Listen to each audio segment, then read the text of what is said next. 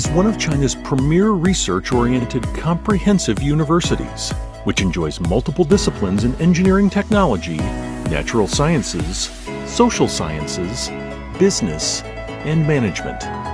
Established in 1952, NUAA strives to conduct world-level research and education with an emphasis on aerospace technology. Our curriculum represents a strong capacity among all the universities in China. NUAA offers the widest range of programs of any university in China, with 54 undergraduate programs, 200 postgraduate programs, and 16 postdoctoral stations. With a total of 28,000 full-time students, we have a 2-to-1 ratio of undergraduate to postgraduate students. With an annual research budget of $150 million US, our size and history allows a breadth of research activity that can be matched by few universities in China. We take a coordinated approach through our Research Institute to enable the best minds to work together on exciting new areas of study and discovery. Our faculty are comprised of teachers, researchers, and scientists who are paving the way for solutions to complex global issues impacting our environment, technology, and future. NUAA has 2 campuses located 12 kilometers apart. Our Mingugong campus is situated in the very ruins of the Ming Dynasty Palace, and our Jiangning campus is located in a picturesque university town.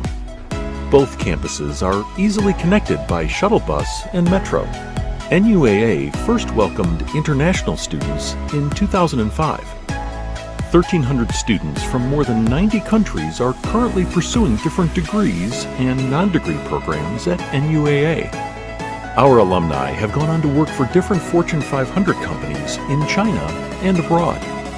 5 undergraduate programs that are offered in English include aeronautical engineering, mechanical engineering, electronics and electrical engineering, software engineering and management, and international business. International students can choose various non-degree programs, including our Chinese language program, foundation program, summer innovation projects, and joint research projects with Chinese students.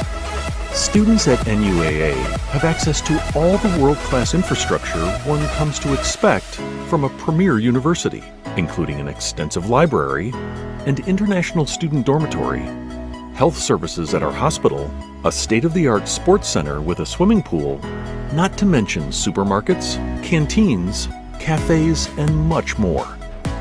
Our approach to learning sees students apply their theoretical learning to current world problems. We take great pride in our commitment to our students' academics, as well as co-curricular achievements. Students' activities and achievements include Model United Nations, NUAA Got Talent Show, Fly Your Idea, volunteering activities, cultural festivals, and much more. NUAA is located in Nanjing. The 10 times Chinese capital is one of the very few cities where history, urbanization, and nature can be captured simultaneously in one photograph.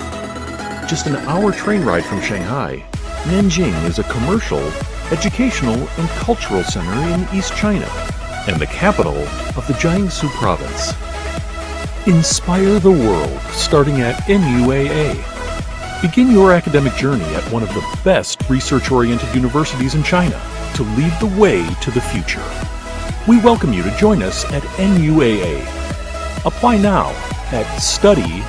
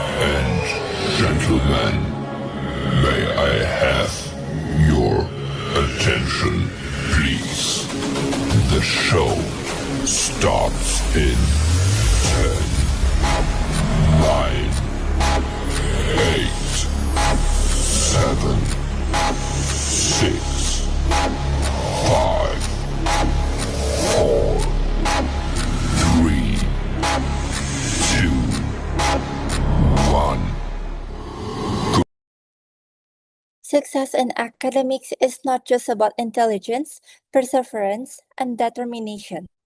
Good afternoon, respected Dean, Vice Dean Academic, Vice Dean Student Affairs, invited judges from NUAA and external judges, classmates, gentlemen, boys and girls. A warm welcome to this great academic event that brings together many inspiring intellectual people like you. My name is Karin, and I'll be joined by my co host, Mr. Ilyas, to host today's NUAA Academic Writing Presentation Competition 2026. It's our privilege to welcome you on behalf of Nanjing University of Aeronautics and Astronautics to today's event. We are grateful to you for taking your precious time to join this event from your busy schedule, especially at the end of this semester. Before we embark on today's event, let me briefly introduce Nanjing University of Aeronautics and Astronautics. NUAA is a public university in Nanjing, Jiangsu, China. It is affiliated with the Ministry of Industry and Information Technology and is part of Project 211 and double first class construction. NUAA is a leading research institution focused on aeronautics, astronautics, and engineering, strongly emphasizing innovation and entrepreneurship.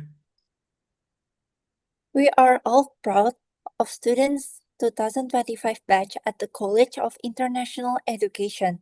Today, we will showcase our learning outcomes from the very important course, Academic Writing, which is a foundation course for academic success in every student's life. Before we start, I invite my classmates, Uno and Mehdi, to deliver opening remarks on behalf of the 2025 batch.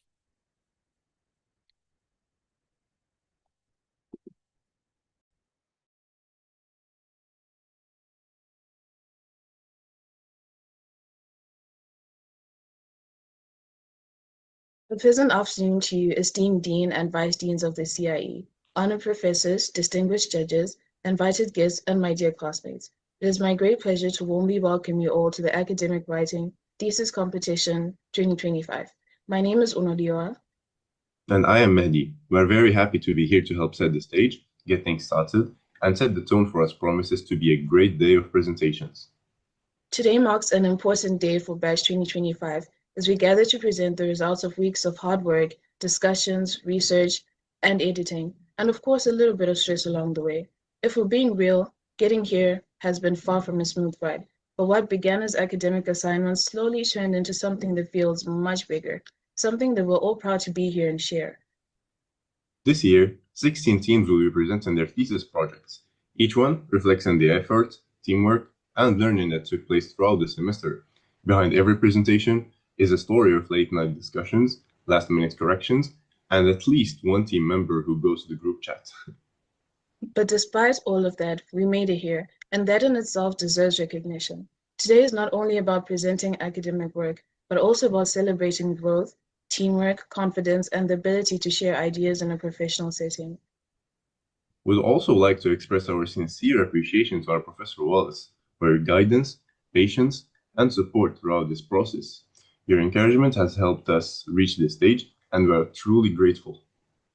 To our presenters, this is your moment. Speak with confidence, trust your work, and do your best. And to our audience, we hope you enjoy the presentations and support each team as they showcase the outcomes of their academic journey.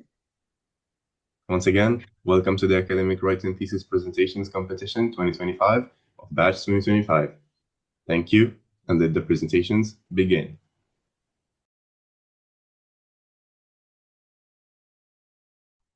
What an inspiring speech by Uno and Mehdi for the opening remarks on behalf of our class. Now, let me invite Professor Wallace, our instructor, mentor, and supervisor, will address us before we start our prestigious thesis presentation competitions.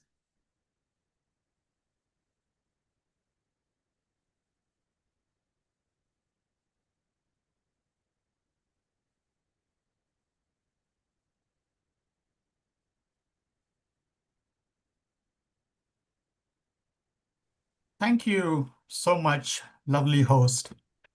What a wonderful day. I'm so delighted to be here. Good afternoon, judges and distinguished professors, invited guests, students, and audience. It is an honor to speak to you today on this occasion of the Nuaa Presentation Competition 2026. Today, we'll have students from various parts of the world and regions who will join together to showcase their academic writing and thesis presentations. It is my privilege to address you today on this occasion, a significant occasion, the successful completion of your academic writing course and your thesis. This milestone represents more than the fulfillment of a course requirement. It embodies the culminations of months of rigorous study, systematic inquiry, and disciplined application of engineering principles to real-world challenges. Each thesis, which will be presented today, is the product of intellectual curiosity tempered by methodological rigor, a balance that lies at the very heart of academic and professional engineering practice. I wish to acknowledge with great respect the journey each of you have undertaken. You have engaged extensively with existing literature, formulated research questions of consequence, designed experiments and models with care, analyzed data with objectivity, and drawn conclusions that contribute, however incrementally, to our collective body of knowledge. You have navigated the complexities of independent research while maintaining academic integrity throughout. This is not a small achievement. Critically, you have also encountered the inevitable obstacles of research work, experimental anomalies, simulations, divergences, unanticipated variables, and the persistent challenge of aligning theoretical framework with empirical outcome. Yet rather than being deterred, you adapted. You refined your methodologies. You demonstrated the resilience and intellectual flexibility that distinguishes capable engineers from exceptional ones. I would be remiss if I did not extend my deepest gratitude to the teaching assistants and team leaders, including all members who worked together collectively throughout this process. Their academic preparations often rendered beyond official hours and with unwavering patience, which has shaped not only your thesis, but your professional identities. To the families and support system present here today, your steadfast encouragement has been indispensable. When you graduate from Nuaa, as you depart from this institution, I urge you to carry towards and forward the scholarly disposition you have cultivating in coming years.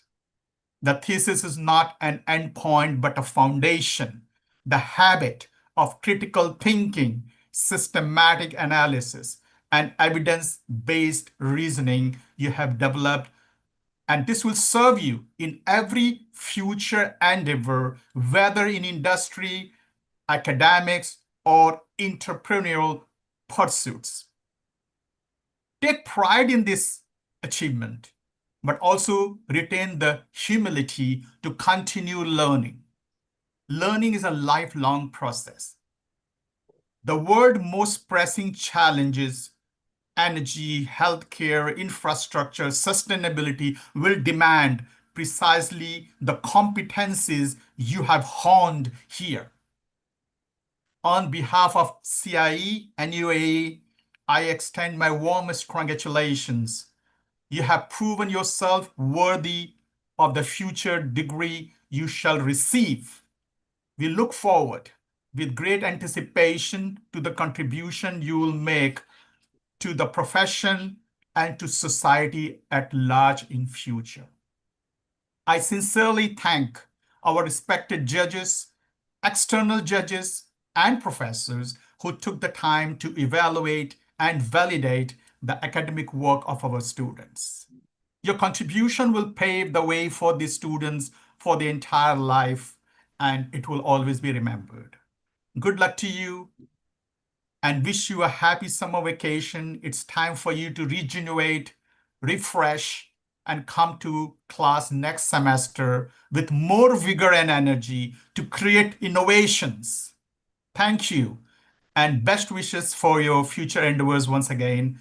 I now request our host to take over the next proceedings of this event. Thank you so much for your attention. What an inspiring speech. We will remember every word for the rest of our life. Thank you, Professor Wallace. On behalf of the organizing committee and all the students from academic writing at Nuaa, I am pleased to welcome you to this wonderful competition. We have all worked hard and prepared for a long time to reach this point. Starting your work is half the battle, but today's work comes with awards. These are the award categories. First, Best Thesis Award. Second, Best Thesis Award. Third, Best Thesis Award. Best Efforts Award. Best Team Award. And lastly, Best Content Award. Now that we know our awards, let me introduce our amazing judge panel. Our judges are as follows. Professor Chin, the Vice Dean of CIE, Professor Diana, an adjunct professor from University of Bolton in United Kingdom, and Vice President of Academics Global Unitalks, the world's largest student online platform. The internal and external judges, along with the audience, will judge today's contest and select the best speakers and presenters. These presenters will compete in various categories. Now, follow the competition rules closely. Presentation and speech shall not be 20 to 30 minutes long. Speakers from the beginning should consider their intended audience to be the public, a mixed age group, not simply an audience of peers. Statement considered slanderous, embarrassing, or containing gender, religion, political, cultural, or racial stereotypes are not appropriate for the competition. As soon as the presentation is concluded, the judges may ask the speaker to answer questions about their academic work, such as reports and theses. The judges will base their evaluation entirely on the material presented. The decision of the judges panel shall be final and account for 40% of your scores. At the end of your presentation, the audience and the students from NUAA and other university may also pose questions to you. Your presentation will be polled and the audience will vote for you, which will also be the basis of your scoring in this competition and account for another 60%, which is divided into the Zoom voting, subscribing to the YouTube channel, and comments on YouTube. This competition will be live telecast and archived for another student's learning.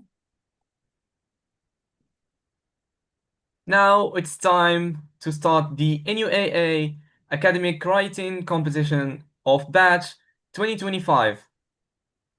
Let's welcome all the selected teams of first part with a huge applause. Research isn't always glamorous.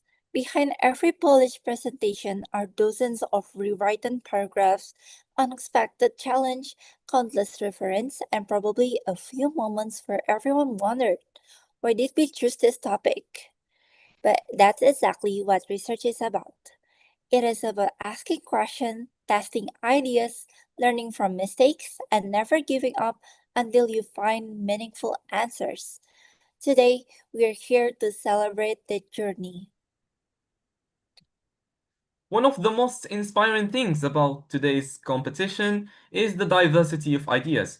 Although every group comes from the same university, each team looks at the world through a different lens. Some focus on business, others explore artificial intelligence, some investigate sustainability, others examine human behavior and future technologies.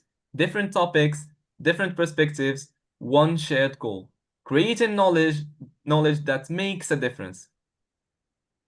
Exactly. And that's what makes today's competition so exciting. We're not simply watching presentations, we're listening to future engineers, innovators, researchers, entrepreneurs, and problem solvers. Every presentation represents teamwork, determination, and weeks of preparation. So, whether you're presenting today or supporting your classmate from the audience, thank you for being a part of this wonderful event. With that, it is officially set. The audience is ready, and our presenters are prepared to share the results of months of hard work. Ladies and gentlemen, let the NUAA Academic Writing Presentation Competition 2026 Session 1 officially begin. To begin today's competition, we are pleased to welcome Group 1.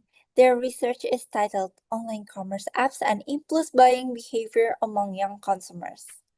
With just a few taps on our phone, shopping has become easier than ever. But have you ever wondered, open an app and intending to buy one thing and somehow ended up with buy five things?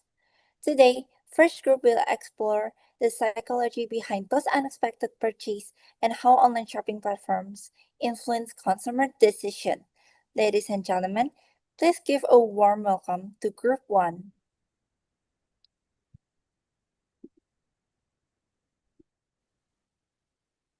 Good afternoon, respected professors, faculty members, and fellow students.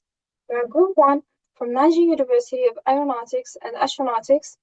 We are incredibly excited to share our work with you, which was completed under the guidance of Professor Wallace. First, I will introduce my team. Our team consists of me, Salma, the team leader, Rifan Majid, the deputy team leader, Aya, Kinza, Hiba, Ahmed, and Yahya. Next, each member will introduce themselves one by one, starting from the deputy team leader.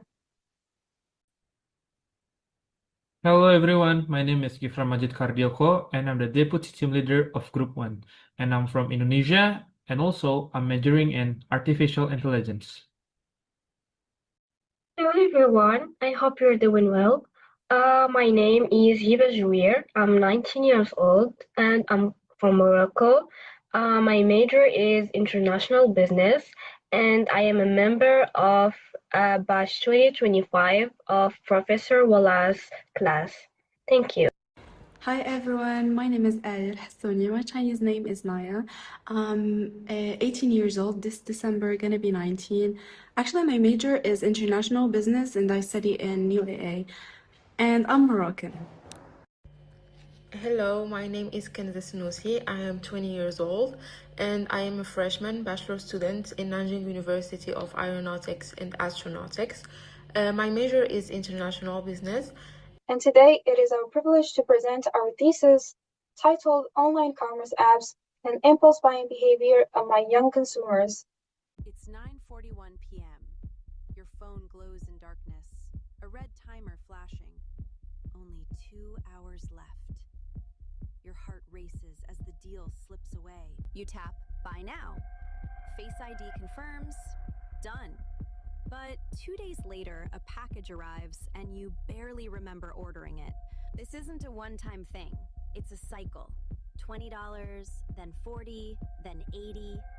Each purchase fading into nothing. Your money draining away in an endless loop. Money spirals away into void. Helpless.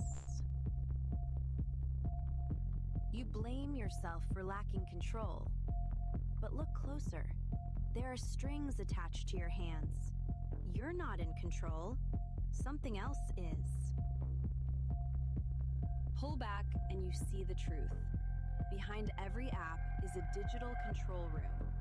Levers labeled scarcity, urgency, speed, and dopamine make you buy without thinking. You stand small, watching gears turn and screens flash with confirmations. Here's how they get you. First, scarcity. A red countdown pulses like a heartbeat. Only 3 left. Flash sale ends now. The urgency hijacks your brain and bypasses logic. Second, speed. One-click checkout, Face ID. The purchase completes before your rational brain can say, wait. Tap, tap, done. Your thought never stood a chance. Dopamine floods your brain when you buy something. Neural pathways light up, creating pleasure that feels better than actually owning the item. But here's the catch. The rush fades fast. So you buy again when bored, stressed, or tired. Each purchase is an escape from how you feel. Do the math. $40, 3 times a week for a year. That's over $6,000. Gone, just like that. Imagine what that money could have become. Invested, it could grow into tens of thousands. Instead, it's a pile of clutter. Things you barely remember buying.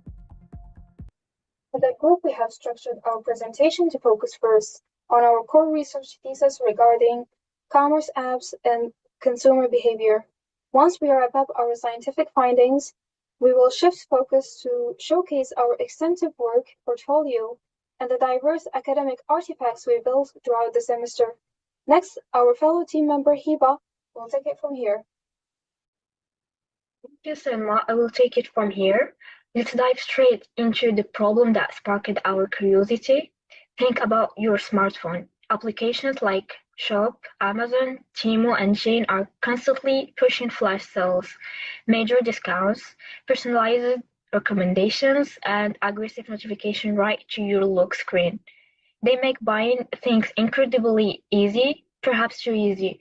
Our research focused specifically on young consumers aged 18 to 13 years old because they are statistically the most vulnerable to these triggers, which often leads to severe overspending, unexpected financial stress, and immediate post-purchase regret. This brought us to our core thesis statement.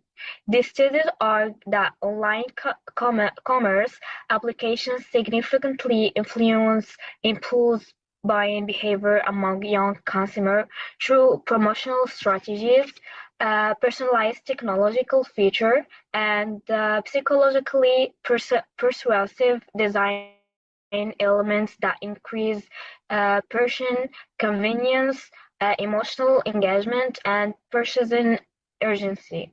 To impact this, we set out with 2 primary research objectives. First, to examine how specific app features trigger impulse buying, and second, to explore the real-world consumers' experiences and psychological consequences that follow. We structured our investigation around critical questions. How frequently do young consumers engage in impulse buying online? Which app features like free shipping, flash sales, or countdown timers exert the strongest influence? And what role do psychological factors like FOMO, raw emotions, and social influence play in this snap decision? Next, Rifan will walk us through what existing literature says about this phenomenon. Thank you. Take it away. Hello everyone, my name is Gifran, and in this part I will explain our literature review about e-commerce and impulse buying. First, we look at what makes modern e-commerce apps successful. E-commerce today is not only a platform for buying products, but also a digital space where users can search, compare, receive recommendations, and complete payment easily.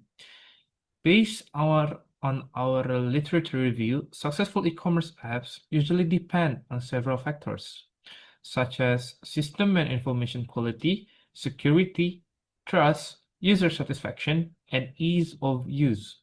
System and information quality means the app should work well, load quickly, and provide clear product information.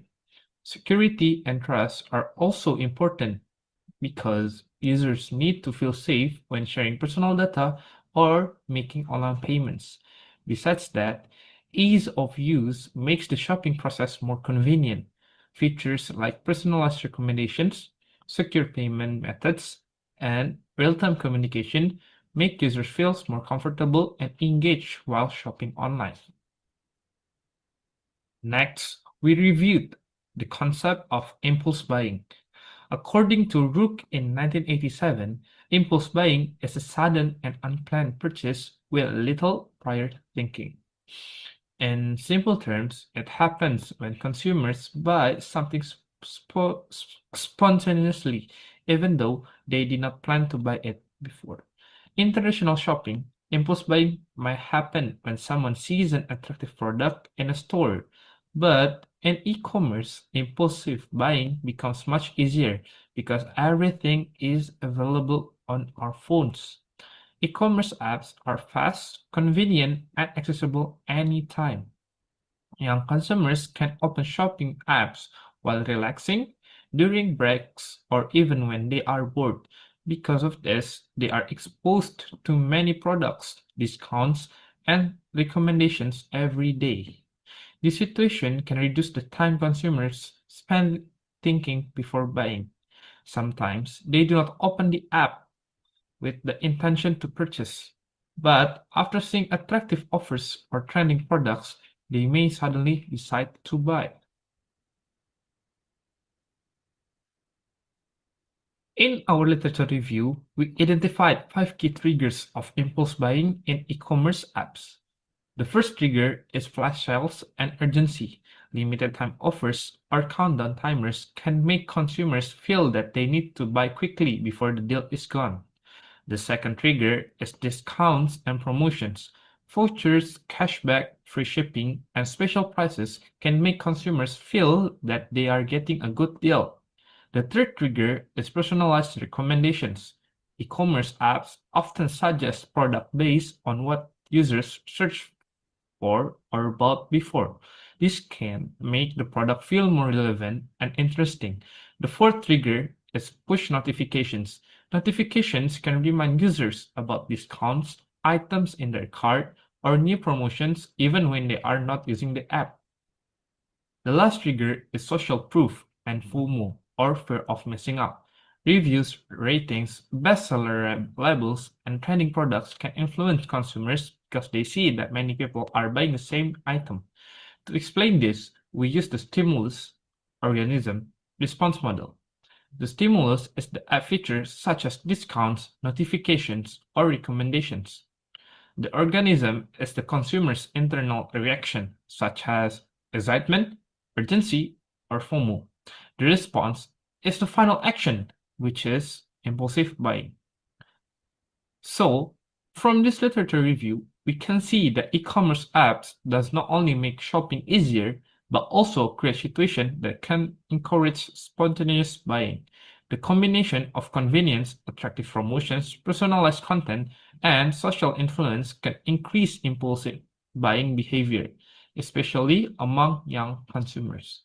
Now, to explain how we move from theory to real-world data collection and methodology, I will pass the floor to Aya. Thank you. Bankrate reports nearly 2 in 5 social media users made an impulse buy because of a post on social media, spending an average of $754 per person on those purchases. Millennials spend the most, averaging just over $1,000 per impulse buy. Gen Zers spend an average of $844 per purchase. And all of this is sparking another discussion. Is social media promoting the wrong messages about money? More than half of users agree social media promotes unrealistic lifestyles. And 57% believe other users post things on social media to make themselves appear more successful. 20% have felt negatively about their finances due to social media, and 9% say social media has had a negative effect on how they manage their money. Thank you. Hello, everyone.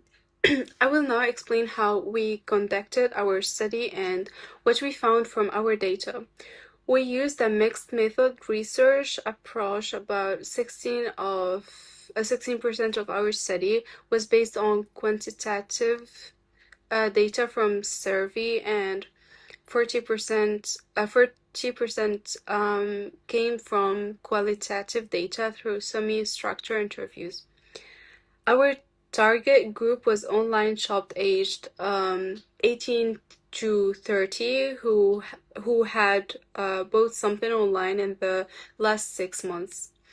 We used convenient sampling and shared an anonymous survey and active WeChat groups and Facebook communities. For the quantitative part, we conduct 10 semi-structured interview, each lasting about 20 to 30 minutes. After collecting the data, we used thematic analysis to identify common patterns and themes, such as FOMO from discounts. The results were very interesting. Around 18% of young consumers said they make impulse purchases either weekly or monthly. From the interview, we found 3 main physiological themes. First, strong FOMO. On one participant said, "I didn't want to miss this discount." The second one says, "I buy without thinking too much." About the third one, he was emotional. We also compared our finding with expert insight from Professor Lantour, who explained that these apps are designed to trigger dopamine responses and reduce self-control through overload and fast decision-making. Overall, our main finding is that flash sales are the strongest trigger for impulse buying, followed by promotional discount. Our conclusion is that shopping apps are not just passive source, they actively influence consumer behavior through design. For future research, we recommend using large sample size and comparing results across different countries. Now that I have finished the research section, I will pass the presentation to Kinza, who will continue with the group and our semester work. On the screen are screenshots of the work we did on our thesis.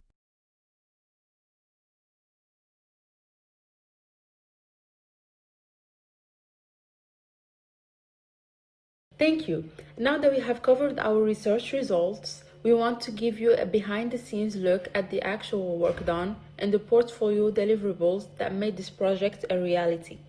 But our team didn't just stop at academic theory and research design. Our English academic writing course focused heavily on professional development. As young researchers preparing to enter the global workforce, we learned how to translate our academic writing skills into practical professional materials. We mastered the core conventions of formal writing, learning how to maintain a highly objective, clear, and structured voice, engage directly with literature, and format precise citations.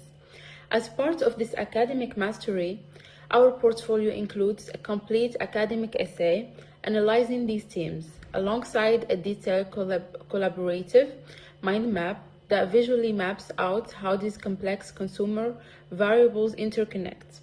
We've displayed screenshots on our final essay pages right here on the stream for you to see. As you can further see on the screen, our portfolio highlights our individual resumes and tailored cover letters. A resume acts as a tailored summary of our skills designed to prove our fit for global roles, while our cover letters act as a one-page introduction that showcases our unique personalities to prospective hiring managers. Additionally, we have compiled detailed individual academic reports and the rigorous time management plan that shows how we balanced our extensive work. We've even included screenshots of our official team meeting minutes to show the exact back and forth collaboration and building team roles that made this project possible. To wrap up our live presentation, we have featured a series of speech videos, social media posts, and short learning outcome videos in our portfolio design, where each group member reflects on their growth over the semester. On behalf of Selma and the entire academic writing #1 team at Nanjing University of Aeronautics and Astronautics, thank you so much for your time and attention today. And after academic writing lessons, I learned how to write more academically and in a professional way. And I learned to work in a group since our teacher made us work as members, as team members. And my communication got better and my English has improved a lot. I learned a lot from this course, such as making some essays, cover letter, report, and thesis.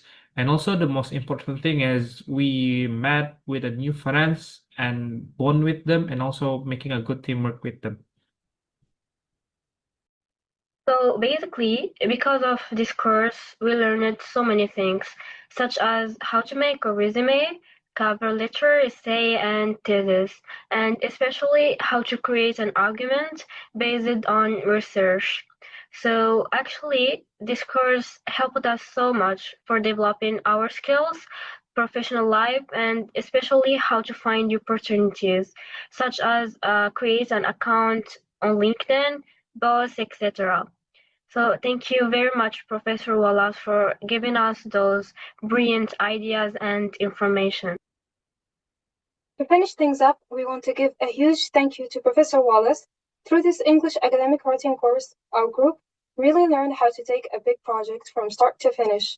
We didn't just learn how to write a formal academic thesis and run research surveys, we also learned how to work together smoothly using our different team strengths to create professional reports, resumes, and presentation materials. It was an amazing learning experience that connected classroom theory with real-world skills. Thank you so much, Professor, and thank you everyone for listening. Please vote for us, Group 1.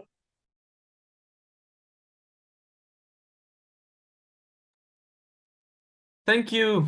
Thank you, Group 1, for such an insightful presentation. It reminded us that behind every Buy Now button lies a carefully designed experience that influences our decisions. If you enjoyed the presentation, voting now is open. Please take a moment to support them through the online poll.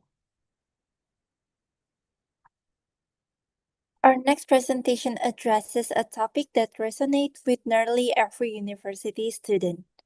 Please welcome Group 2, presenting their research titled The Gap Between Student Skill and Labor Market Demands in the Age of Accessible Generative AI. Artificial intelligence is transforming education and the workplace at an incredible pace. As technology evolves, one important question remains: how can students prepare themselves for careers that are constantly changing? Let's hear what the Group 2 has discovered. Please welcome Group 2.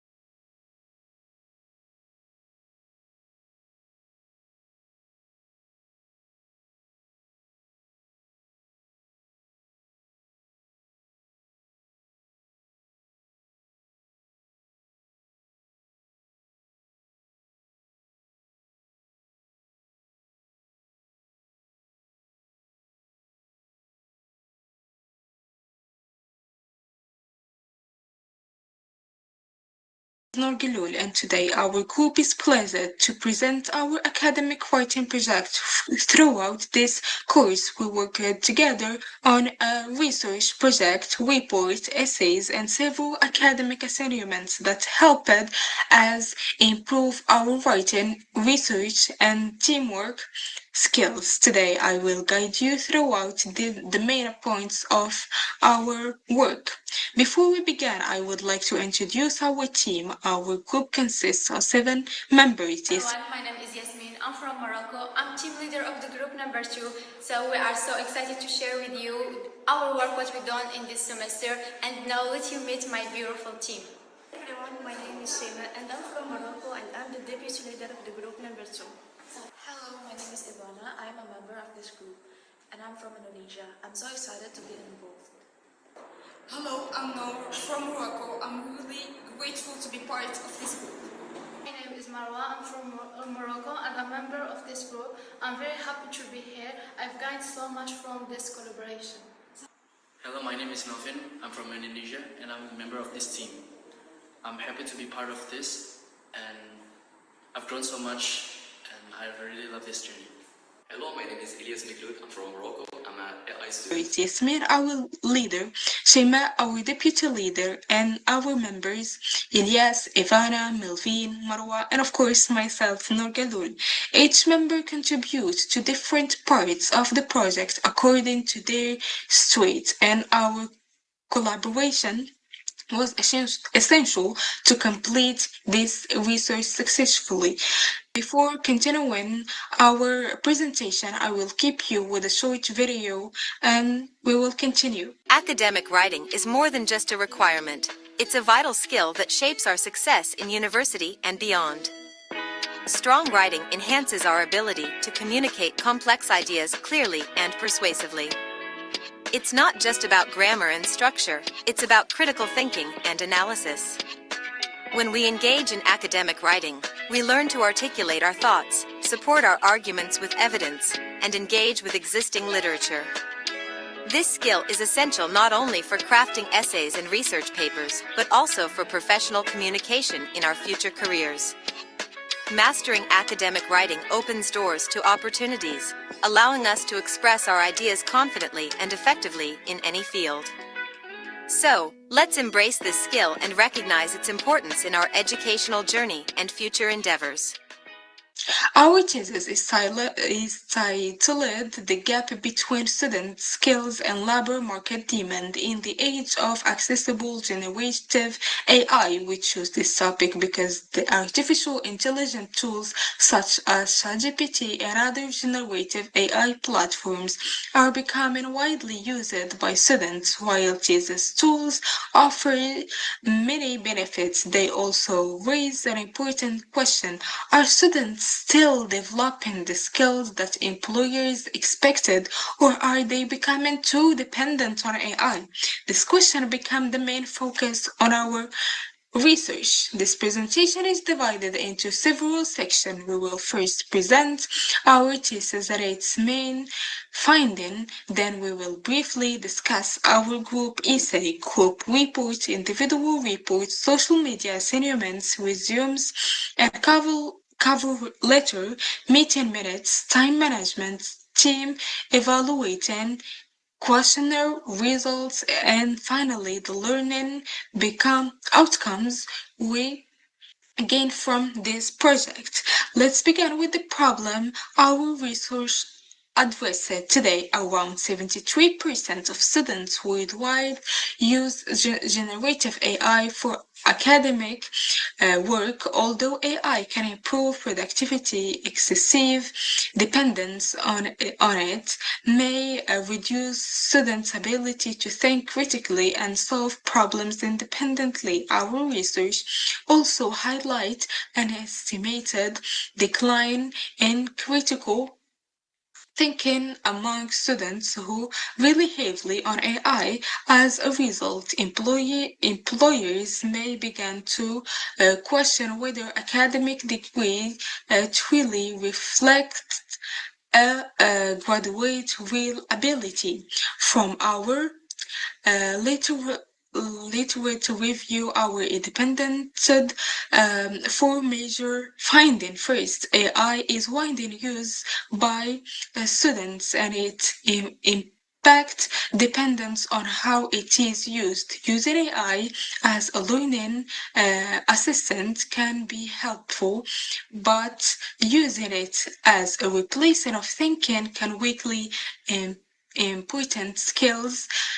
Second, we found evidence of declining critical thinking, writing communication, and problem-solving abilities. Third, employers are placing a greater importance on skills that AI cannot easily replace, such as creativity, analytical thinking, resilience, and communication. Finally, we find that outdated teaching method and assessment system contribute to this growing skill gap. This slide clearly shows the difference between what many students currently develop and what employers actually need. Many students are becoming skilled at using AI tools, summarizing information, and preparing for exams. However, employers are increasingly looking for people who can think critical, solve complex problems, communicate effectively, adapt to change, and collaborate with others. The difference represents the skill gap that our research aims to explain and address. I will keep you with my friend Shema to continue the presentation.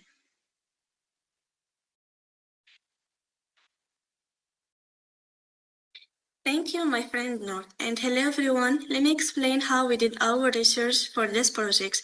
We used a method called qualitative synthesizing review. This means we collected information from many different sources and looked for common partner and theme. We didn't just read a few articles. We carefully studied 85 different sources to get a complete picture. These sources included academic papers from trusted journals, reports from international organizations like the World Economic Forum and UNESCO, and publication from the industry, and we also looked at the reports from McNice and LinkedIn to understand what employers really want. We focused on sources from 2019 to 2024. Why? Because AI is changing very fast. Information from just a few years ago may already be out of date, so we made sure everything we used is recent and relevant to today's situation. To make our research trustworthy, we used something called triangulation. This means we compared information from different sources to confirm our finding. If multiple sources said the same thing, we know it was reliable. We also checked for many bias in our sources, and we honest about the limit of our study. So in short, our research is based on solid evidence from many reliable sources, and we checked our finding carefully. Now, instead of explaining everything myself, let's watch a short video that summarizes our research finding.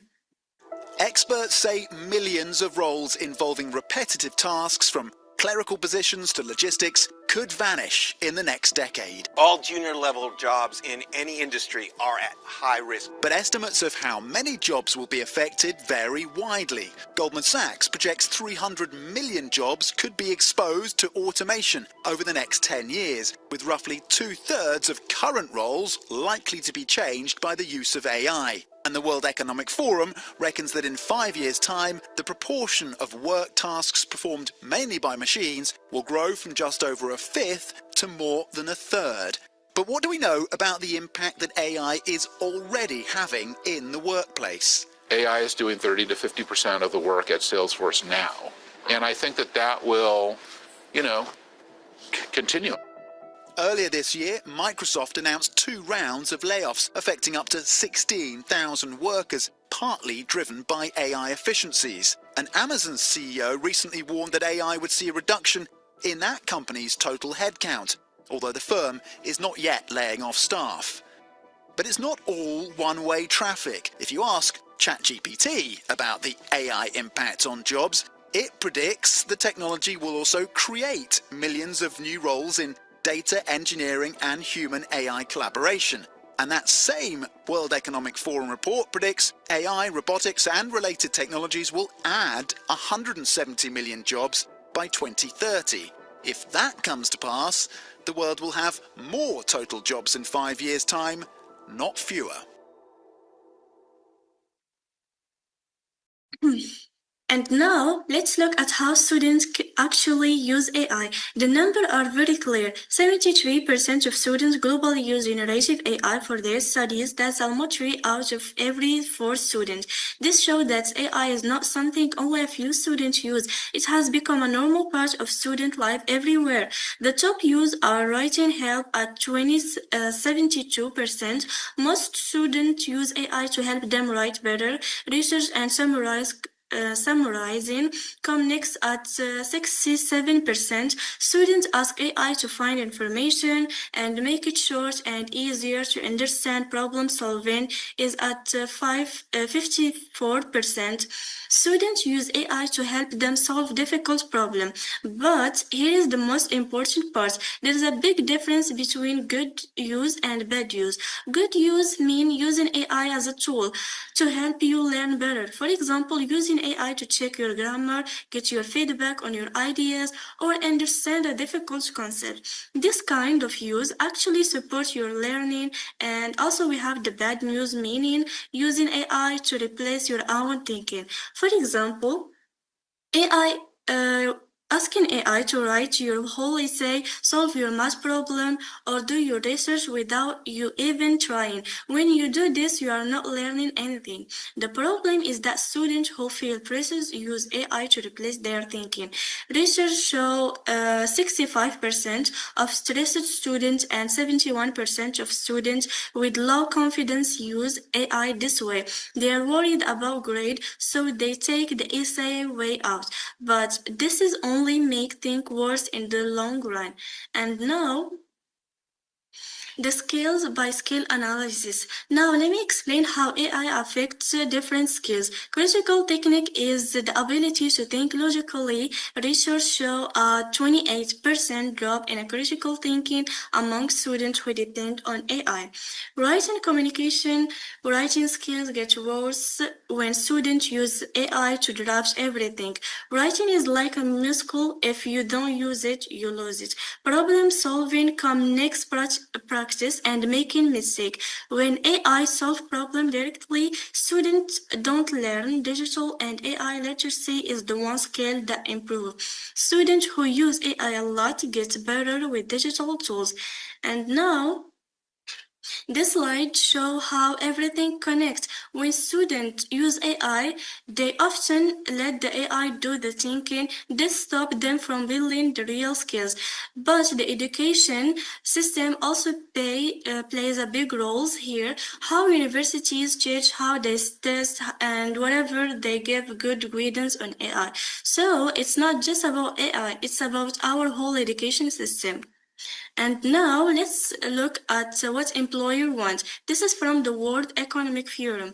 Skills employer want more are analytical thinking, creativity thinking, and resilience and flexibility and working with others. Skills employer want less are reading and writing tasks, routine technical work, and memorizing facts.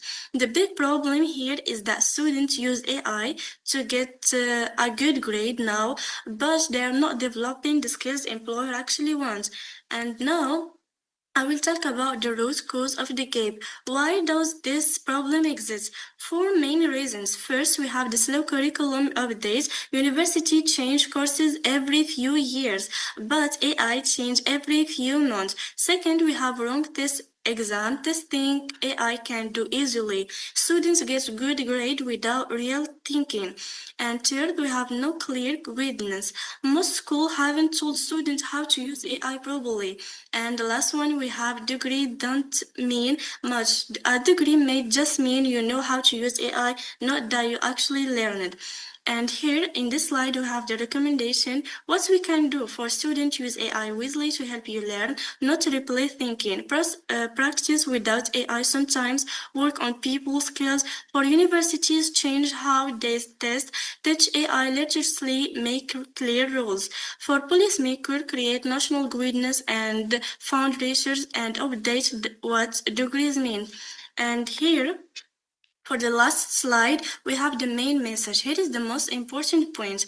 The AI skills gap is not a technology problem. AI tools are just tools. They are not good or bad by themselves. It's an education problem. The real problem here is how we teach and student. Our education hasn't changed to keep up with the AI, and we need everyone, students, universities, and government to work together. If we don't act, students will graduate without the skills they need. But if we act, we can prepare students for meaningful career in an AI world. Thank you all for listening. That's all for my part. Now I will pass to my colleague, Elias. Thank you all for listening, and bye-bye.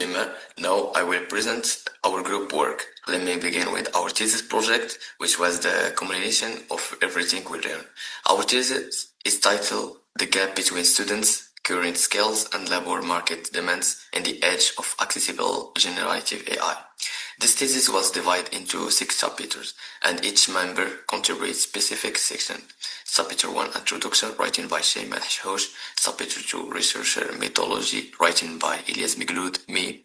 Chapter 3, Student Skills and AI Usage Partners, written by Ivana Roselia. Chapter 4, Labor Market Demands in the Age of Generative AI, written by Melvin. Chapter 5 and 6, Job Analysis and Recommendation, written by Marwa. Abstract Reference, Accreditation, and final proofreading done by Noor and Yasmin, our leader. And Yasmin coordinates the entire effort, ensuring consistency and quality across all chapters. Integrates all the section into a cohesive document. Second, we wrote a group essay. In this essay, we worked together to explain our research topic in a clear and organized way. Each member was responsible for one part, and then we combined all the section into one complete essay. This helped us improve our academic writing skills and teamwork. The group report. Next, we complete a group report. The group report was more details than the essay. We collect information from reliable source, analyze the data, and organize everything in a professional format. We also checked each other's work to reduce mistakes and improve the final quality. We have the individual reports. After that, every member wrote an individual report. Each person focused on a different topic related to the project. This allows us to learn more about the subject and improve our research and writing skills. Social media assignment. We also complete a social media assignment. The goal was to explain our research in a simple and attractive way for the public. We learn how to communicate academic information using social media platforms.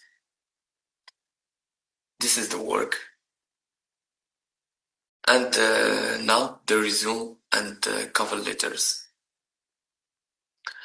Another task was preparing resumes and cover letters. This activity helped us understand how to present our skills, education, and experience professionally when applying for jobs.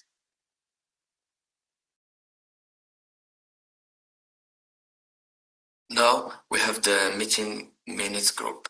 During the project, we record meeting minutes. These notes help us keep track of our discussions, decisions, and responsibilities. They also help us stay organized throughout the project. The team management was very important. We divide the work into small tasks and follow deadlines. This helps us finish the project on time and reduce stress. This is our team evaluation. And now we also evaluate our team using the Honey and the Mumford learning style. Our team include different learning style as activities, reflectors, theories, and pragmatics. This balance help us work effectively because everyone contributes in a different way. As a theorist, I focus on logical thinking, research, and building clear arguments. This is our result of questionnaire. The questionnaire show that every team member has different strengths. These different learning skills improved our communication and help us complete the project successfully. Learning outcome. Finally, the project showed as many valuable skills. We improved our academic writing, teamwork, communication, research, and critical thinking. We also learned how to manage our time, organize information, and work together toward one common goal. Overall, this project prepares us for future academic work and our future careers. Thank you very much for listening. I'm ready to answer to your questions. I would like to thank our Professor Wallace for all his support and goodness throughout this course, and also I want to thank the entire team for their collaboration and hard work. I'm truly grateful for this experience. Hello, I want to thank our Professor Wallace for his goodness, and I also want to thank our team leader, Yasmin, and I'm really happy to be part of this group number 2. Thank you. I would like to thank Professor Wallace and our leader, Sim Yasmin. This academic English writing has taught me so much, and being part of Group 2 has been a wonderful experience. I'm very grateful to Professor Wallace and to Yasmin, our team. This academic writing helped me improve my skills. I really enjoy being in Group 2. I would like to thank Professor Wallace for his support, and I'm also thankful to Yasmin, our leader. The academic writing course has been so helpful, and I'm proud to be part of Group 2. Thank you, Professor Wallace and Yasmin, our leader. This academic course gave me confidence, and being in Group 2 was a fantastic journey.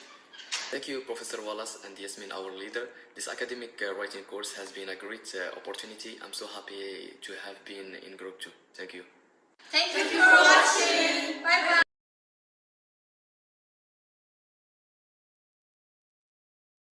Well, thank you, Group 2. That presentation encouraged us to think beyond graduation and consider how continuous learning has become one of the most valuable skills anyone can develop. If you found the research meaningful, don't forget to cast your vote while the poll remains open.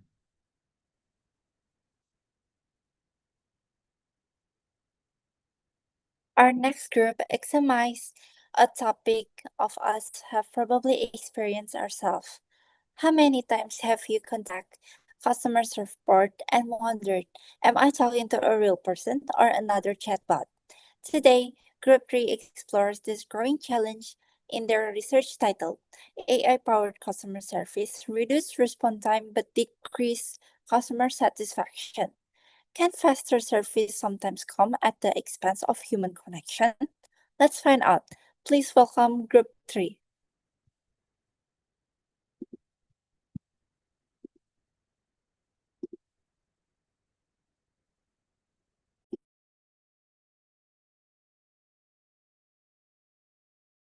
Hello everyone, we are Group 3 and here's the story of our semester.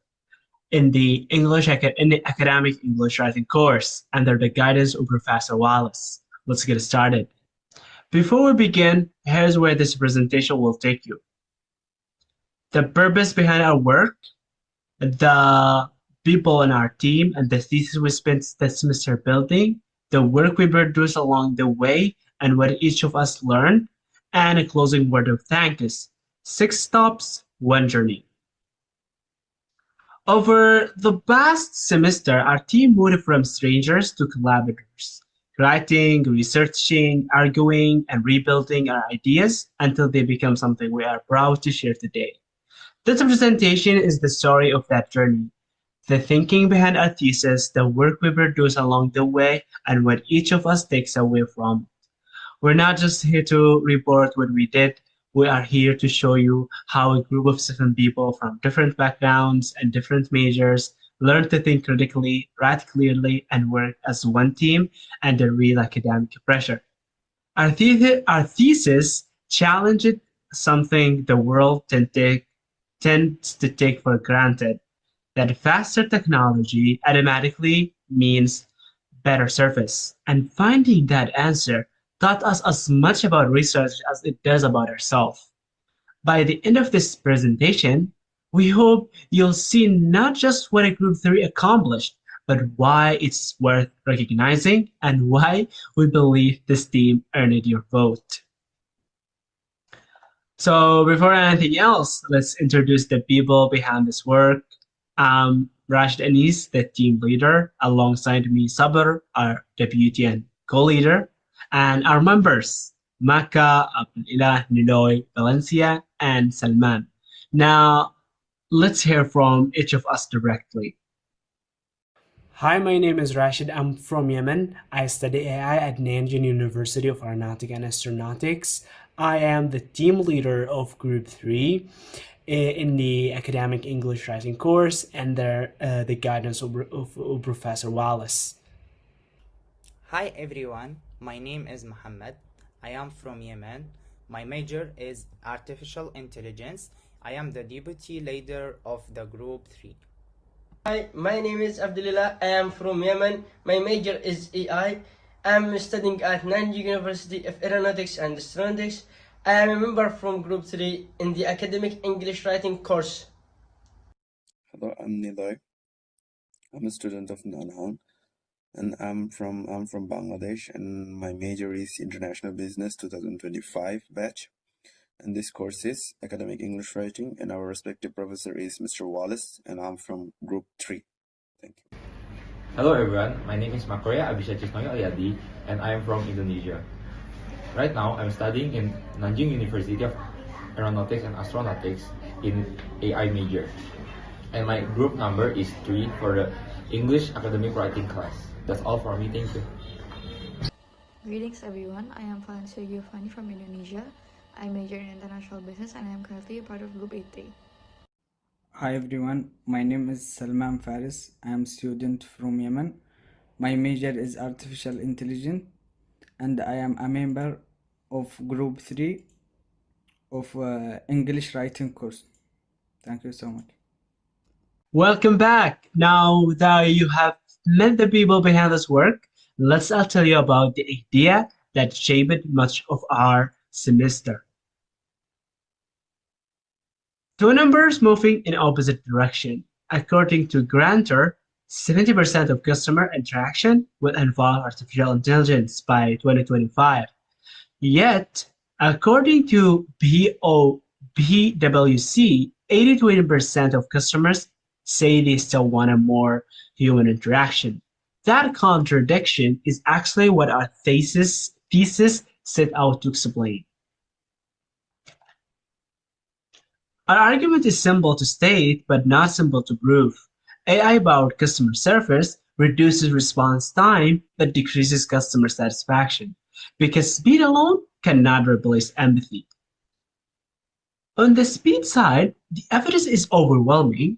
First, response times have dropped from around 12 minutes to under a minute, 35 seconds, and 94% improvement. Simple queries that used to take 3 hours now resolve in about 5 minutes, 97% improvement. Real companies prove this isn't just a theory. Catch Bank saw a faster response times and fewer human escalations after deploying AI assistant. And Fortitude Rate, an insurance company, cut policy inquiry turnaround from days to hours using AI document processing. One nuance worth mentioning, these gains are uneven. Banking, for example, banking, retail, say the strong improvement. Healthcare, more modest ones, since inquiry complexity varies by industry. But look at the other side of the same coin. 64% of customers say they prefer companies not to use AI in customer service at all. 53% say they'd switch providers over an AI-only experience. Salesforce research backs up why this matters. 88% of customers say a positive service experience makes them more likely to buy again. And there's a compounding effect. One bad AI experience lowers satisfactions on later interactions, even once they go fine. This isn't spread evenly either, the same as with speed, banking, and healthcare. Show the steepest drops in satisfaction, while retail barely dips. So why does speed and satisfaction move in opposite directions? Because they're not the same thing. AI excels at responsiveness, speed, and availability are separate dimensions of service quality, form, warmth, and understanding. AI also treats every interaction as brand new, with no memory of past conversations, unlike a human who can draw on history and adjust tone. This is structural, not a temporary technology gap. AI was built and optimized to be fast, not emotionally attuned. And when AI does fail, it doesn't just annoy the customer once, it compounds. AI misunderstands the customer, rephrases, AI misunderstands again, and frustration compounds, looping back to escalation if it's never resolved. We call this failure amplification. A failed AI interaction followed by human escalation produces more total dissatisfaction than reaching a human from the first message. It comes down to the expectation gap. Dissatisfaction comes from the gap between what a customer expected and what they actually got. And every failed AI loop widens the gap a little more. So what's the answer? Not more AI and not less AI. The right AI in the right place lets AI handle the routine, high-volume questions where speed matters most. Let humans handle the complex, emotional, high-stakes moments where empathy can't be automated. And critically, intelligent escalation means AI has to recognize early when it's out of its depth and hand off to a human smoothly, without making the customer repeat everything they've already said. That leaves us with 3 recommendations, which are design for graceful escalation, measure satisfaction alongside speed, and also be transparent about AI use. This is a video that'll support our thesis. That thesis didn't happen in isolation. It was one part of a semester full of work. And that's what we want to show you next. Picture this. It's 11:47 p.m. You're completely exhausted, you really just want to go to sleep, but you've got to get this one simple problem solved first. So you pull out your phone, navigate to a company's website, and open up their customer support chat. You type in your issue, kind of bracing yourself for that inevitable long wait. But boom, just 4 seconds later, you get a reply. I mean, that's the incredible promise of AI customer service, right? High speed, zero wait time, just instant gratification. But let's look at what actually happens next in so many of these systems. You get stuck in this absolute looping nightmare. Could you clarify your issue? I understand you're having trouble. Could you clarify your issue? Suddenly, that lightning-fast 4-second response time, it really doesn't feel so helpful anymore. Because as we're going to see in this explainer today, speed is not the whole story. In fact, when things go sideways, speed isn't even the point.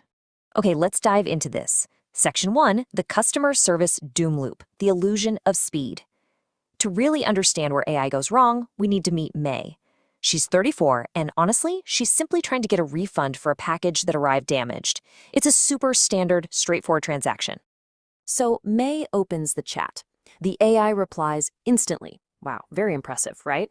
It's doing exactly what the data promised the company it would do. It asks for her order number. She types it in. It asks again, just worded slightly differently. She types it in again. Then the AI offers a solution that literally doesn't fit her situation at all. She tries to rephrase her problem, the AI politely apologizes, and then offers the exact same wrong solution. 14. That is the exact number of totally useless, agonizing messages May exchanged with this bot as she desperately tried to get her issue understood.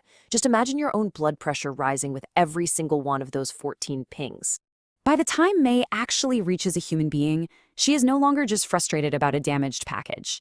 And this brings us to a really critical concept: failure amplification. It's basically the widening gap between what a customer expects and what they actually experience, caused by repeated automated failures. Now, obviously, the AI didn't cause May's original problem, right? The mail carrier did.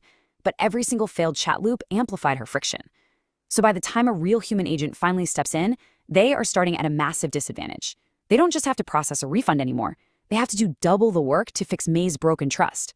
And the crucial takeaway here is this. This is not a May problem. It's a design problem. We absolutely cannot blame the customer for getting angry when they're trapped in a digital maze. The system was basically built on dead ends. So let's hit rewind, let's go right back to the drawing board and look at a significantly better way to design this entire experience. Which brings us to Section 2, the seamless handoff, designing for resolution. We're going to reset the board. We've got the exact same customer, May, and the exact same problem, a damaged package. But this time, we are looking at a fundamentally different system design. Let's walk through how this builds into a way better journey. Step 1, fast AI intake. The chat opens and the AI asks for her order number exactly once. Boom, done. Step 2, context gathering. The AI confirms the issue and recognizes, within just 2 quick exchanges, that this is not your everyday routine FAQ. A damaged item means the customer is probably upset, emotion is involved, and human policy judgment is going to be needed. So, rather than trapping May in that endless loop of clarification questions, it immediately triggers Step 3, a warm human handoff. The chat box simply says, "I'm connecting you with Sarah from our support team. She already has your order details and photos. One moment." What May just experienced is something called graceful escalation. By definition, it's transferring a customer to a human agent with all previous context and data totally intact. And really notice what did not happen here. May didn't have to repeat her name. She didn't have to retype her order number. She didn't have to explain the whole broken package situation for a second time. The handoff carried all her context right along with it. This right here is the crucial difference between a genuinely helpful escalation and just straight-up customer abandonment. Breaking this down, we can clearly see why this worked so beautifully. The AI did its job. It provided incredible speed, it routed the ticket correctly, and it gathered all the essential data. And the human agent? They did their job, applying real judgment, offering genuine empathy, and providing actual closure to a stressed-out customer. Neither entity replaced the other. Instead, they collaborated. They both did exactly what they are genuinely good at. And this brilliantly illustrates our next point in Section 3, proof from the real world, beyond the theory. Because this idea of graceful escalation isn't just a fun theory. It's actively working right now in massive global organizations, and it is delivering incredible results. Just take Česká spořitelna, a major bank in the Czech Republic. By actually implementing this exact hybrid model, they achieved significantly faster response times and fewer human escalations. And they didn't do this by replacing their human staff. No, they did it by letting the AI filter the high-volume, routine questions away from them, which freed up the real humans for the really complex tasks. Or look over at the insurance industry. Fortitude Re managed to cut their turnaround time on complex policy inquiries from days down to mere hours. How? Simple. Because they let the AI handle all the tedious document processing while real people stepped in to handle the final critical decisions. So we can distill these massive real-world successes down into 3 very clear, actionable design recommendations for you to take away from this explainer today. Number 1, design for graceful escalation. You should always build a smooth exit ramp for your customer before they give up in frustration. Number 2, measure satisfaction alongside speed. A truly good system tracks how people feel about their service, not just how fast they get processed like a ticket number. And number 3, be transparent about AI use. Look, never pretend your bot is a human. Honesty from the very first interaction sets the right expectations for everyone. Which leads us to Section 4, the empathy equation. Why speed isn't everything. Ultimately, speed and customer satisfaction were never actually in competition with one another. They just needed to stop being forced to do each other's jobs. The grand debate in customer service was never really AI versus human. The real question was always, which one, when, and how smoothly does the customer feel that transition? And this brings us right to the core thesis of everything we've explored today. AI-powered customer service reduces response time but decreases customer satisfaction because speed alone can't replace empathy. That is the absolute, unvarnished truth of a poorly designed system. But, as we just saw with May's second journey, if you get that handoff right, you don't actually have to choose between efficiency and empathy. You can absolutely deliver both. So I want to leave you with this final, provocative thought to ponder about the systems you interact with, or hey, maybe even the ones you design. Is your AI actually helping, or is it just answering fast? I really encourage you to look closely at your own customer journeys and see where you might be accidentally creating a doom loop and where you could be building a truly seamless handoff. Thanks so much for joining me for this explainer, and definitely keep exploring these incredible hybrid solutions. Right now, Section 4, our semester works and assignments, the real work behind the thesis, report essays, resumes, and reflections. Now, team reports, meeting reports, and group final reports on educational content creation. Over the semester, we met regularly as a team, and every meeting was documented. What we discussed, what we decided, who was responsible for what.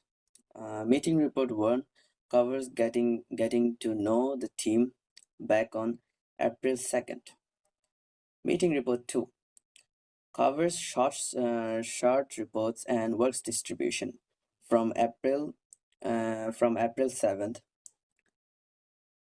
Meeting report 3 covers essay finalization and our AI speech and it's from April 28th.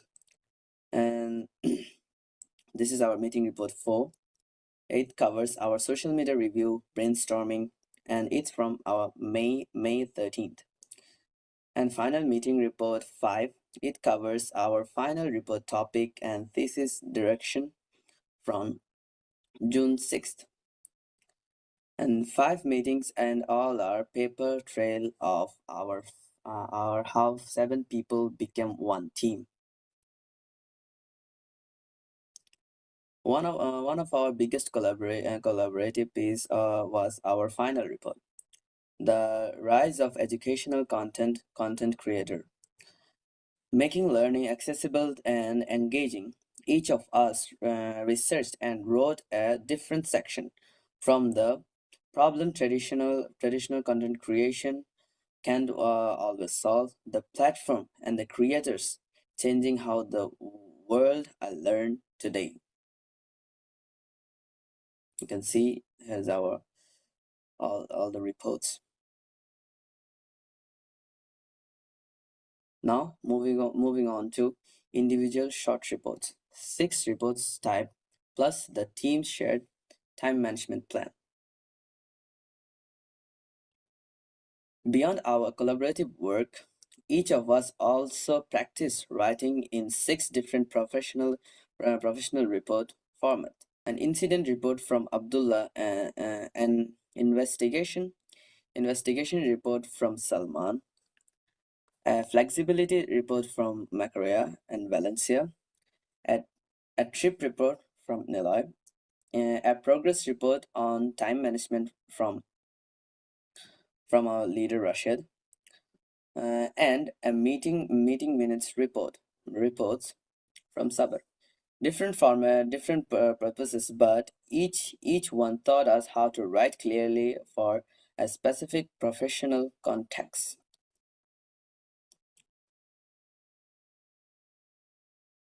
And this is our management plan. And running underneath all of it was our time management plan. The framework and that kept 7 people, 7 schedules, and 1 shared deadline moving in same direction. Alongside these bigger collaborative pieces, each of us also completed individual work that showcases who we are now, just what we produced together. Thank you. In this part, I'm going to explain to you guys the major individual assignments made by our group members. So early in the semester, we wrote a group essay on the importance of effective communication, arguing that the communication isn't just a soft skill, but the connective tissue behind relationships, workplaces, mental health, and even democracy itself. So the slides that you are looking at right now is the group essay that we have made together. Moving on, we also each built a professional resume, practicing how to represent our own skills and experience clearly and confidently. So each of our member, of course, contributed to this part and make it by themselves.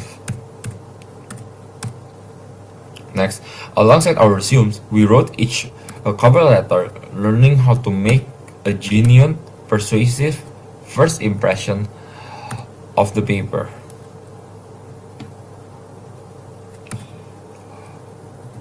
After that, we are also required to make two self-assessments. The building team type questionnaire showed each of us where are we naturally fit within a team, who leads, who organizes, and also who keeps the group grounded.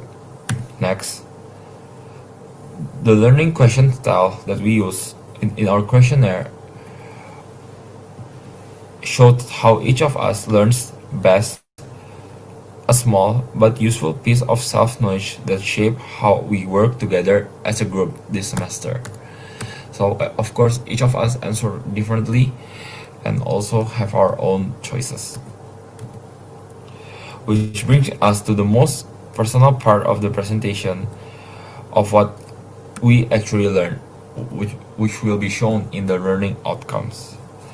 So the learning outcomes is made by each of the group members, and they will record themselves of the learning outcome, which is compiled in a video. So when it comes to what I have learned from this course, I can divide what I have learned into sections. So the first section, soft skills. One of the most valuable skills that I have learned is active listening. So before I need to talk, or before I just offer an idea and how to do a certain work, I learned how to listen to each member perspective and opinions, which is prompt me to be active and question and also follow what they are saying and try to understand them. One of the things that I have learned as a soft skills is critical thinking. Researching, questioning my assumptions really helped me to develop my critical thinking in general.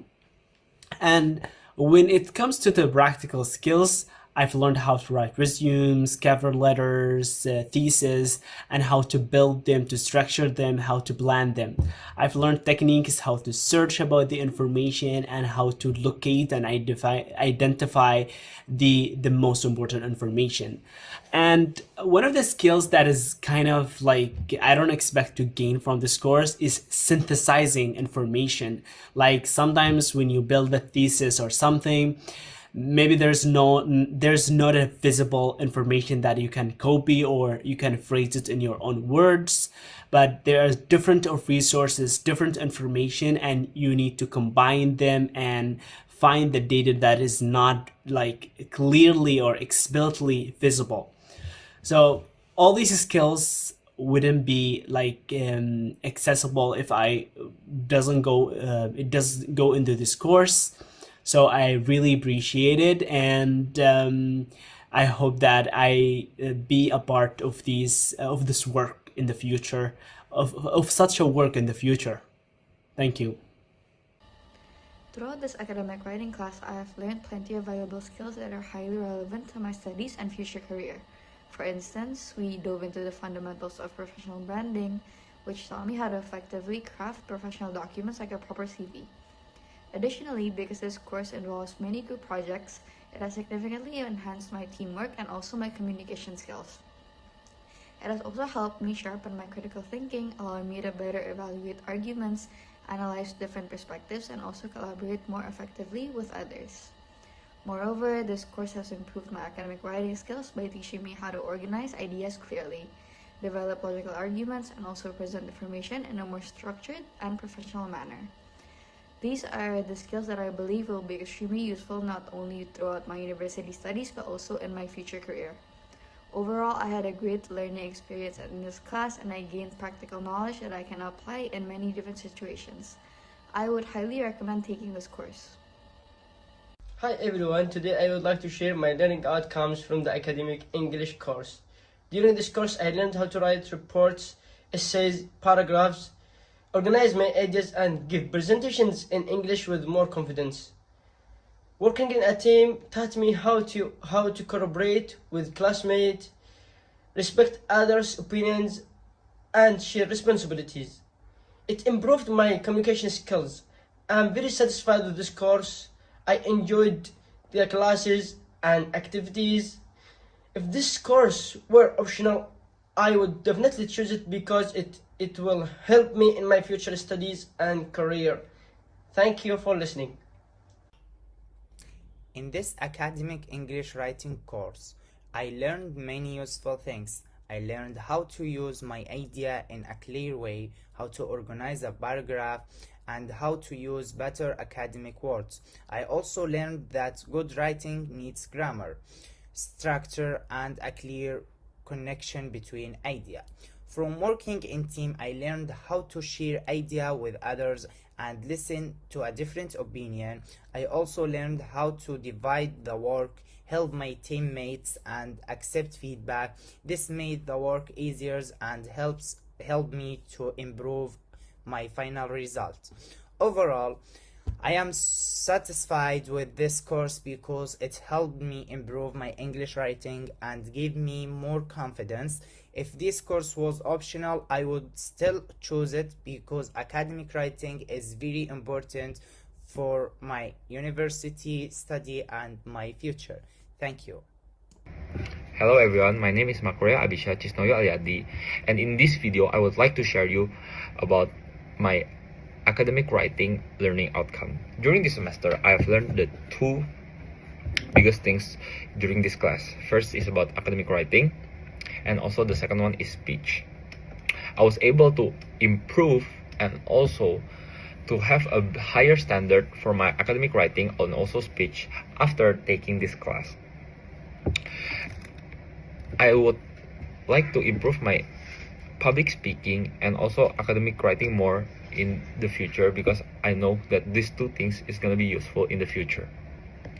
And also learning to make a team and also to work together as a team is something that I learned a lot in this course, because when we're a team, we need to like help each other, take each other's responsibility, and also communicate nicely to each other.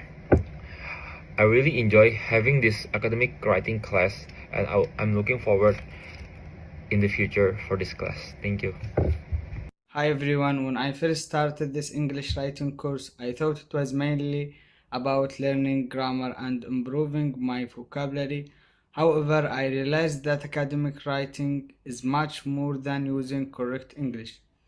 I learned how to organize my ideas, communicate them clearly, develop strong arguments, and support my opinion with evidence. I also developed critical thinking by analyzing the topic, planning my idea.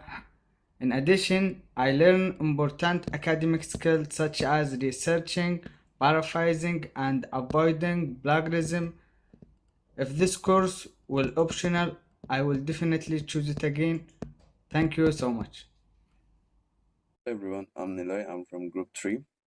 This video is about my journey and my learning outcomes throughout this course. This course bridged the gap between theory and practice. I started by analyzing real-world operations through a detailed trip course in the first. Then I created a video exploring the practical usefulness of AI in studies, moving from customers to creator. Finally, I dug into the data with a thesis on AI response time, quantifying the technology's speed. The outcome? I have gained a mastery of AI applications, from data analysis to content creation.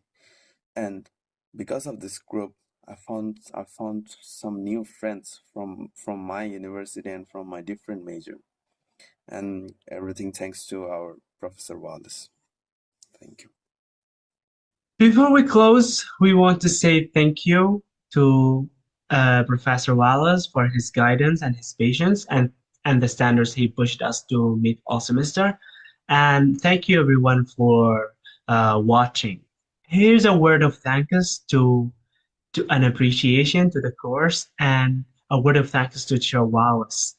I would say thank you, Professor Wallace, for your guidance and patience. We as a group learned from your type of thinking, your teaching style, and your guidance dealing with the students. I've we learned a lot. We've learned a lot from this course. I've reported, and my team have reported to me that writing essays, researching, and building a good cover and resumes have been a nightmare for us. But now, taking this course, something like writing and researching become a piece of cake for us. And this is something I can say that we are privileged to take it. And this course has been a lot and add a lot to our skills as a students. Now I can be confident that the skills that I have learned will help me a lot in my future career. Thank you. But before we close, I would say to share a video reflecting our moments with the team during the meetings.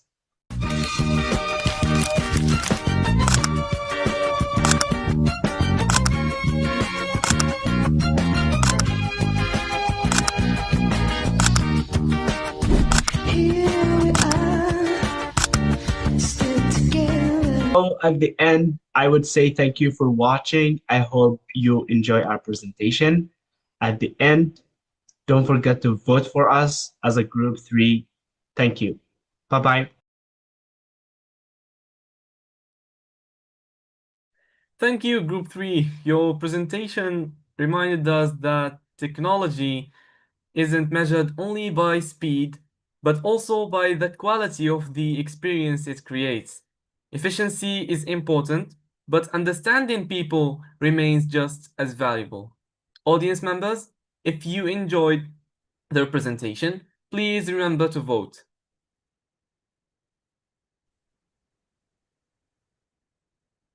It's now time to shift our attention to the manufacturing industry.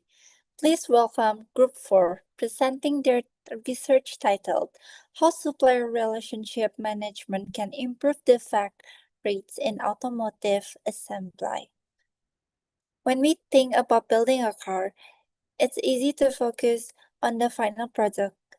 But behind every successful vehicle is an entire network of suppliers working together to maintain quality and reliability. Let's discover how stronger partnership can lead to better manufacturing outcomes. Group 4, the stage is yours. Everyone, my name is Jawhara Rahimi, and today I have the pleasure of introducing our group presentation for the academic writing course. Our presentation is titled Group 4 Academic Writing Group Presentation.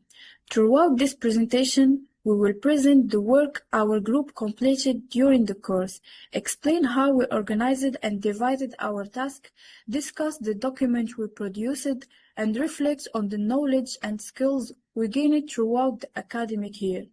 This presentation represents the effort, collaboration, and commitment of every member of our team. We hope it provides a clear overview of our achievements and demonstrates how the academic writing course helped us to improve both academic and professional skills. To begin, I would like to warmly welcome our instructor and everyone attending today's presentation. This is the cover slide of our presentation, representing the work completed by Group 4 during the 2025 and 2026 academic writing. Throughout the semester, we completed a variety of academic and professional writing tasks designed to strengthen our writing, research, communication, and teamwork skills. These assignments required us to work collaboratively, manage our time effectively, and apply the principles of academic writing in different contexts. Our presentation today summarizes all the work we completed, explains how we organized our project, and highlights the learning outcomes we achieved as a group. Now, I would like to introduce the members of our group. Our team consists of 7 dedicated members, our beautiful team leader Wisal, our deputy leader Belief, and our members Muhammad Ali, Marwan, Reina, Ayman, and also myself, Jawhara. Good evening, everyone. My name is Wisal Moussir. I'm from Morocco. I'm studying artificial intelligence. I'm the team leader of the group 4. Today, I will present our presentation. Thank you for listening. I hope you enjoy it. Good evening, everyone. My name is Medivh. I'm from DRC Congo. My major is artificial intelligence and I'm deputy group 4. Everyone, my name is Ayman. I'm from Morocco. My major is artificial intelligence and I am a member of group 4. Hello everyone, my name is Muhammad Ali. I'm from Morocco. I study artificial intelligence and I'm a member of group 4. Good evening everyone, my name is Zawara. I'm from Morocco. I major artificial intelligence and I'm a member of group 4. Good evening everyone, my name is Reina. I'm from Central African Republic. I'm from group 4. I'm doing international business and I'm a teaching assistant. Hey everyone, my name is Marwan. I'm a Moroccan. My major is international business and I'm a member of the group 4. Each member played an important role in the success of this project. Although we were assigned different responsibilities, we worked closely together throughout the semester by sharing ideas, reviewing each other's work, providing constructive feedback, and supporting one another whenever needed. Our collaboration allowed us to complete every assignment successfully while improving our communication, organization, and teamwork skills. This slide explains how we divided the work among all group members. To ensure fairness and equal participation, every member was assigned specific responsibilities according to the different course requirements. These include sections of the thesis report, academic report, essay writing, questionnaires, resume, cover letters, formal report, meeting minutes, and learning outcomes. By dividing the workload equally, we were able to manage our team efficiently and complete each task before the deadlines. In addition to completing our own assigned sections, we regularly communicated with one another to review the overall quality of our work, make corrections where necessary, and ensure consistency throughout the project. This experience helped us develop important skills such as teamwork, responsibility, planning, leadership, problem solving, and effective communication. This slide provides an overview of all the documents our group completed and submitted during the academic writing course. Our portfolio includes the thesis report, the academic report, the academic essay, questionnaires, resumes, cover letter, formal reports, meeting minutes, individual learning outcomes, and our final group learning outcomes. Each of these documents reflect the different writing techniques and academic skills we developed throughout the semester. Together, they demonstrate our ability to conduct research, organize information, write professionally, collaborate effectively, and produce high-quality academic work. These collections of documents serve as evidence of our continuous learning, improvements, and dedication throughout the course. This slide presents the agenda for today's presentation. We will begin by introducing the group members and explaining how we divided the work among ourselves. Next, we will present our thesis report, followed by the academic report and academic essay. After that, we will discuss the questionnaires, meeting minutes, resumes, cover letters, and the different formal reports we completed. We will then present both our individual and group learning outcomes, explaining the knowledge, skills, and experience we gained throughout the semester. Finally, we will conclude our presentation by evaluating our project, reflecting on our overall learning experience, and summarizing the key lessons we have learned from this course. I hope you enjoy our presentation and find it informative. At this point, I would like to invite my teammate to continue with the next section of our presentation. Good evening, everyone. Today I'm pleased to present the first part of my thesis project, which focuses on the critical intersection of supply chain collaboration and manufacturing quality.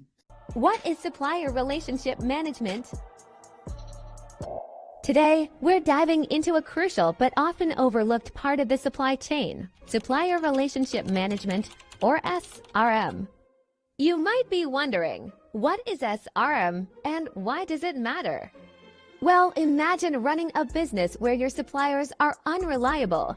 You'd be dealing with constant delays, poor quality products, and rising costs. That's why strong supplier relationships are key to a smooth, profitable supply chain.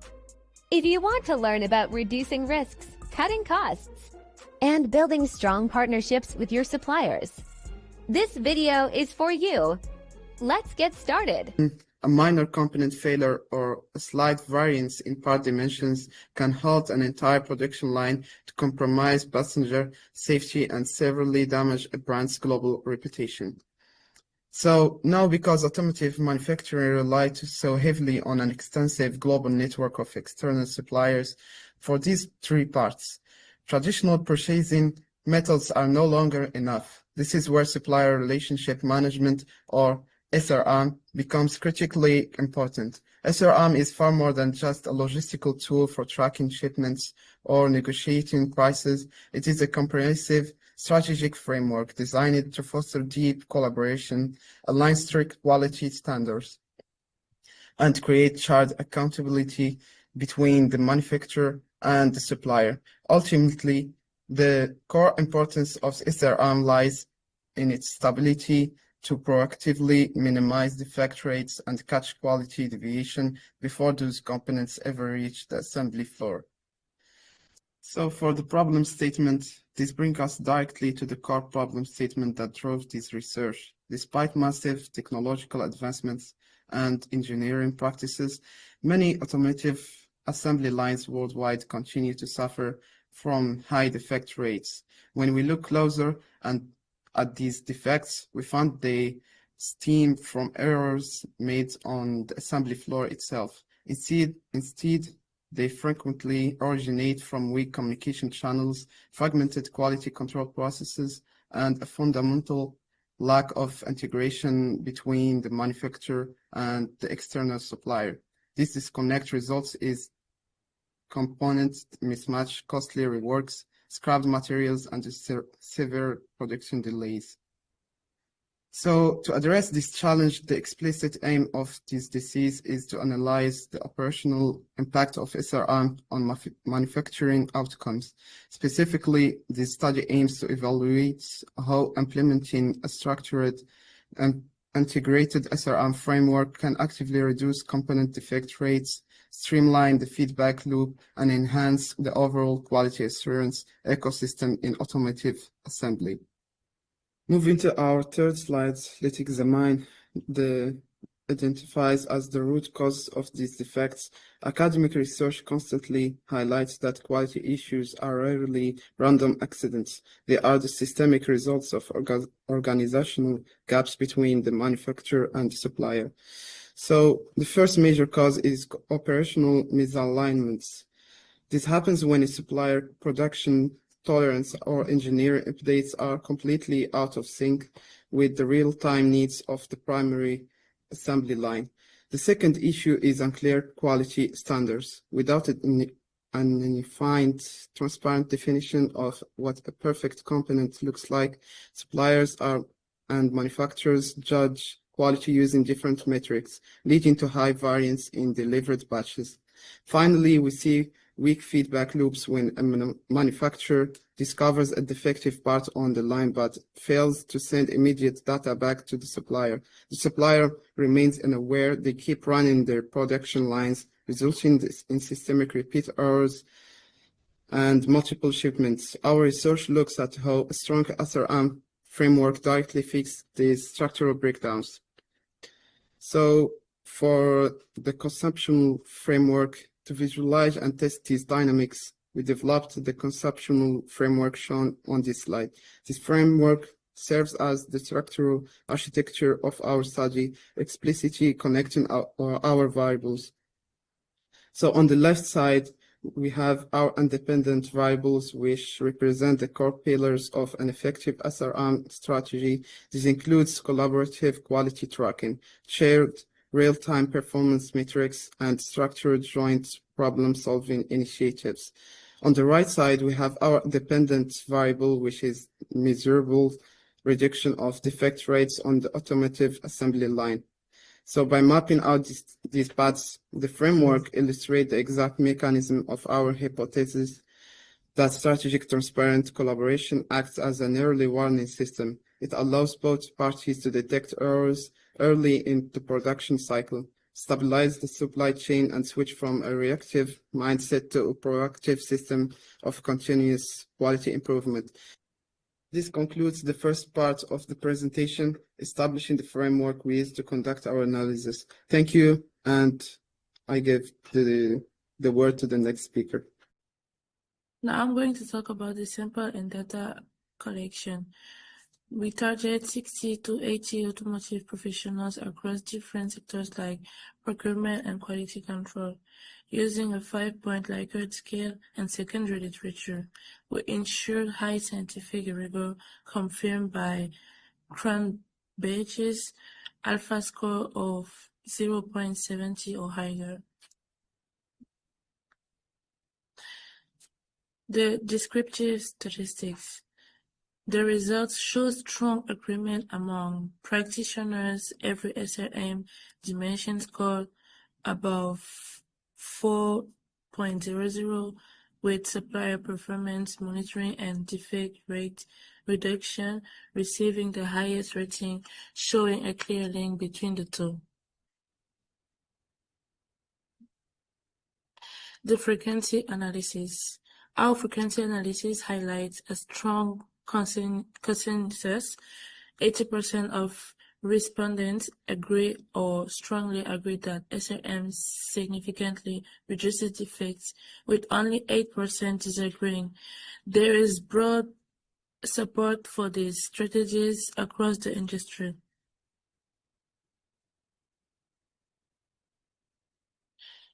The correlation and regression. Statistically, we found a strong positive correlation of 0.78. Furthermore, our regression model explains 61% of the variation in defect reduction. Simply put, better SRM practices directly predict lower defect rates in assembly. The discussion of findings. The discussion confirms that performance monitoring and communication are vital. SRM works by shifting quality control upstream, fixing issues at the supplier level before they ever reach the assembly line.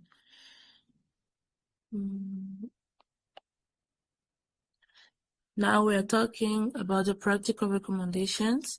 We propose 8 practical actions such as using supplier scorecards, conducting regular audits, and forming joint corrective teams. These steps move quality management from reactive inspection to preventive collaboration. Kim, as you look back on your journey through SRM implementation, many lessons learned, I'm sure. Can you give us one piece of advice, one thing that if supply chain leaders, purchasing leaders out there are about to embark on selecting an SRM, on implementing an SRM, one piece of advice, what would you tell them? First of all, if you are really not sure if you should go for a SRM system or not, I can only tell you it's a must to go this way if you want to be successful in the future. I think there's no way around. For sure, there's multiple suppliers on the market that they provide you with for SRM, and you have to select the one you think it fits best to your needs and to your environment. But doing it without, in a too manual way, seeing the challenges that are coming up, knowing that we are currently in such frequently changing requirement times, I really can only tell you, make a wise choice and invest in your future in terms of getting your supplier information to one spot and be prepared whatever comes. You might know too. For the conclusion, in conclusion, SRM is much more than a procurement function. It is a strategic quality tool. While our study has some limitations, the evidence clearly shows that structured SRM is essential for long-term competitiveness.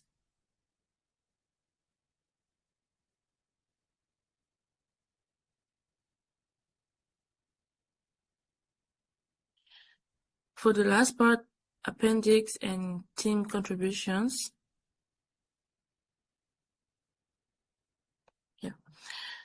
This work is supported by our full 37 pages thesis report. Finally, I would like to acknowledge my team members, each of whom took responsibility for specific chapters to make this collaborative project a success. Thank you. Now about the team task for thesis report. The assigned section is given like this. For Mohammed, chapter 1, Maran, chapter 2, Raina, chapter 3, Jawara, chapter 3, Belief, chapter 5, Whistle, chapter 6, Amen, chapter 8. Now I'm going to give the floor to the next speaker. Let's start with the quick review of our team and how worked on which part. On this report, our group is made up 7 members, each focusing different aspects like digital privacy. Wisal, Ayman, Muhammad, Belief, and Rina, Johara. The last one is Marwan. Our report is structured to examine the interest statement of digital privacy, the role of social platforms, and the need for effective privacy protection.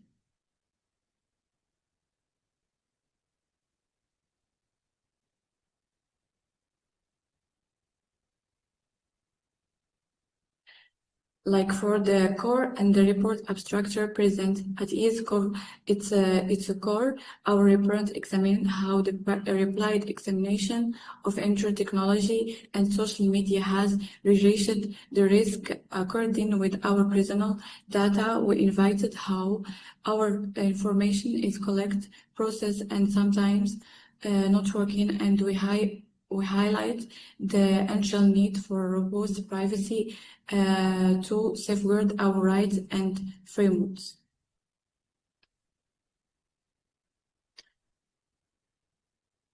The next part is starting a point define digital privacy. To wait, let's define what we mean by digital privacy. Digital privacy is the protection of personal information shared through electronic device and online platforms. It's giving individuals the right to control how the information is collected, used, and shared, include everything from your name and address to your browse history and social media activity.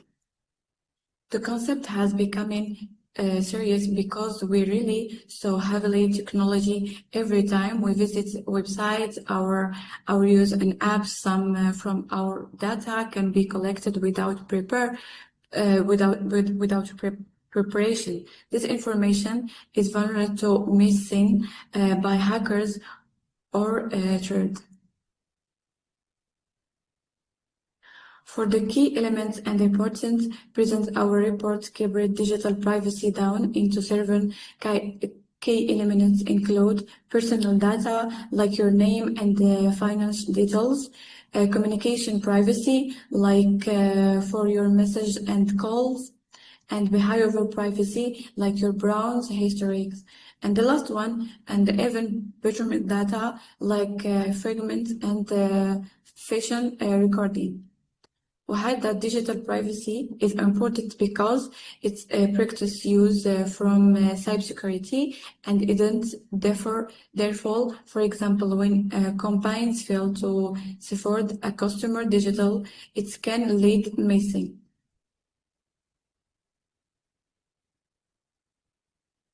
For the last one present is social media privacy, a look at segment part of our report focus on social media privacy platforms like Facebook, TikTok, and Instagram collected message amount of data. They gather information you provide directly, like your name and brand, but they also collected behavior data like what you watch, like, and share. The risk of sharing this information online are really raining from endlessly. That's the damage for location exposure.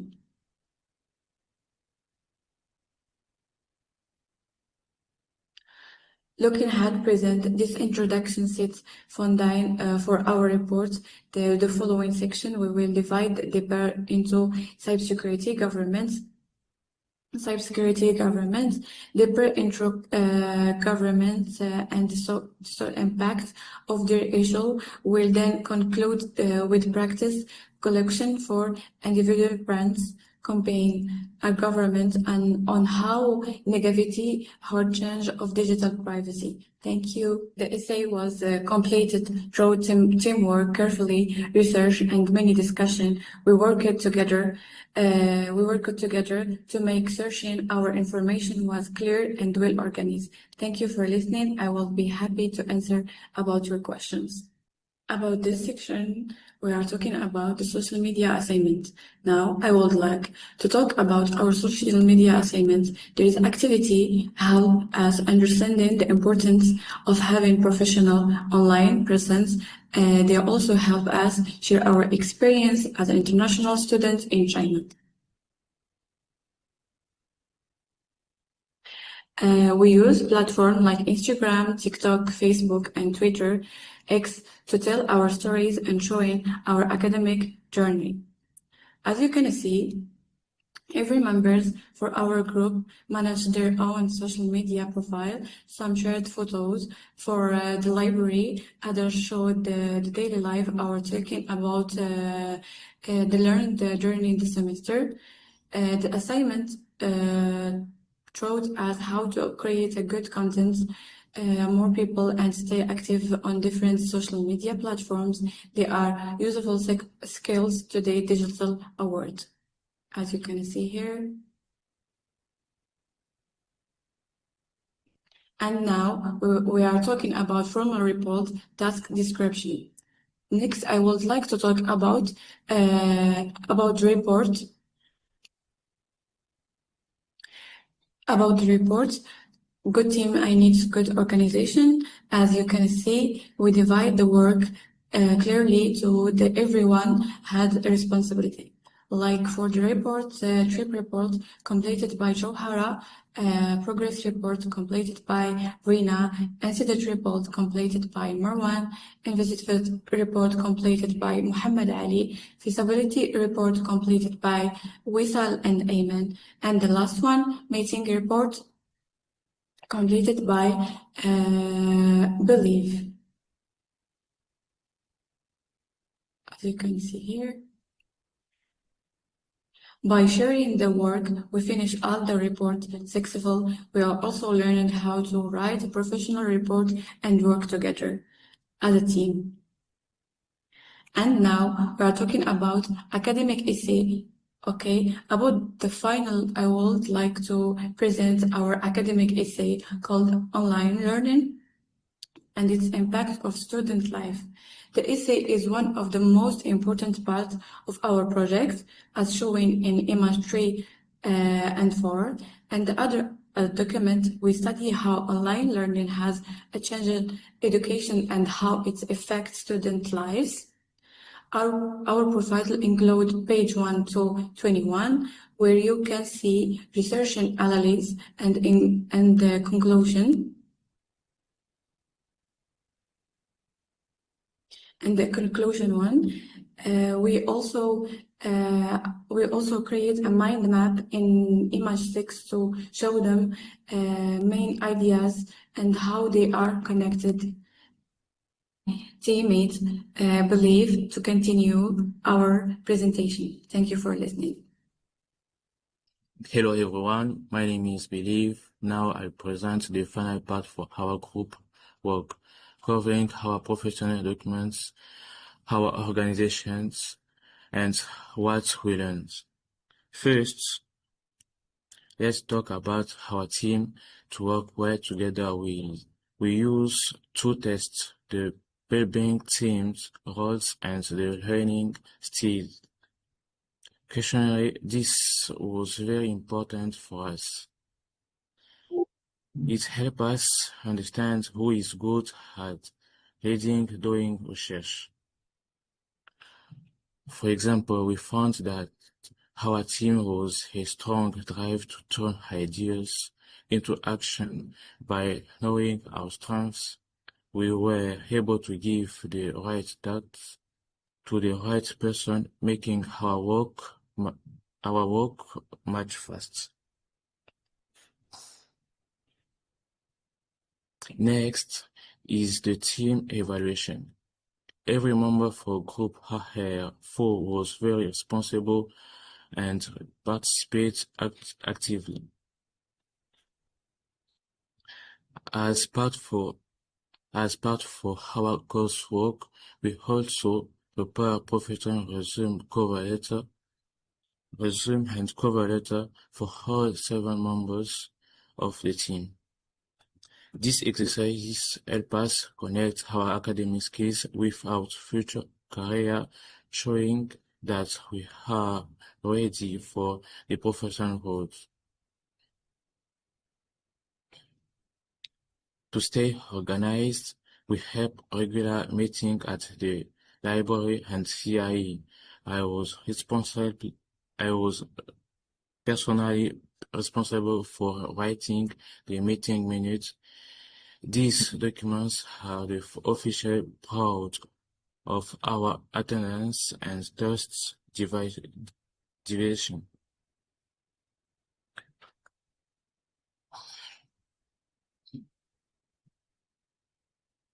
We manage all of this using two scripts, 18 weeks shortened. Thanks to weekly meetings and clear deadline, we complete every single work and time without stress.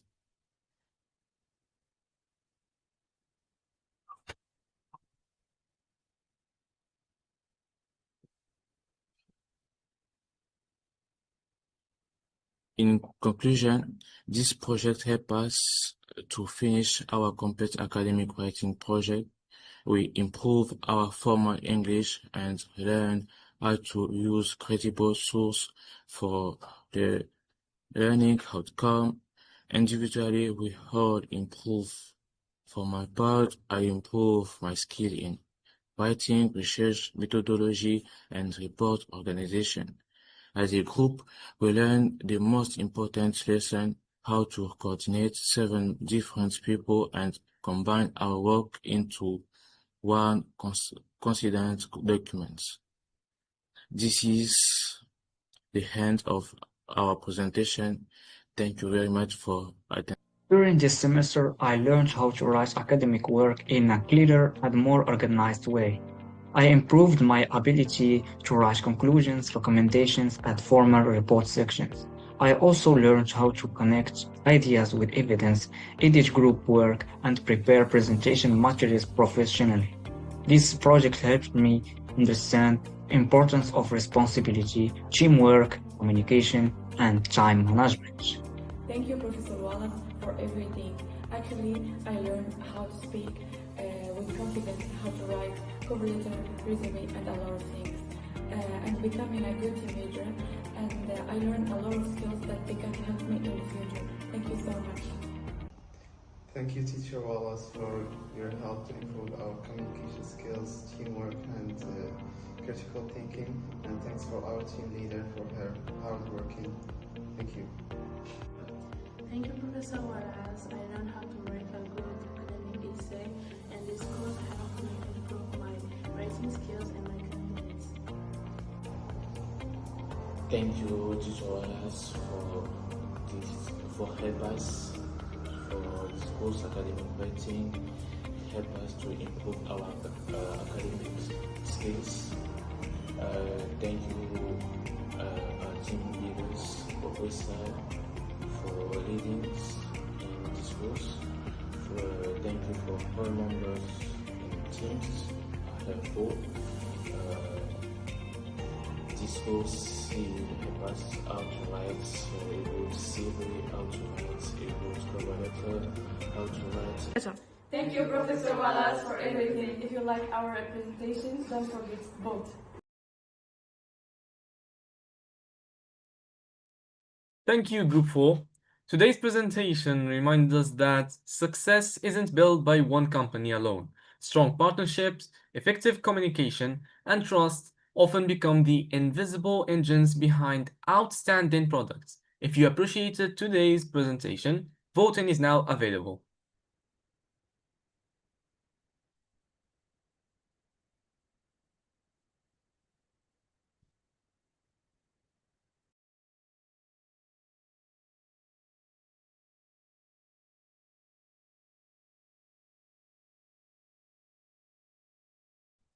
Karen, your microphone is closed, please.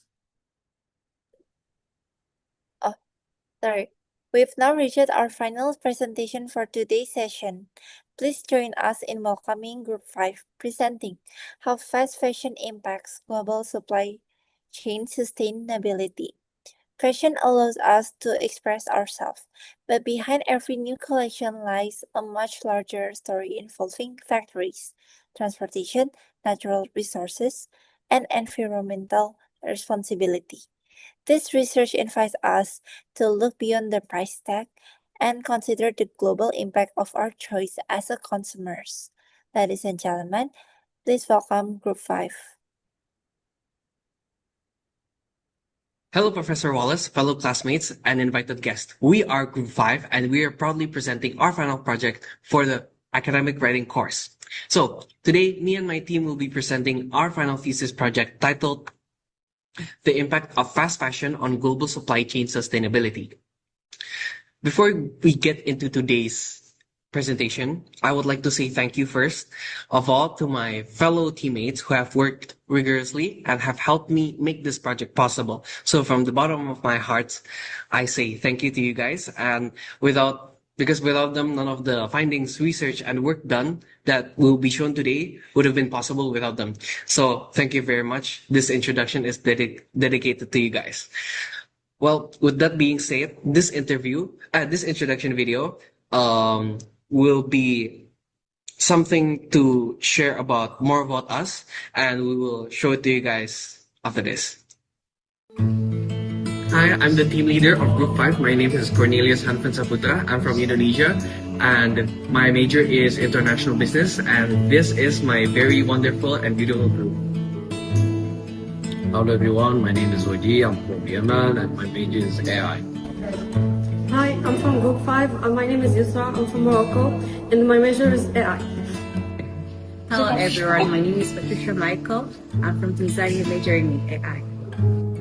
Hello, my name is Ayush. I'm from Group 5. My major is AI, and I'm from Nepal. Hi everyone, I'm from Group 5. My name is Nuaa. I'm from Morocco, and my major is international business. Hello, my name is Kamil.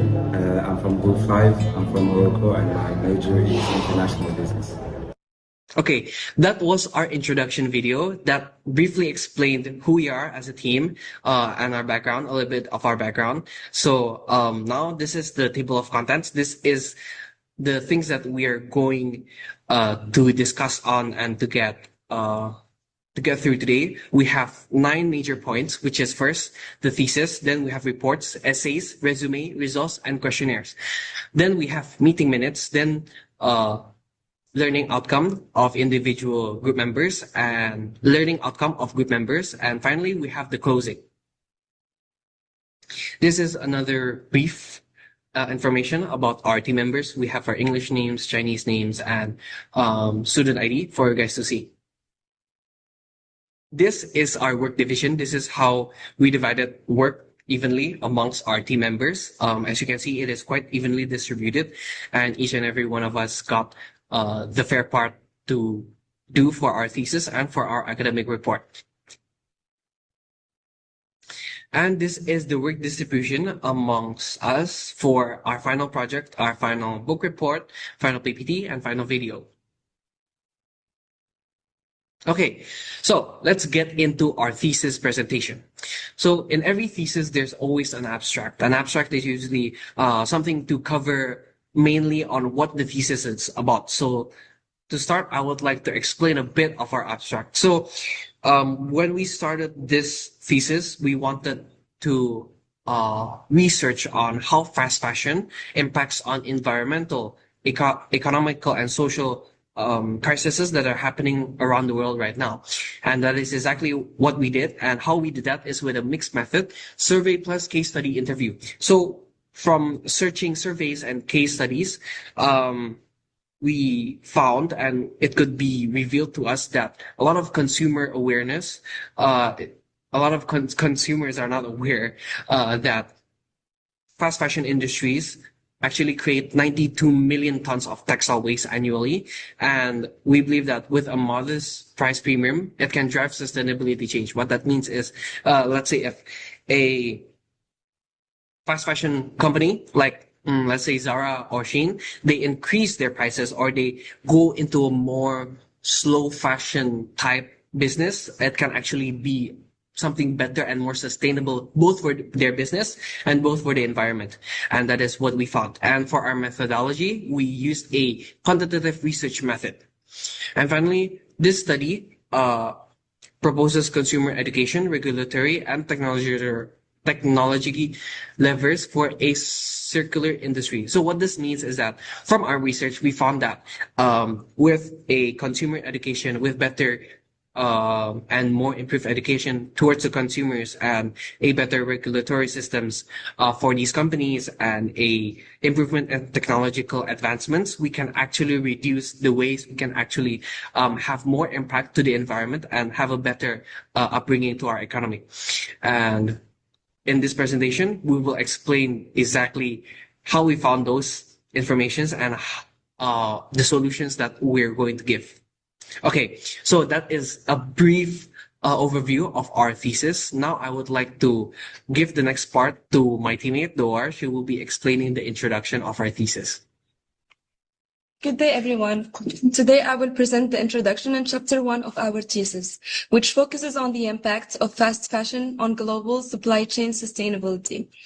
Over the past 2 decades, fast fashion has transformed the global apparel industry. Companies such as Shein, Zara, and H&M have made fashionable clothing more affordable and accessible by producing and distributing new collections at a very high speed.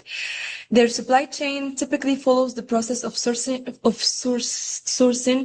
raw materials, manufacturing garments, and distributing them to customers around the world. However, while this business model is highly efficient, it also raises important sustainability concerns. Our study examines sustainability through 3 main pillars. First one, environmental protection. Second one, social equity and then finally economic accountability. Then the main objective of this research are fourfold. First, we analyze the environmental impacts of fast fashion, including pollution, carbon emission, and the overuse of natural resources. Second, we investigate labor and ethical issues within global supply chains, such as poor working conditions and unfair wages. Third, we assess the growing problem of textile waste caused by overproduction and overconsumption. Finally, we evaluate the sustainability initiative adopted by leading brands like Shein, Zara, and H&M to determine how effective these efforts are. Then, our thesis that although fast fashion has improved efficiency, lowered costs, and made fashion more accessible to consumers, it also creates serious environmental responsibility and social accountability is essential for building more sustainable global supply chain. Finally, thank you for your attention. Now that we've introduced our topic and research objectives, I will hand it over to Wajih, who will begin by explaining the overview of the fast fashion business model. Hello everyone. I'm gonna explain chapter 2 of our thesis, which is overview of fast fashions and businesses model. First thing, design to store cycle. 1 to 4 weeks versus 6 to months. So it takes like from 1 to 4 weeks, first 6 to month, week traditionally. Second thing, micro season up to 52 per year. Scarcity drives frequencies purchase. Third thing, inventory reality. 30 to 40% of garments unsold, landfill or export. The keys impact.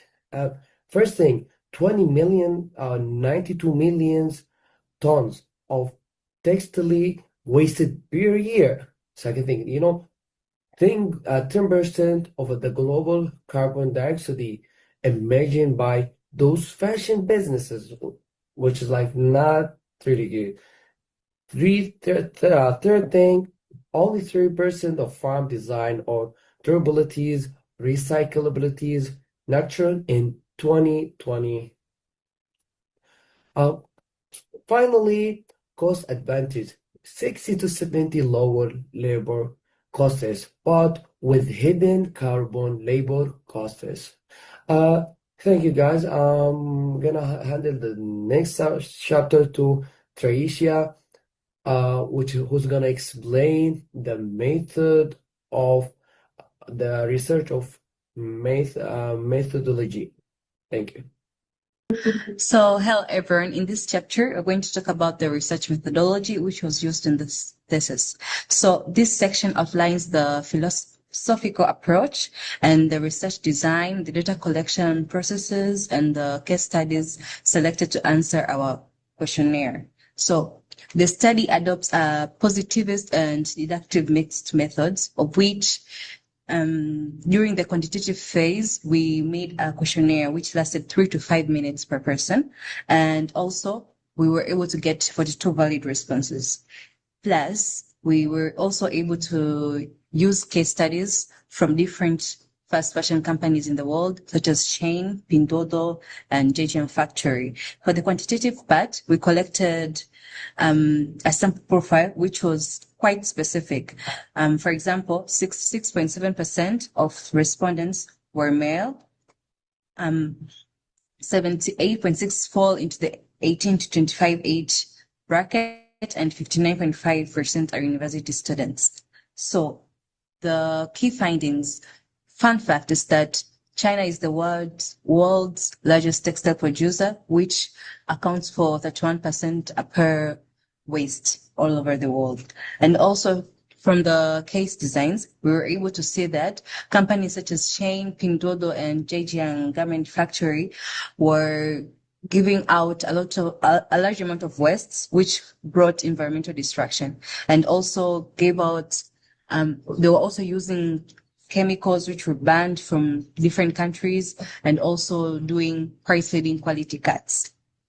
Moving to the key result, questionnaire step-by-step process. So from the questionnaire step-by-step process, we were able to see that first, the questionnaire development. The questionnaire was developed based on a review of literature on fast fashion, consumer behavior, and supply chain sustainability. And the second step was pretesting, which during the pretesting, what we did was the questionnaire part. And then the next part was distribution. Distribution was the final questionnaire. So we first made a pilot study questionnaire for 5 to 10 people to see if it's going to work. Then during the distribution, we made the final questionnaire where it was shared using a shareable link from Google Forms, and it was disseminated using different online channels such as Instagram, LinkedIn, WeChat, and WhatsApp. And the data collection period was for a 14-day firm window. And during the data retrieval, upon closing the survey, the data was made into spreadsheet and different pie charts, which was able to be convenient to access the data. Okay, this is how our questionnaire looked like. So our questionnaire had 4 parts. The first part was just basic information of a person, which what is your gender, what is your age group, and what is your occupation, so as we can know how to categorize the people who are in the questionnaire. Next is the first part, which was the awareness. We first looked about the awareness of the mass waste, which people know if they are aware about the mass waste in the world, and also their opinion about fashion industry, their pricing habits, and also the fast fashion industries which they mostly buy from, and also how the social media influence their pricing habits and whatsoever. Next, the third and the fourth part of the questionnaire was when purchasing apparel, the factors which they considered most. Was it price, was it trendiness, or was it convenience? And yeah, and other questions were about if they were willing to pay for a garment more so as they could make the supply chain more ethical. So on the third page, the total number of questions was 10, excluding the 4 questions which were from the age group and the occupation and the gender. And also the data collection time, as I said, it was for 10-day window. And the questionnaire key variables was awareness of textile waste and perceived environmental impact of fast fashion, plus also social media influence and the sustainability factors, if people could consider them. So what we also noticed is that during the questionnaire preview, the questionnaire looked for demographic questions such as age groups. As you can see, they're listed there, along with questions we reviewed earlier regarding price sensitivity and sustainability perceptions. This visual helps the survey experience to be helpful according to the respondents' perspective. So yeah, that's how it is. And we're glad that we were able to get 42 responses, though we aimed for 100 responses from the questionnaire. So thank you. Now with social media and the internet as a whole, you just like, I like that, click, oh my God, it's at my front door. Which is good and bad, because after a few wines and you're like, oh, I just bought 4 pairs of shoes that don't fit me. Amazing. And I can't return them. Brilliant. The price and speed at which things are bought and turned around continues to accelerate. And surprise, surprise, they keep adding seasons. It's not even the speed of collections, it's the number of collections that are being produced every year. There are a number of brands that are doing 6-8 collections a year, which we consumers blindly lap up. Australians consume 15 kilograms of clothes each a year, and of those 15 we send 10 to landfill. So the cycle continues. A fast fashion brand can look at a catwalk show from another label and go, okay, that look, and that look, I reckon they're the ones that are going to sell, so we'll manufacture those now and we'll have them in store in 6 weeks, easily.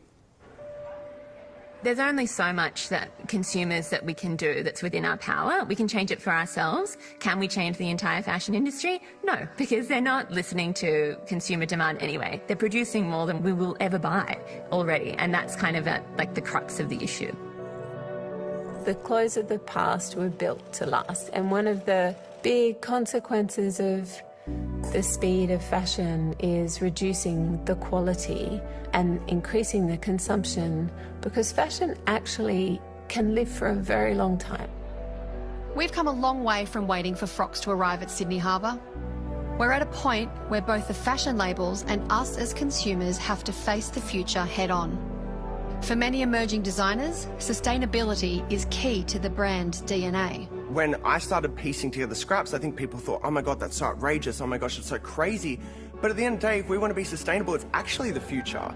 And people have to wrap their heads around it pretty fast to understand that their clothing has waste. What I do in my studio is not going to change the industry. These changes that we're seeking don't happen just by one person doing it. For the enduring brands, adapting to the changing times is all part of the secret to success. I think we're moving with the times. The future is going to be more difficult because the overseas brands are all now established and even more are coming in. We're going to have to work harder and we're going to have to reinvent ourselves over and over and over. Fashion's always been at the front of social change. Fashion should be a really important mode for us to see this revolution and how we engage with creativity, products, design, and consumerism. Hello everyone, it's me again, and this part, the implementation part, was the part that I did for the thesis, and it is basically it overviews the execution of the descriptive research design that was carried out over a 3-week period, focused on retrieving and systematically cataloging both primary and secondary data regarding corporate sustainability initiatives. We made a simple 3-step method that was used, which is step 1, database search and sourcing. Step 2, document screening. And step 3, primary data collection. So to break it down a bit, step 1, we did our secondary research online and we had sourcing from Google Scholar and websites that were reliable on this topic. Just as you can see, the 2 infographics beside at this slide is from a website called Green Match. It is a website and an organization that really cares a lot about the global impacts on fast fashion. So we used websites like those to source our thesis from, and it is a very good basis for our thesis. And the second step was document screening. After we gathered a lot of reference lists, we had quite a tight screening of the years of, let's say, the websites when they were published and if the data was still relevant. And we had screenings like those and screenings like if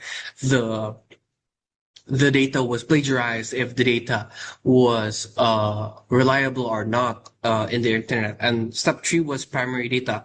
After we did our secondary research, we had a primary research to back that secondary research up. So yeah, it's safe to say that the research that we did is quite is quite good. So yes, that is our implementation.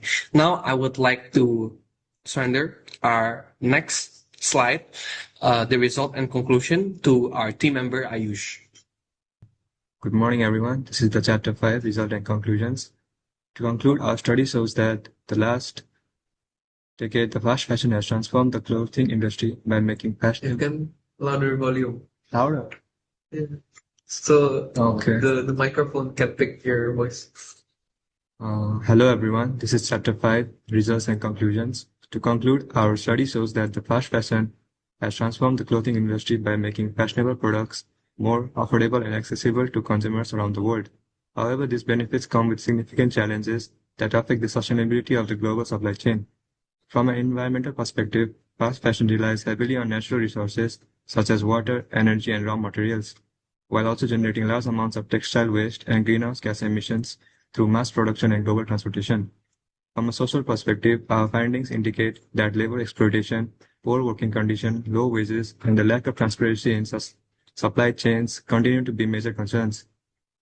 Even as consumers became more aware of ethical and sustainable fashion, economically, although the fast fashion industry remains highly profitable in the short term because of its low production costs and rapid response to market trends, maintaining long-term growth will require business to adapt to increasing sustainability expectations from consumers, governments, and investors.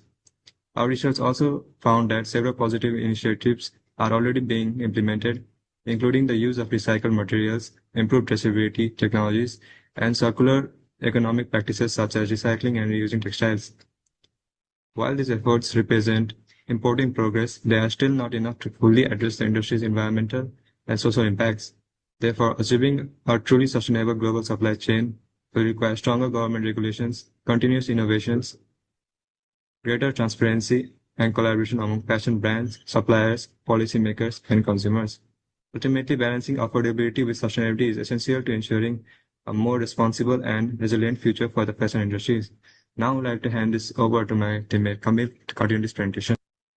Okay, so hello everyone. So we spent a lot of time today talking about the problem with fast fashion, but what does it actually means? What are we really taking away from this? So that's exactly what this chapter is all about. Our core contribution is to reframe at the entire conversation. We're moving to the focus to focus away from just blaming consumer for buying too much and instead pointing the finger squarely at the global supply chain itself. So as the slides show, the pressure for speed and low cost starts with the brands and trickles down. This is our first major contribution, showing that this isn't just a consumer behavior problem. It is a systematic issue built into the very fabric of the industry. This connects to the bigger pictures. We've linked fast fashion to three pillar sustainabilities. Environmentally, it's about the massive waste, pollution, and emission. Socially, it's about poor labor condition for garment workers, and economically, it's about the perverse incentive to prioritize short-term profits over long-term responsibility. Another key takeaway from our work is highlighting these two-way streets. It is not just brand pushing products, nor is just consumer demanding them. There's a powerful feedback loop where brand driving over production actually creates and feeds consumer demands.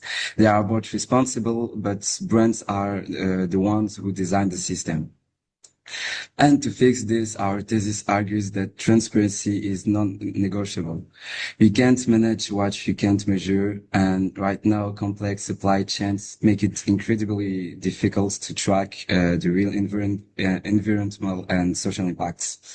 That's why we propose practical solutions like reducing overproduction, moving to the sustainable material, and embracing circular models, where the goal is to keep clothes in use, not in a landfill.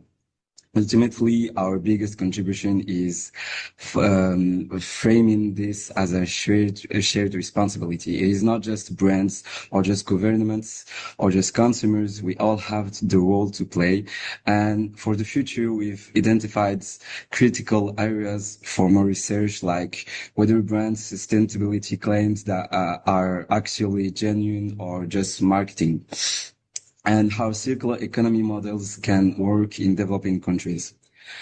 So in a nutshell, our thesis takes a complex problem and show that by looking at the entire supply chain from raw material to waste, we get a much clearer, more honest picture of that fashion global impacts and a much better idea of where we need to go from here.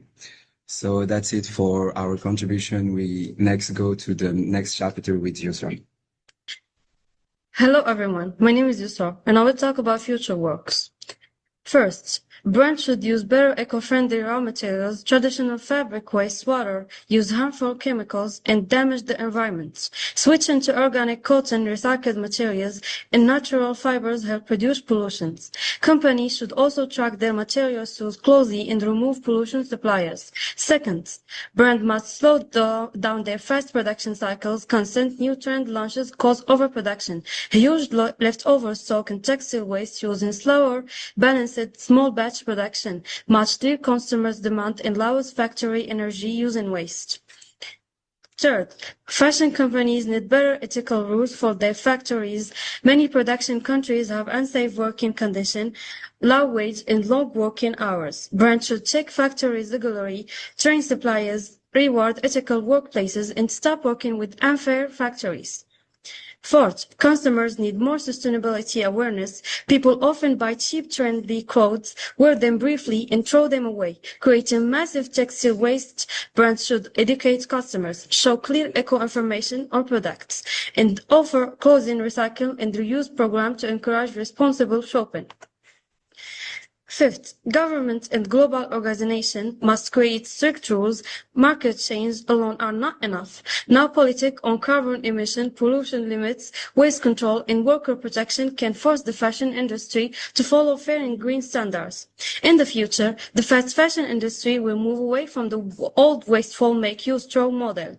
With better technology, global green policies, and higher public awareness, the industry will shift towards circular, low carbon, and ethical systems. Sustainable materials, balanced production, fair labor, responsible consumption, and strict regulation will become normal industry standards. Overall, fast fashion supply chain will achieve stable long-term sustainability that balance economic, social, and environment benefits. So now I'm gonna hand it to my team leader to explain the rest. Okay, thank you, Yusra, for explaining the future work that we could do for the environment and what we could do in the fast fashion industry in the future. This is our reference list. This is all the sources that we gathered online, and this is the appendix. These are the graphics and the infographics that we use for our thesis. And now we can see an overview of what our thesis looked like. As you can see, we used a lot of pie charts from the questionnaires that we made. We used a lot of statistical data from that. And as you can see, everything is neatly formed. Yes, this is our academic research report. Also similar to our thesis. It was well divided. This is our essay, our argumentative essay. And then these are our group member resumes, as you can see. We made the resumes early on the semester to get to know each other, and we got to learn how to make a resume with our Professor Wallace. And these are the results of our questionnaire. This is the Babylon team questionnaire. As you can see, our team is actually quite well distributed. We have a CO coordinator, which is me, Cornelius. Waji is a TW team worker. And then we have 3 implementers in our group. That is why our group is very hardworking. We have Patricia, Ayus, and Yusra as implementers. And we have CF, complementer finisher, which is Dor, and a PL, plant, which is Camille. So with these 5 types of people in our group, we worked very well together. And yeah, this is the results of our questionnaires. This is our learning style. There's me, an activist and a pragmatist. There's Camille as a reflector. There's Waji as a reflector and a theorist. There's Ayush as a reflector and theorist. There's Patricia as reflector. There's Dora as an activist and a reflector. And there's Yusra as a pragmatist. As you can see, the people in our group is quite well diverse and what our skill sets are. And as you can see in the explanation beside, there's a graph explaining what the strengths and weaknesses are. And overall, we actually cover each other up very well. This is our meeting minutes. We had quite a lot of meetings. Sadly, some of them we forgot to take a photo, but most of them we did document them, and we had a blast in these meetings while also continuing to focus on the assignments that we were given. Yes, so this is our group learning outcome. This is a whole summary. So as a group, this academic writing course helped us improve not only our academic writing skills, but also our ability to work together in an organized, responsible way. Throughout the semester, we learned how to complete different academic tasks such as reports, essays, thesis sections, questionnaires, resumes, PowerPoints, presentations, and meeting minutes. We developed a better understanding of how to organize ideas clearly, write strong thesis statements, build logical arguments, and support our points with credible sources.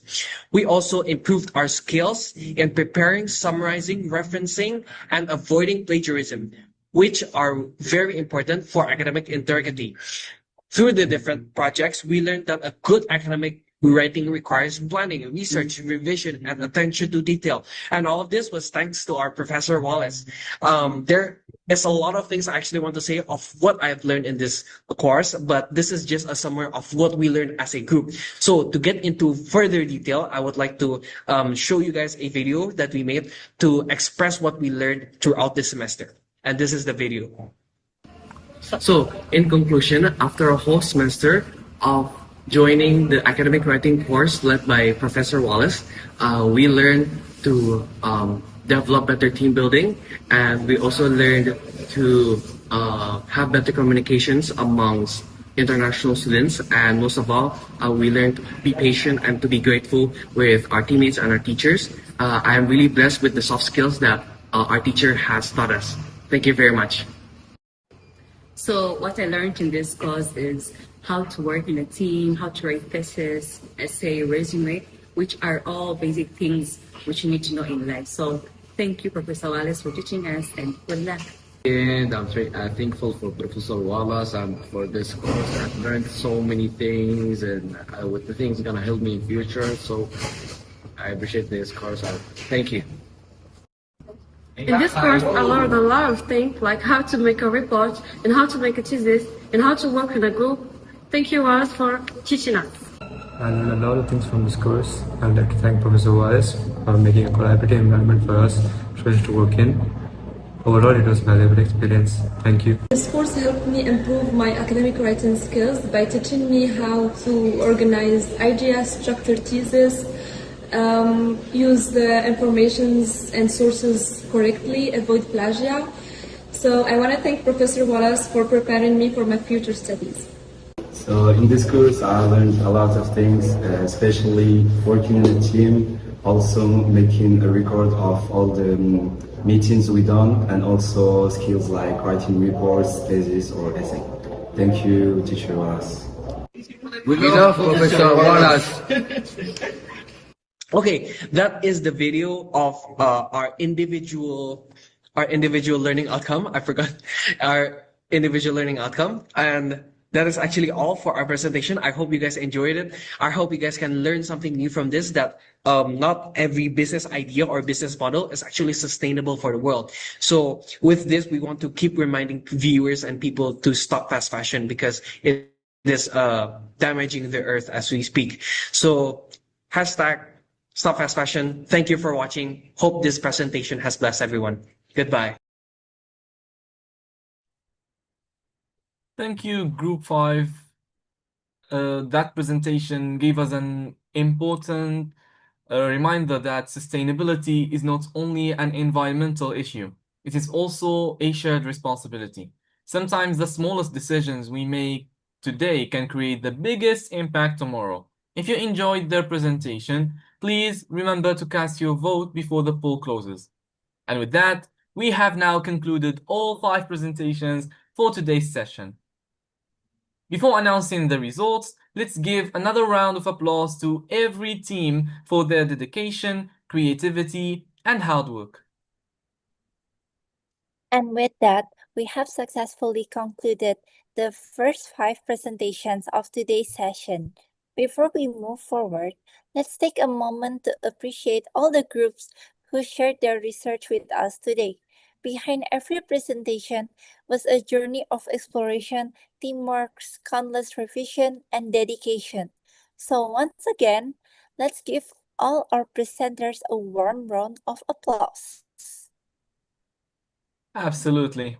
To all the participants, today was not only about competition or rankings. It was about having the courage to present your ideas, communicate your research, and share your perspectives with a wider audience. Every topic we heard today reflected the effort, creativity, and academic growth of each team. You should all be proud of your achievements. We would like also to say thank you to our respected professor and judges. Thank you for your valuable time, thoughtful evaluation, continuous support throughout this competition. Your guidance helps students improve not only as presenters but also as researchers and critical thinkers. And of course, we would like to thank everyone watching online, whether you joined to support your classmates, learn from today's presentations, or simply be part of this academic experience. Your participation has made this session more meaningful. Today's presentations remind us that research is not only about finding answers, It is about discovering new questions, exploring possibilities, and looking at challenge from different perspectives. The ideas shared today represent the curiosity and creativity of our students. Exactly. From technology and business to sustainability and social challenges, today's presentations showed us how academic research connects with the real world. Different topics, different approaches, but one shared purpose to learn, to innovate, and to create a better future. And before we hand the stage over, we would like to share a brief message with our presenters. After all the research papers, slide designs, practice session, and last minute edits, don't forget to give yourself a moment to relax. Your computer have worked hard, your keyboards have survived endless corrections. Hopefully, your documents stay properly formatted until the very end. Especially those final moments before submission. Should we change this title one more time? Is this reference format correct? Why did the picture move again? Those are moments every student researcher understands. But jokes aside, today has been a wonderful display of commitment, teamwork, and academic spirit. We would like to once again thank all participants, professors, judges, and audience members for making this session a success. Now, as we continue today's competition, it is time for us to pass the hosting responsibility to the next team. We are honored to welcome our next hosts, Nusaiba and Solanki, who will guide you through the upcoming presentations. We hope you continue enjoying the excellent research and inspiring ideas that are still waiting to be shared. Nusaiba and Solanki, the stage is now yours. Thank you, everyone, and enjoy the rest of the NUAA Academic Writing Presentation Competition 2026. Thank you. Thank you, Karen and Elias, for a wonderful first session, and thank you everyone for listening accordingly. I am Nusaiba, and this is my co-host, Suranki Dave. We will take you through the presentations from Group 6 to 10. Thank you, Nusaiba. I'm Solanki Dave, and I'll be introducing each group today and also helping with any tech needs. If you need anything at all, just drop me a message in the chat and let's have a fantastic session. Absolutely, Dave. And before we begin, I just want to say what an incredible atmosphere we have here today. The enthusiasm in the room is contagious, and I can see how much effort everyone has put into their own work. To our professor, judges, and everyone watching online, thank you for your continued support. You are the reason events like this thrive. Everything is ready. The audience are waiting. Presenters are prepared. Let session 2 officially begin. Kick off session 2. We are delighted to welcome Group 6. Their research is titled Impact of Social Media Influences on Generation Z. If you scroll through Instagram, TikTok, or YouTube, you'll find them content creators, trendsetters, and personalities who have turned their online presence into powerful platforms of influence. But how much do these influencers really shape the opinions, behaviors, and choices of Generation Z? Today's first group dives deep into this fascinating question, exploring the relationship between social media personalities and the generation that has grown up with them. Ladies and gentlemen, please give a warm welcome to Group 6.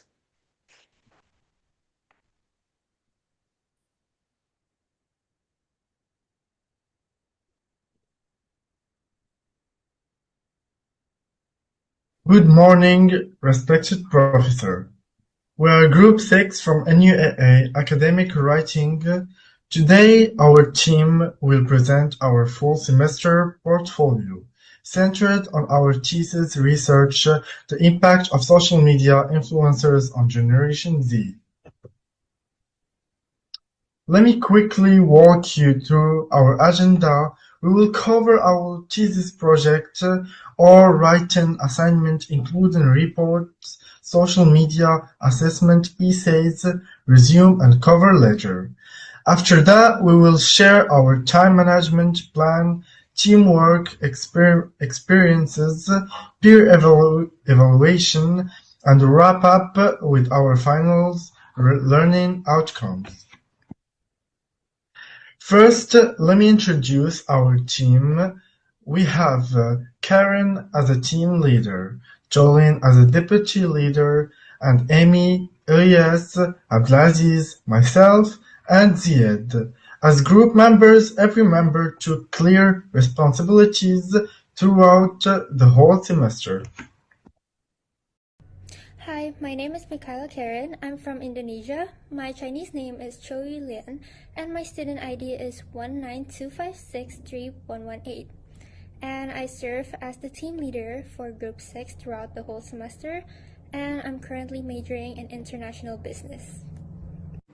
Hello everyone, my name is Julian Yu. My Chinese name is Choling. I come from Indonesia and I am a student in the International Business Program, batch 2025.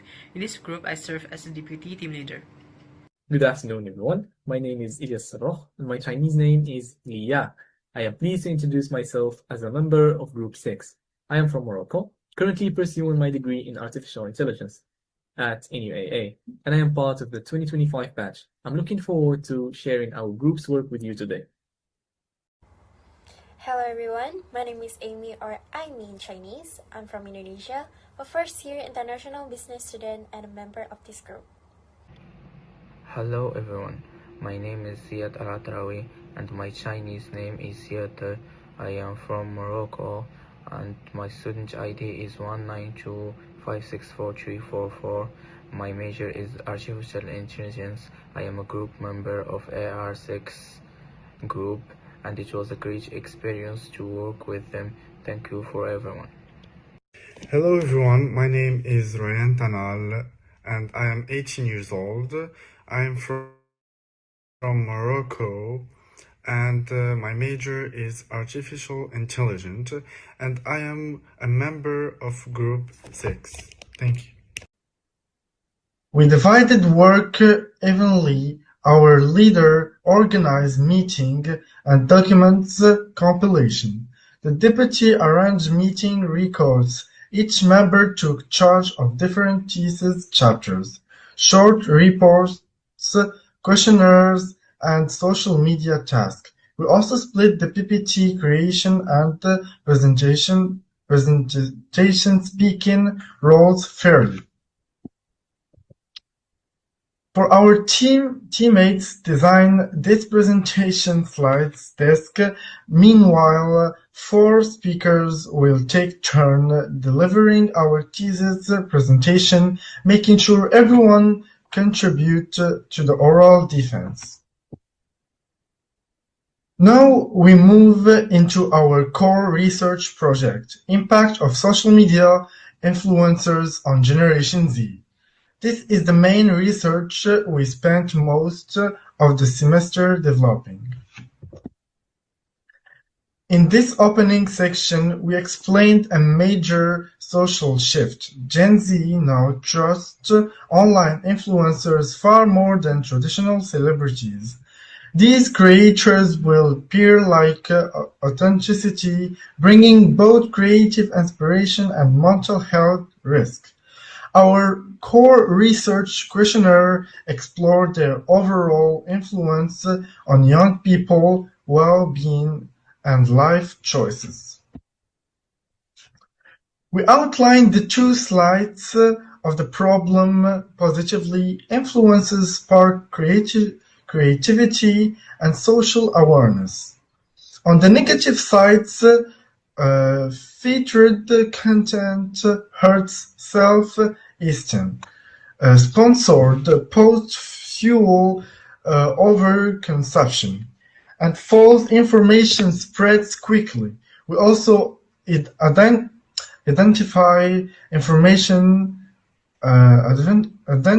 a research gap. There is still limited full research covering both psychological and lifestyle impact on Gen Z. We say 5 clear research goals.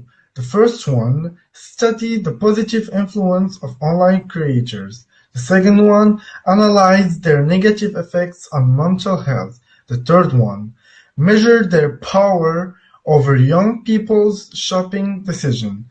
The fourth one, test the link between influencers' content and audience self-esteem. Last one, suggest better ways to Gen Z to use social media mindfully.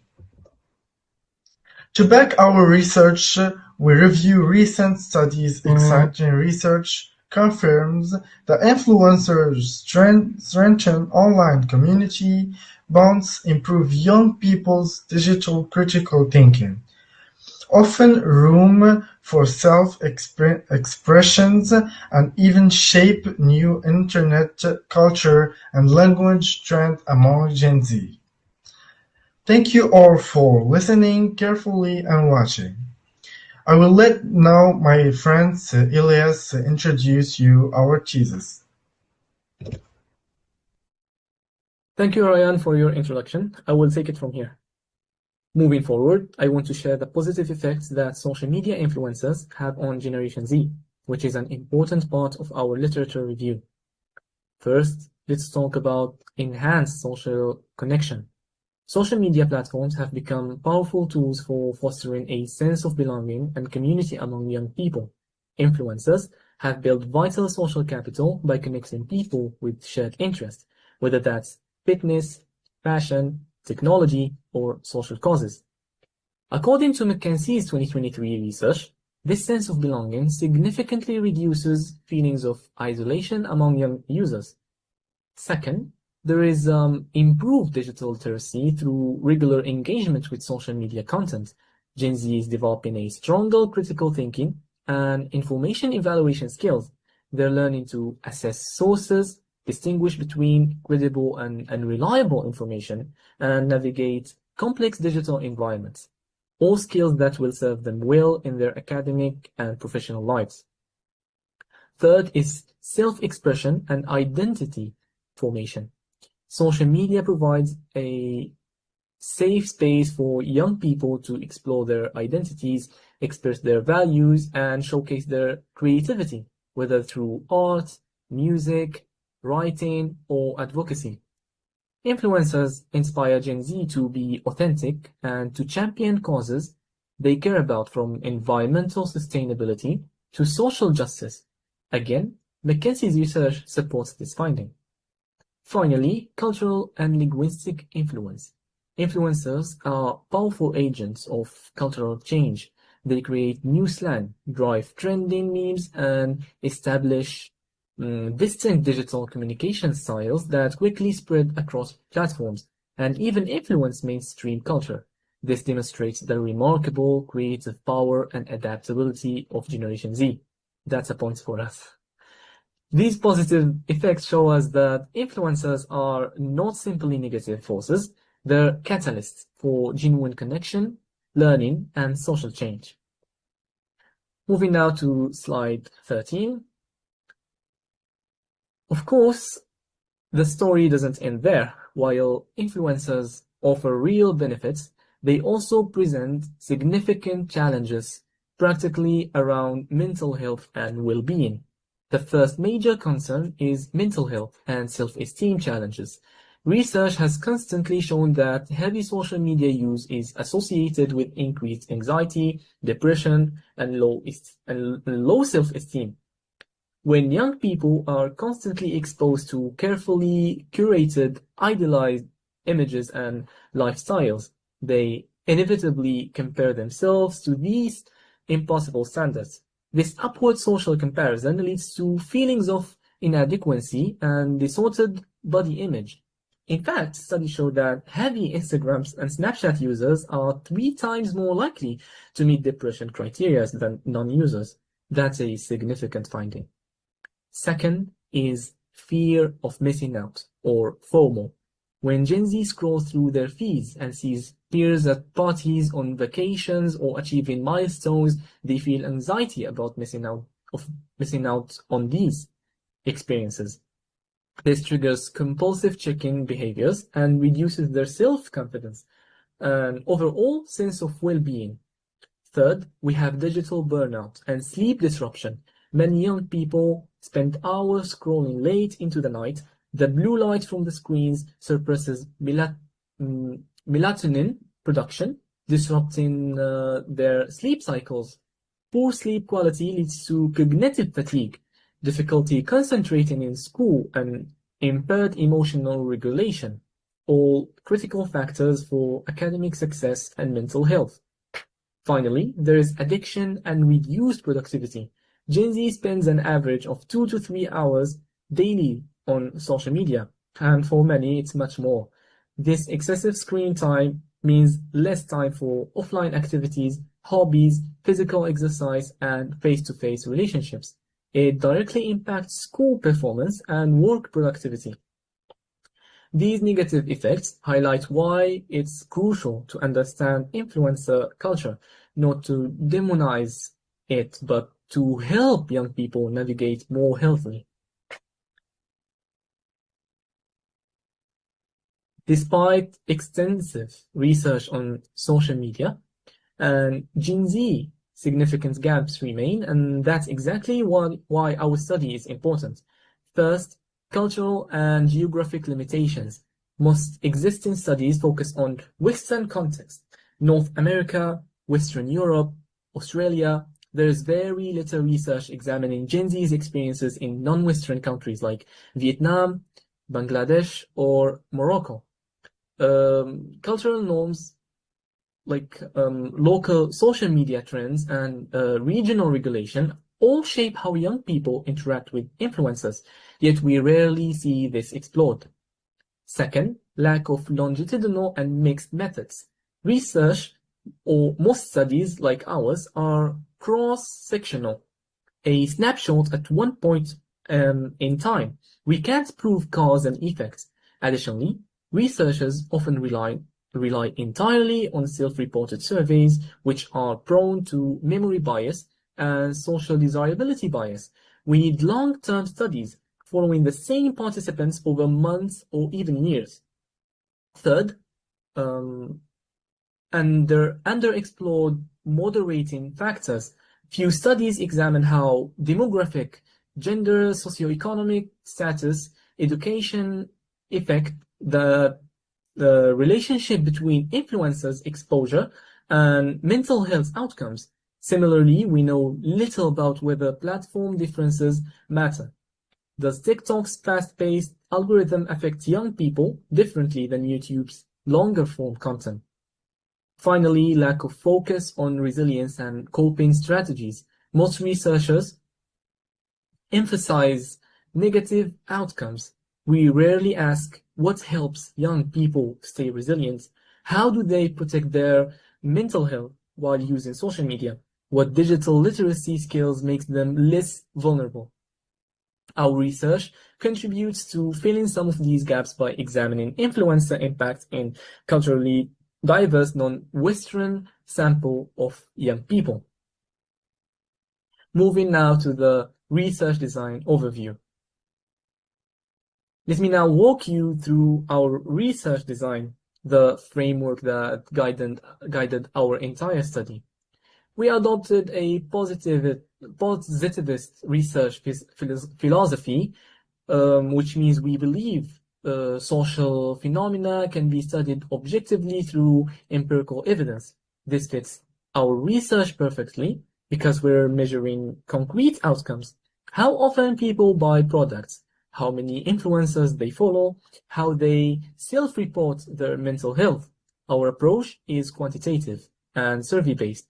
We designed a 15-question online questionnaire using Google Form with primarily 5-point Likert scale. This allows us to collect numerical data that can be analyzed statistically, and it makes it easy to compare responses across participants and identify patterns. We used a cross-sectional design, meaning we collected all data at a single point in time, which was June 2026. This gives us a snapshot of young adults' attitude and behaviors. Through it, we can prevent establishing causation if we wanted to prove that influencers cause anxiety. We need a longitudinal study following the same people over time.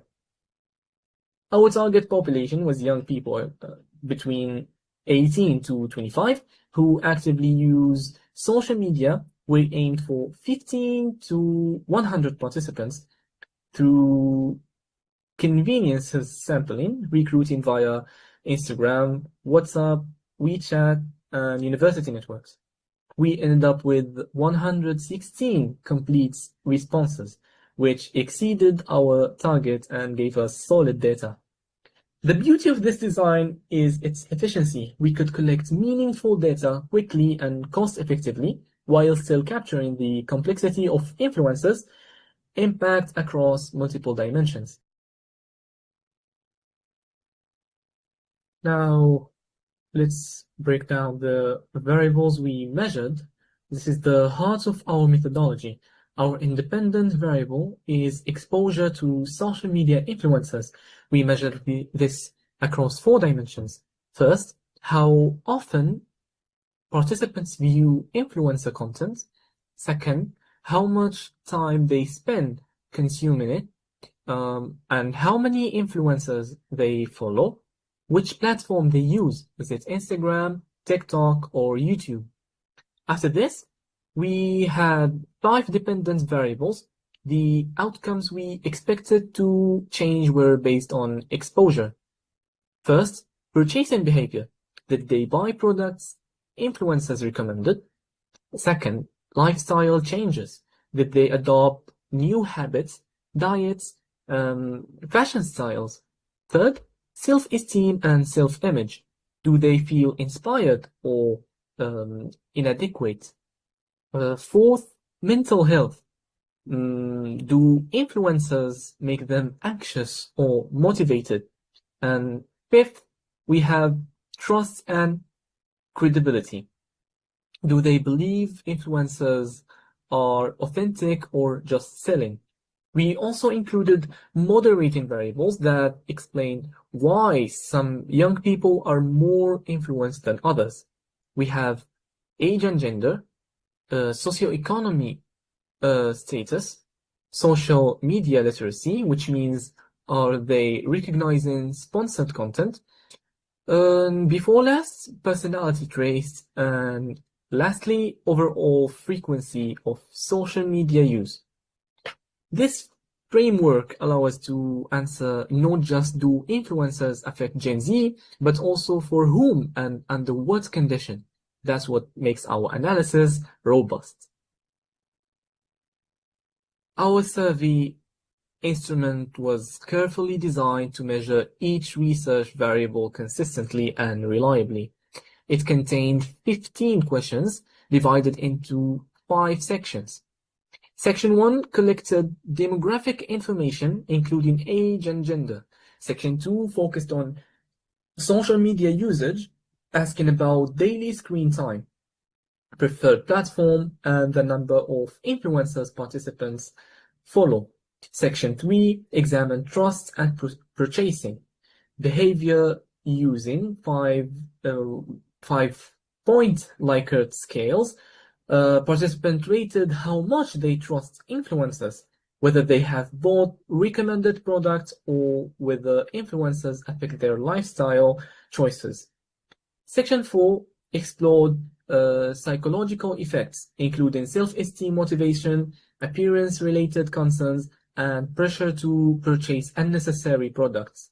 Finally, participants share their overall opinion on whether influencers have a positive, negative, mixed, or no impact on young people. The questionnaire was developed using existing research on influencer marketing and social media psychology. Before launching the study, we conducted a pilot test with 10 to 15 students to improve clarity and ensure that all questions were easy to understand. The final survey required only 5 to 8 minutes to complete, and that gives us a point for the short period of time that you have to answer all the questions. Now, moving on, we used convenience sampling by recruiting participants through Instagram, WhatsApp, WeChat, and university networks. This approach allows us to reach active social media users quickly and effectively. Our original target was, as mentioned earlier, between 15 and 100 participants, but we successfully collected 116 valid responses. The distribution across recruitment channels was balanced, helping us obtain a diverse sample. Ethics was an essential part of this study. Before data collection, we obtained IRB approval, and every participant received an informed consent from explaining the study's purpose, their voluntary participation, and their right to withdraw at any time. The survey was completely anonymous. We collected no personal identifying information, and all responses were stored securely, used only for academic purposes, and will be retained according to our data management. These ethical measures ensured that every participant was treated with privacy, confidentiality, and respect through the research process. Let me now briefly explain how the study was carried out. The first phase involved pilot testing with a small group of students from our target population. Their feedback helped us identify and clear questions and improve the overall structure of the questionnaire before launching the final version.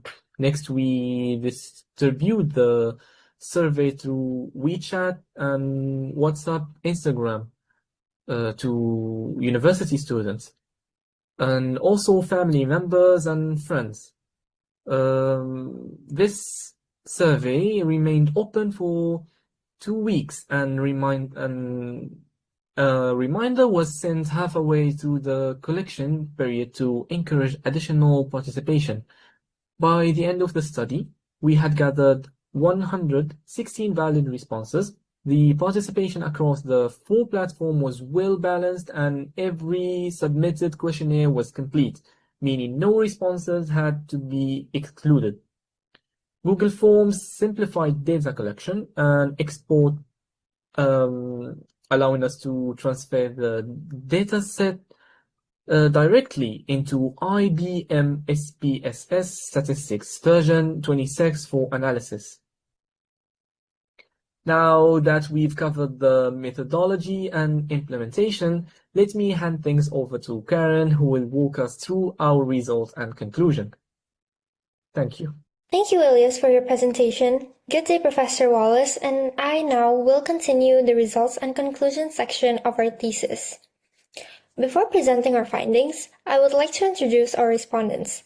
We collected 116 valid responses from Generation Z participants. Looking at the chart on the left, 62.7% of our respondents were between 18 and 20 years old. 25.1% were between 21 and 23, and 12.2% were between 24 and 25. This showed that most of our participants belong to the younger Generation Z age group, which matched the target population of our research. Looking at the gender distribution, 59.5% of respondents were female, 37.9% were male, and 2.6% prefer not to say. Overall, these demographics showed that our survey included active young social media users, providing a suitable sample for studying the influence of social media influencers. This slide presents how our respondents use social media. First, most respondents spend 3 to 4 hours per day on social media, while nearly 1/3 spend more than 5 hours daily. This indicates that Generation Z spends a significant amount of time online and is frequently exposed to influencer content. Looking at that platforms, YouTube was the most popular platform, followed by Instagram and TikTok. These three platforms are where respondents most often encountered influencers' recommendations. Finally, regarding the number of influencers formed, over half of our respondents followed between 11 and 20 influencers, while some followed even more than 20. These results suggested that many participants regularly viewed influencer content, making influencers an important part of their daily online experience. Now, I will summarize the key findings of our research. Regarding purchasing behaviors, 42.2% respondents agreed that influencers encourage them to buy products. The strongest influence was found in fashion, beauty, fitness, and lifestyle products. We also found positive and negative psychological effects. Positively, influencers inspired respondents, introduced new products, and motivated self-improvement. Negatively, some respondents experienced anxiety, social comparison, body image concerns, and pressure to buy products, especially those who spend more than 5 hours on social media every day. Our findings also supported three important theories. First, parasocial interaction theory. Second, social comparison theory. Third, source credibility theory. Finally, we recommended that parents, educators, marketers, and policymakers work together to promote healthier and more responsible social media use.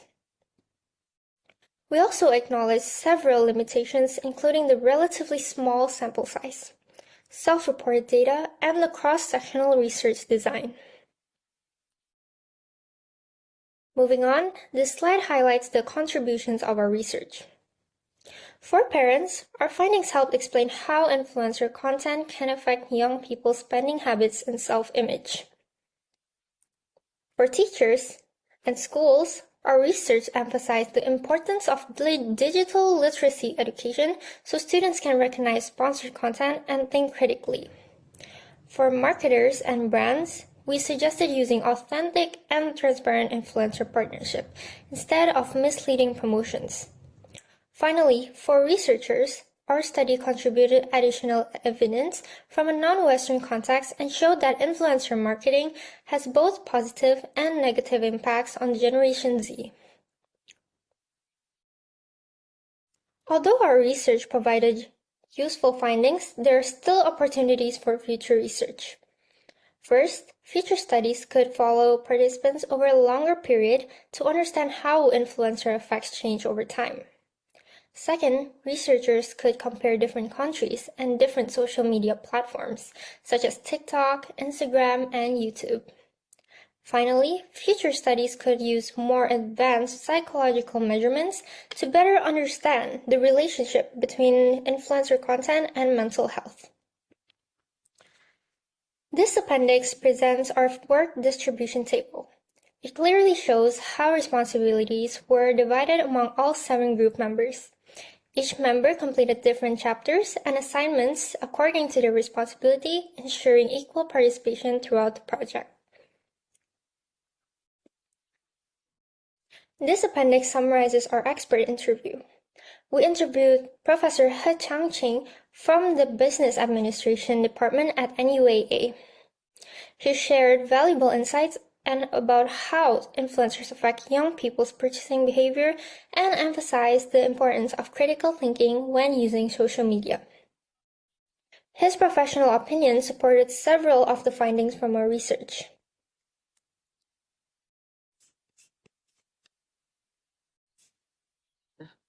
Before we start this interview, I would like to thank Halafio for being here today to attend this interview about our thesis topic, how social media influencers influence young generations, or Gen Z. I'm the representative of my group. My name is Karen, and we are from Group 6. So first question, in your opinion, how much do social media influencers affect the spending behavior of young people? They very honored invite me to interview about the influence Of social media. social media for the young generation. For the first question, I think very strong influence for the next for the young generation. Because the young guys, the young generation has use the social media very frequent and also strong influence by the social media. Answer the first question. How much do you think they spend? How much? Yeah. How much time? No. Frequently. How much time, how much money they spend on social media because of these influencers?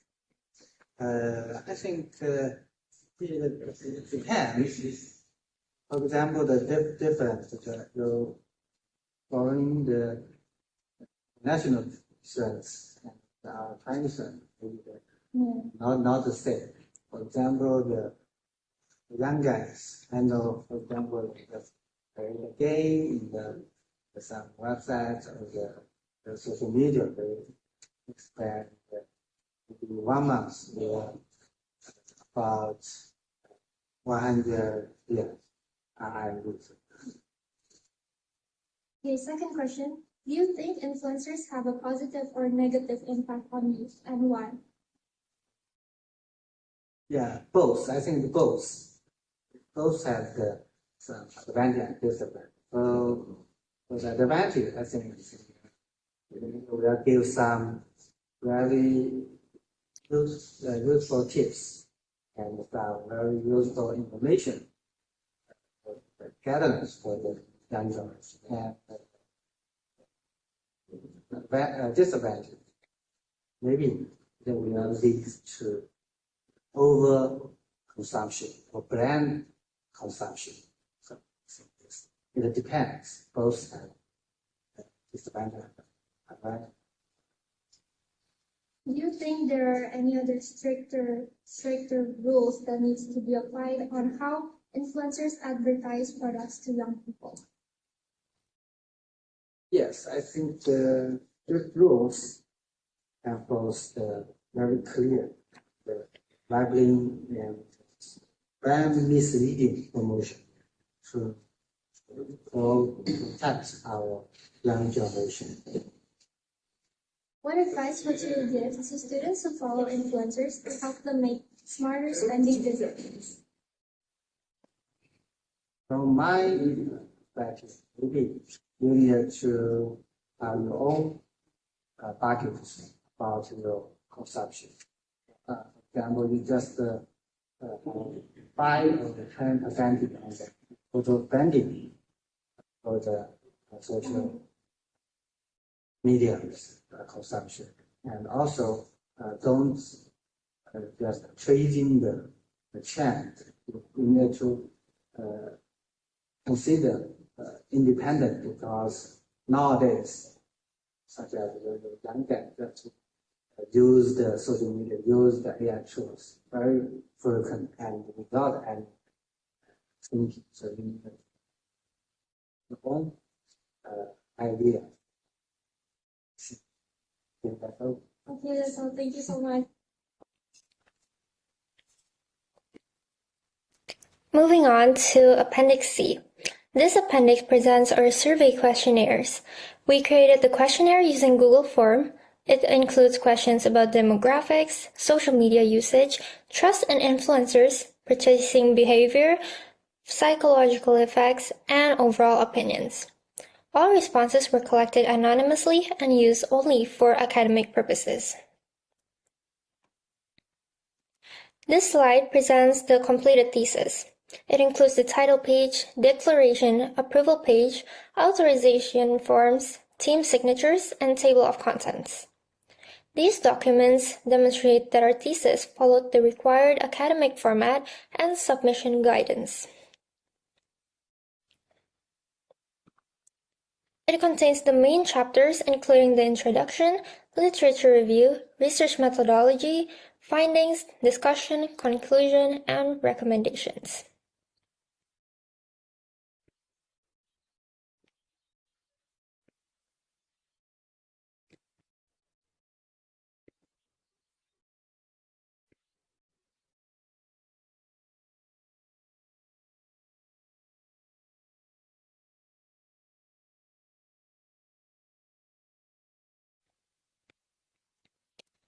Moving on, this slide presents another important course activity of ours, which was our individual report assignment. Each group member prepared a short report on a different topic related to cybersecurity. As shown on the slides, our reports covered the introduction to cybersecurity threats, common types of cyber threats, real-world case studies, their impact on businesses and individuals, best practices for protection, and future trends in cybersecurity. Every report required us to conduct independent research, organize reliable information, and present it in a clear academic format. Through this assignment, we developed our research academic writing and critical thinking skills while gaining a deeper understanding of current cybersecurity issues and their impact on society. Overall, this assignment strengthened our ability to analyze real-world problems and communicate technical information in a structured and professional way.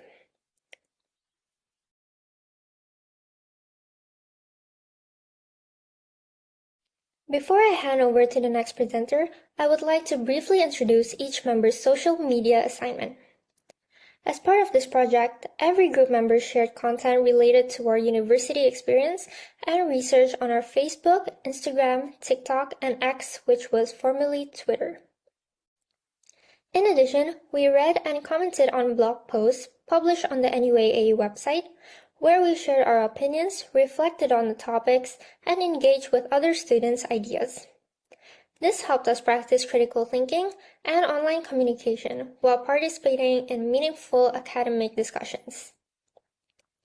This slide shows the social media activities completed by the first group members, including their posts, blog comments, and engagement across the different platforms.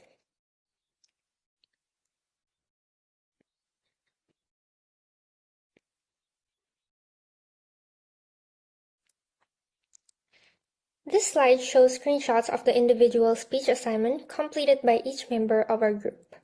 As part of this course, every member prepared and delivered an individual speech on a topic related to artificial intelligence and its impact on society.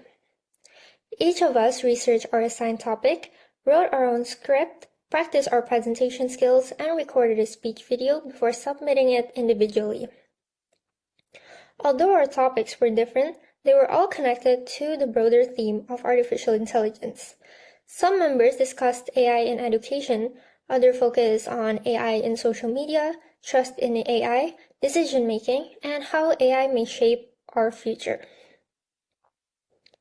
This assignment helped us improve our public speaking, research, and communication skills while applying what we learned throughout the course. With that, this concludes my presentation. Now, I would like to hand it over to Mohammed, who will continue with the next section. Thank you. Hello, my name is Mohammed and I will present the final part of our project. I will talk about the rest of our essay, resumes, cover letters, short reports, and finally how we work together as a team. In the remaining part of our essay, each member wrote about different aspects of family influence. Ryan wrote introduction explaining how family is the founder of personality development. Julian wrote about economic influence, showing that family financial state determines the quality of healthcare, nutrition, and education a child receives. Rich families provide more advantages, while poor families suffer from a lack of resources that affects their children's future.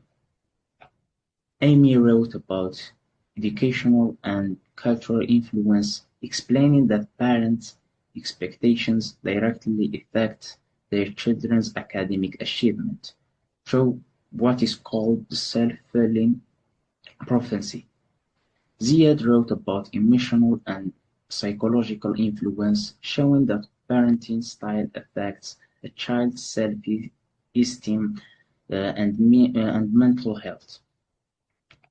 Then Muhammad presented a counter-argument, pointing out that personal effort and grit may be more important than family background in determining success. But Elias refuted this by saying that opportunities are not equal for everyone, as family provide social capital in the form of connection, guidance, and support, giving some people advantage that others don't have, regardless of their effort. Finally, Karen wrote the conclusion, confirming that family leaves a deep mark, but it's not the only factor in determining the future. What matters more is parents' belief in their children and their encouragement to keep trying. Now let's move on our resumes. Each of us prepared their resumes based on their background and goals. And here are the rest of the resumes for the other team members. We also wrote cover letters for jobs we applied for.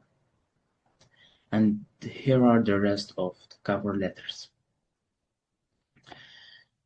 As for the short reports, each of us wrote a report on different topics such as a trip report, progress report, incident report, investigative report, feasibility report, and meeting minutes. For time management, we divided the project into 3 phases and used techniques like master, syllabus, SMART goals, and the salami technique to break down tasks. We worked as a democratic team, met every Friday, assigned tasks based on each person's strengths, and had no conflicts. The team evaluation showed that we are mostly reflectors with some plants, completer finishers, and coordinators among us. The evaluation also pointed out that we need to improve our discussion-making speed. Hello, this is Elias again, and I want to extend my sincere thanks to our instructor, teaching assistants, and team leaders. Personally, my role as a teaching assistant has been instrumental in my development. I've learned that teaching reinforces learning. Explaining concepts to others has deepened my own understanding of academic writing principles. It also taught me valuable skills in mentoring, patience, and clear communication, working alongside experienced educators and collaborating with my group has shown me that the best learning happens when we both teach and are taught. These insights will guide my future work. Throughout this course, we have gained invaluable insights and skills that extend far beyond academic writing. We have learned to construct well-reasoned arguments, support our claims with credible evidence, and present complex ideas with clarity and precision. Beyond writing mechanics, we have developed critical thinking skills, the ability to analyze information objectively, question assumptions, and synthesize diverse perspectives into cohesive arguments. Perhaps most importantly, this course has transformed how we work in collaborative environments. We've learned that effective teamwork requires not only dividing tasks efficiently between team members, but also maintaining open communication, respecting diverse viewpoints, and supporting one another. Through group projects and peer feedback, we have discovered that diverse perspectives strengthen our work and broaden our understanding. We've also learned to give and receive constructive criticism gracefully, recognizing that feedback is a tool for growth rather than criticism. The skills we've acquired are clear communication, collaborative problem solving, and academic rigor will serve us well in our future academic pursuits and professional careers. We leave this course not only as better writers, but as more thoughtful communicators and effective team members. Finally, all of our thanks goes to Professor Wallace for his exceptional dedication, inspiring guidance, and unwavering support throughout this journey.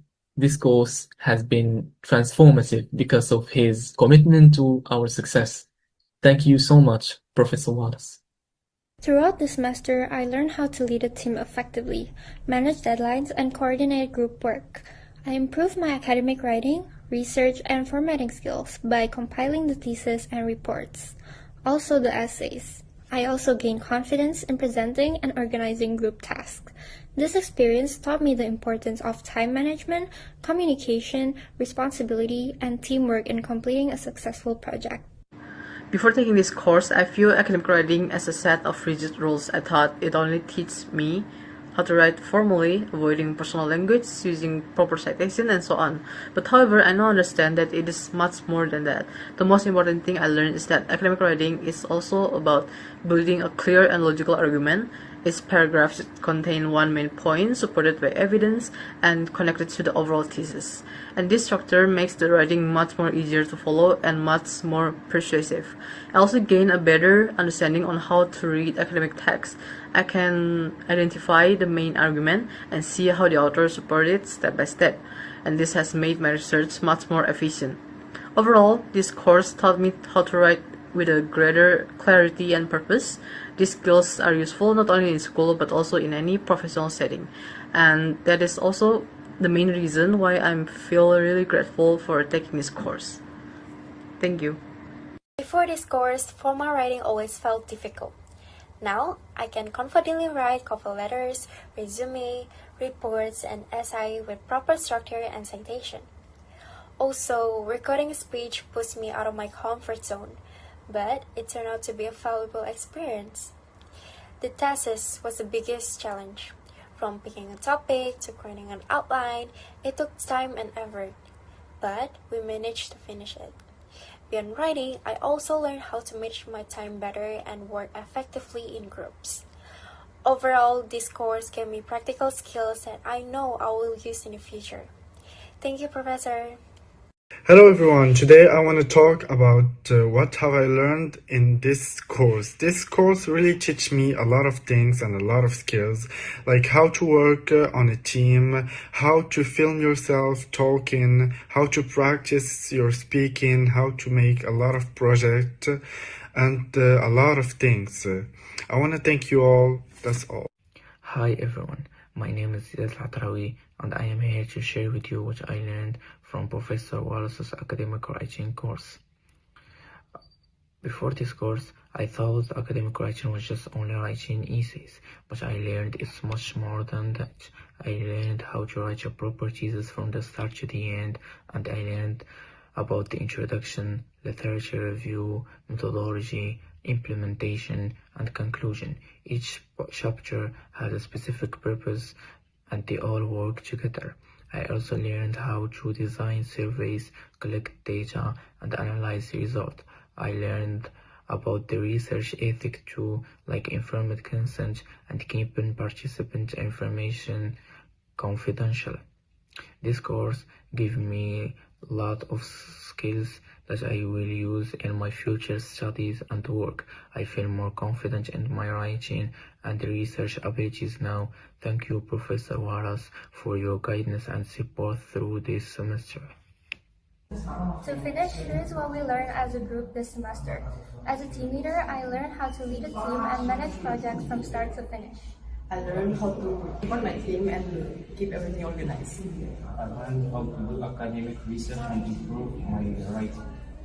I learned how to contribute to group writing and research effectively. I learned how to analyze information and present ideas clearly. I learned how to work collaboratively and complete group tasks. I learned how to work with a team and contribute to academic projects. Good day, Professor Wallace. We are Group 6 and we have prepared this short video to express our sincere gratitude for your guidance throughout this semester. Your teaching has been both inspiring and impactful. The knowledge and skill we have gained in academic writing, research, and teamwork will stay with us for years to come. We truly appreciate the effort you have invested in our learning. We would also like to thank you for your patience and understanding. Your constructive feedback and clear explanations have helped us improve and help us stay on the right track throughout the course. Thank you for your valuable guidance, Professor. We are very grateful for the knowledge you have shared with us. Your feedback has been practically helpful in shaping our academic writing and critical thinking skills. The lessons we have learned in your class will undoubtedly benefit our future academic and professional endeavors. We appreciate your dedication and support throughout the course. Thank you for being such a wonderful professor. On behalf of Group 6, we wish you all the best and hope you have a well-deserved break. Once again, thank you, Professor Wallace. Thank you, Professor Wallace. And that's from my side. Thank you for watching, and we will be honored to earn your vote.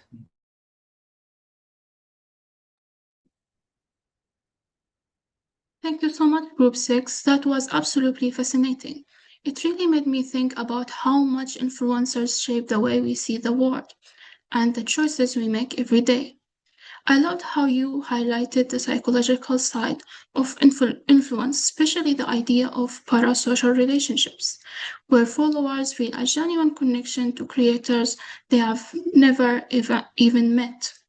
It is amazing how powerful the bond can be, and it explains why influencer marketing has become such a dominant force in today's digital landscape. You also did a great job showing both the positive and negative side of this phenomenon, which I really appreciate. Voting is now officially open. Please take a moment to support them through the online poll. And for our respected audience who are watching on YouTube, don't forget to hit the like button and leave a positive comment.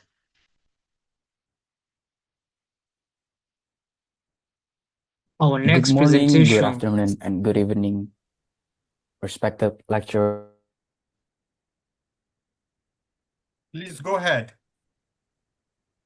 Our next presentation continues the conversation about social media, but shifts focus to a slightly different angle.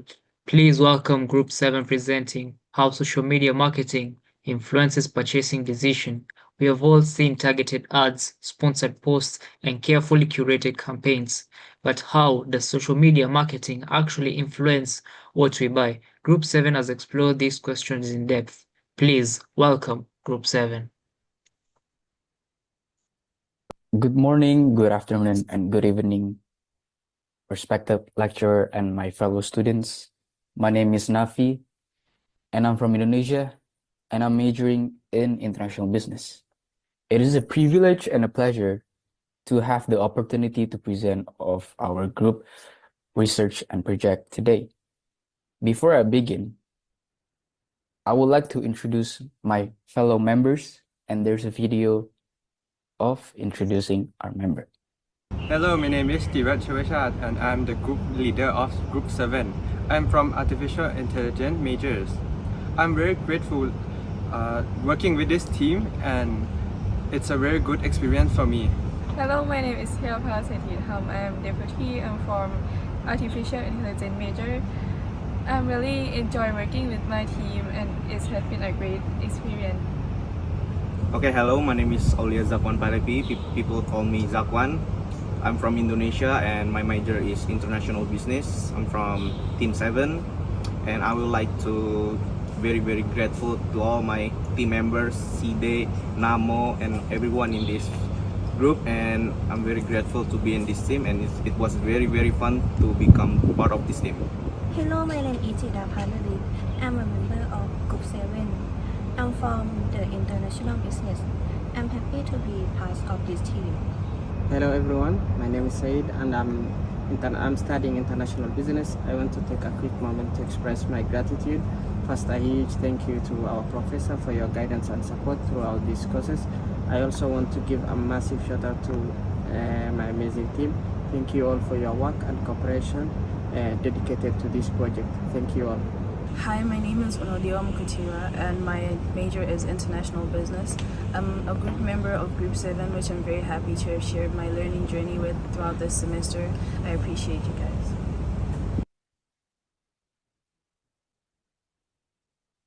Our presentation is organized into 7 sections. The first one, research thesis. The second one, report overview. The third one, essay compilation. The fourth one, professional profile or resume. The fifth one, result of the questionnaire. The sixth, learning outcome. And last, gratitudes and final assessment.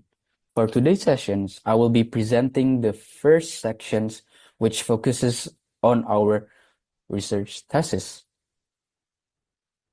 The title of our research is How Social Media Marketing Influence Purchasing Decisions.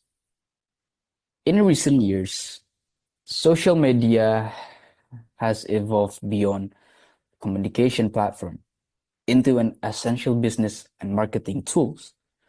Platforms such as Instagram, TikTok, Facebook, and YouTube allow organizations to communicate directly with consumer, also promoting products and establish a long-term customer relationship. At the same time, consumer increasingly rely on social media to search for product information, compare alternative, read customer reviews, and seek recommendation before making purchasing decision.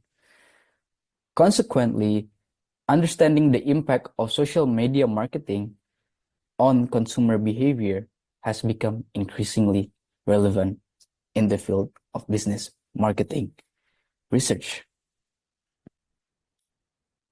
Our problem statement.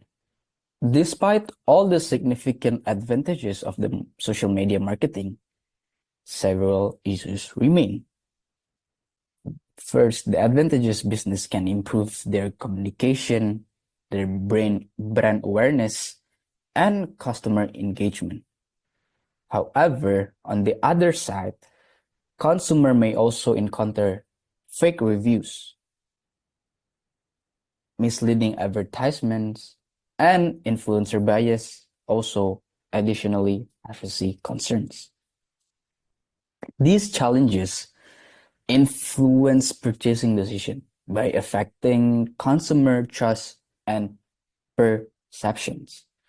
Therefore, this study seeks to investigate the extent to which social media marketing influence consumer purchasing decisions.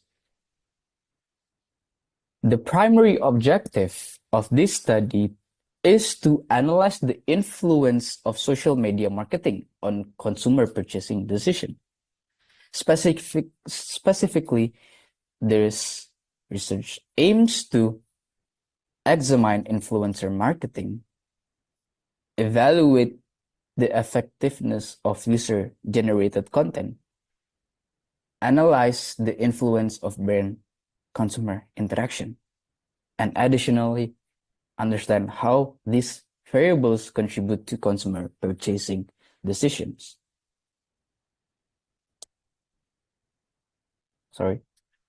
This study identifies 4 major dimensions of social media marketing.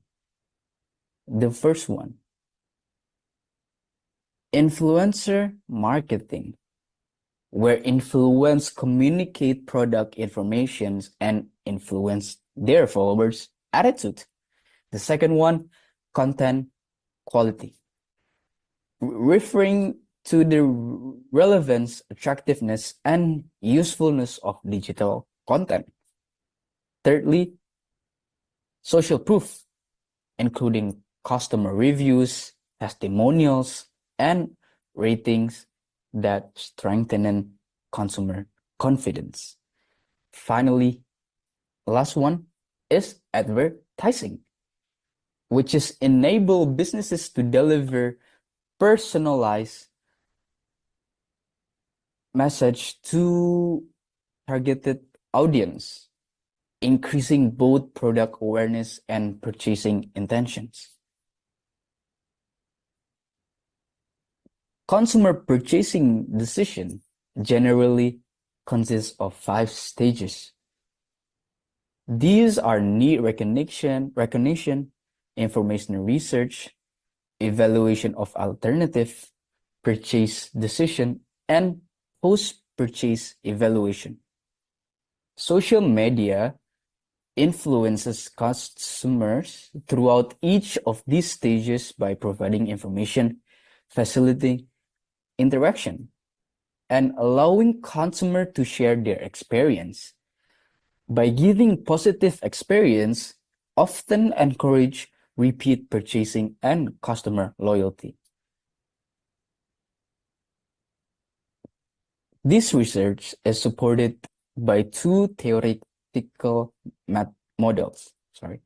The first one is ELM, which is Elaboration Likelihood Model, which explained that consumers process marketing message through either the central route involving careful evaluation or peripheral route where decisions are influenced by cues such as influencer credibility or attractive advertising.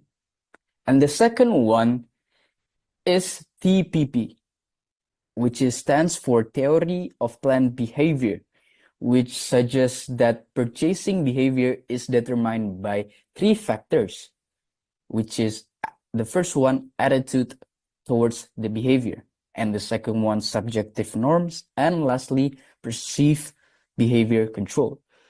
Together, these theories provide a comprehensive framework for understanding how social media marketing shapes consumer purchasing decision. This concludes my presentation on our research thesis. I would like to thank you for your attention and hope that this presentation has provided a clear understanding of the background, objective, and theoretical foundation of our research. The next session's thesis is thesis methodology, which will be presented by our team leader, Jirat. Please join me in welcoming Jirat. Thank you. Thank you for inviting me. I'm Jirat and I'm the group leader of Group 7. For the methodology part, this study employed a quantitative cross-sectional survey design. The data were collected online via Google Form, making the instrument accessible and efficient for reaching a broad population of social media users. The survey instrument considered of two sections. Section 1 gathered demographic information from respondents, including their gender, age, educational background, the social media platform mostly used, and daily time spent on social media. Section 2 focused on measuring perceptions and behavior related to social media marketing and its influence on purchasing decisions. The questionnaire comprised 10 items in total, organized across 5 dimensions. Items 1 and 2 measured influence marketing. Item 3 and 4 address content quality. Item 5 and 6 examine social proof. Items 7 and 8 assess advertising. Item 9 and 10 measure the dependent variable precision decision. Each item was measured using a 5-point Likert scale ranging from 1 strongly disagreed to 5 strongly agreed.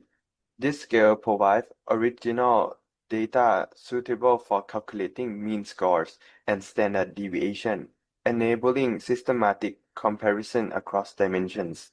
To facilitate the interpretation of results, we adopt a standardized mean score table. For mean score between 4.21 and 5 was interpreted as strongly agreed. Score from 3.41 to 4.20 indicate agreed. Score between 2.61 and 3.40 were classified as neutral. Score from 1.81 to 2.60 reflect disagree, and score from 1 to 1.80 were interpreted as strongly disagree. The survey involved 113 social media users. Of these, 73.5% identify as female and 26.5% identified as a male. The largest age group was those over 35 years old. representing 36.3% of respondents, following by the 29 to 35 age brackets at 22.1%. Noticeably, 20.4% of respondents were under the age of 18, suggesting a meaningful representation of young consumers. In terms of education, the majority, 63.7%, held a bachelor degrees, while 20.4% has completed high school, and 15.9% held a master degree. For the social media marketing factors, I will begin with the influencer marketing. Question 1, which state that influencer make product more attractive, receiving a mean of 3.64, interpret as agreed. However, question 2, measuring trust in influencer recommendations did score a mean only 3.20, falling at the neutral level. The dimension of mean for influencer marketing was 3.42, making it the lowest scores dimension overall. Content quality emerged as the strongest dimension. Question 3, which assess the effect of short video contents on the product interest, record a mean of 3.56. Question 4, examining whether attractive image and video increase the desires to purchase, achieved a mean score at 3.88. The dimension mean score for content quality was 3.72, the highest across 4 marketing dimensions. This finding suggests that visuality, compelling contents, play a particular significant role in driving consumer interest and purchasing decision. For social proof, question 5, which examine whether product reviews on social media influence product opinion, received the highest individual mean of 3.93 in the entire study. Controversially, question 6, assessing whether popular products seem more trustworthy, was rated at 3.23, a neutral level response. The overall social proof dimension mean was 3.58. Regarding advertising, question 7, whether social media advertisement catch consumer attention, score 3.23, falling at the neutral level. Question 8, concerning whether promotions and discount encourage purchasing, receive a mean of 3.78. The dimension for advertisement was 3.50. To summarize, when ranked by mean score, the 4 dimension placed as follow: content quality at 3.72, social media proof at 3.58, advertising at 3.50, and influencer marketing at 3.41. All 4 dimensions fall within the agree range, indicating a positive through varied degree of influence. On the precision decision, examining the dependent variable, both purchasing decision items were rated in the agree level. Question 9, which stated that social media marketing affect purchasing decision, received a mean of 3.77. Question 10, confirming actual purchasing behavior following social media exposure, was rated 3.49. The overall purchasing decision mean was 3.63. This result proved direct quantitative confirmed that social media marketing as a whole has a meaningful and positive influence on consumer purchasing behavior. The total SMM mean score across 4 dimensions was 3.59. On the discussion part, the dominance of content quality has the most influential dimension is consistent with the elaboration likelihood model, the ELM posit, that peripheral clues such as visual attractiveness, production quality, and aesthetic appeal can significantly shape attitude and behavior, particularly when consumers are not engaging in deep analytic processing. High-quality image and short-form videos in platforms like TikTok and Instagram function as the potent peripheral clues, reducing cognitive resistance and smoothing the path from exposure to processing intention. The strong performance of social media proof, particularly on question 5 on product reviews, align with social influence theory. Consumers increasingly rely on the evaluative judgment of peers and fellow buyers as proxies for product quality and reliability. In an environment characterized by information overload, review offers a shortcut that simplifies decision-making. The findings suggest that authentic, user-generated evaluation carry great persuasive weight that brand-generated content alone. Particularly noteworthy is the relatively modest performance of influencer marketing. While question 1 confirmed that influencers do make product appear more attractive, question 2 revealed persistent skepticism among consumers regarding the trustworthiness of influencer recommendation. This finding challenged the assumption that influencer endorsement directly translate to consumer trust and processing behavior. Instead, our data suggests that consumers have developed a degree of critical awareness. Some scholars call knowledge whereby they recognize and discount promotional intent. This result support a strategic reorientation toward micro-influence with loyal, niche audience, user-generated content, and authentic brand narrative approach more likely to cultivate durable consumer trust. On dimension of advertising, the split between question 7 and 8 is instructive. The relatively neutral response to whether advertisement catch attention may reflect banner blindness and advertising fatigue, particularly among younger and digital native users. In contrast, strong respondents to promotions and discounts underscore the enduring power of economic incentive.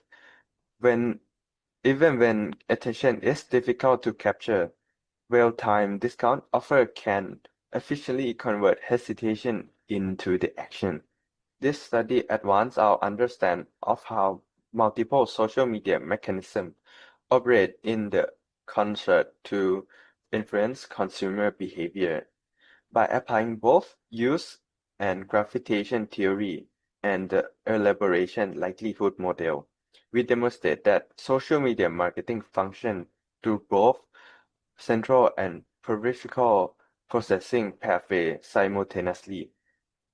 The dual-channel framework offers a richer explanatory model than single theory approach. In conclusion, this study has demonstrated that social media marketing exerts a positive and meaningful influence on consumer purchasing decisions across all 4 dimensions examined: influencer marketing, content quality, social proof, and advertising. The most salient finding is the primacy of content quality with a dimension score of 3.72, indicating that visually engaging quality content, particularly for short-form video, is the most influential driver of consumer purchasing intention. Social proof follow closely, affirming that peer reviews and social validation are powerful decision-making tools in the digital marketplace. Influencer marketing, while retaining intentional value, revealed a trust deficit that marketers must address through authenticity, transparency, and strategic selection of credible brand ambassadors, rather than relying solely on reach and celebrity association. Practically, business operating in digital marketing are well advised to prioritize the production of compelling visual content, actively cultivate authentic user-generated reviews, and design promotional strategy that feel native to platform environment rather than instructive. As social media platform continues to evolve, the ability to build genuine consumer trust through quality, authenticity, and meaningful engagement will remain the defining competitive advantage. This study contributes a ground empirical support foundation for which both research and practitioners may continue to build. With that, I conclude my presentation. Now, I would like to invite Chayapa to discuss our team performance in the next part of the report. Chayapa, the floor is yours. Finally, I would like to present some of the other assignments that our group completed. First, this is our group report titled The Impact of Growing Electricity Demand on the Environment. In this report, we explored why electricity demand is increasing around the world. We discussed several major causes, including population growth, urbanization, industrial development, the expansion of data center, electric vehicle, and the increasing use of artificial intelligence. We also examined how rising electricity demand affects the environment. The report explains the generating electricity from fossil fuels product greenhouse gas emission contribute to climate change, increase air pollution, and puts pressure on natural resources. In addition, we discussed several possible solutions, such as increasing the use of renewable energy, improving energy efficiency, developing smart grids, and encouraging people to use electricity more responsibly. Next, this is a social media assignment, which is a part of the midterm exam. Each member have to use social media platform including TikTok, Instagram, Facebook, and Twitter to post photo and video. Our flexibility report titled Optimal VPN Service for Reliable Internet in Nanjing. Trip report, a trip to Kartikala Night 2024. Next is our incident report titled Warehouse Bay 7, and this is our investigating report and progress report. Essay, this is our essay titled How Bitcoin Impacts the Global Economy. In this essay, we analyze both the advantage and disadvantage of Bitcoin and its influence on the global economy. We discuss how Bitcoin had changed digital payments by making international transactions faster and reducing transaction costs.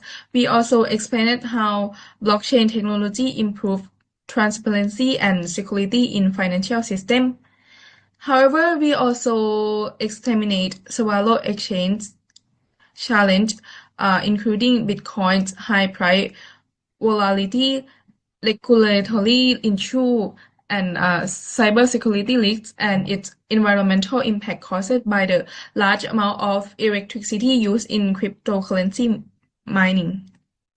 Based on our research, we conclude that Bitcoin had both opportunity and risks, although it has the potential to transform the global financial system, government, business, and user need appropriate regulation and responsible use to maximize its benefit while reducing its negative impact. Resume. We learn how to present our education skill, achievement, and experience in clear and professional format.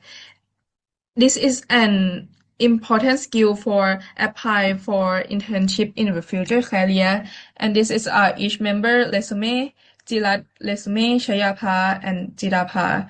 Then this is Uno and Dasakwan and Nafi, and this is a sad resume. Then cover letter, together with the resume, it presented ads for the future job application, explain our qualification, and express our interest in a position. Belbin team type questionnaire. This questionnaire helps us understand our individual role within a team and recognize our strengths when working together. So this is each member Belbin team type questionnaire. Then this is a learning style questionnaire. This helps us understand our preferred learning style and how we improve our learning and communication with others. This is each member questionnaire. About the meeting minute. In this our meeting minute, our group have a meeting every week, so we record important discussion and assign possibility to each member.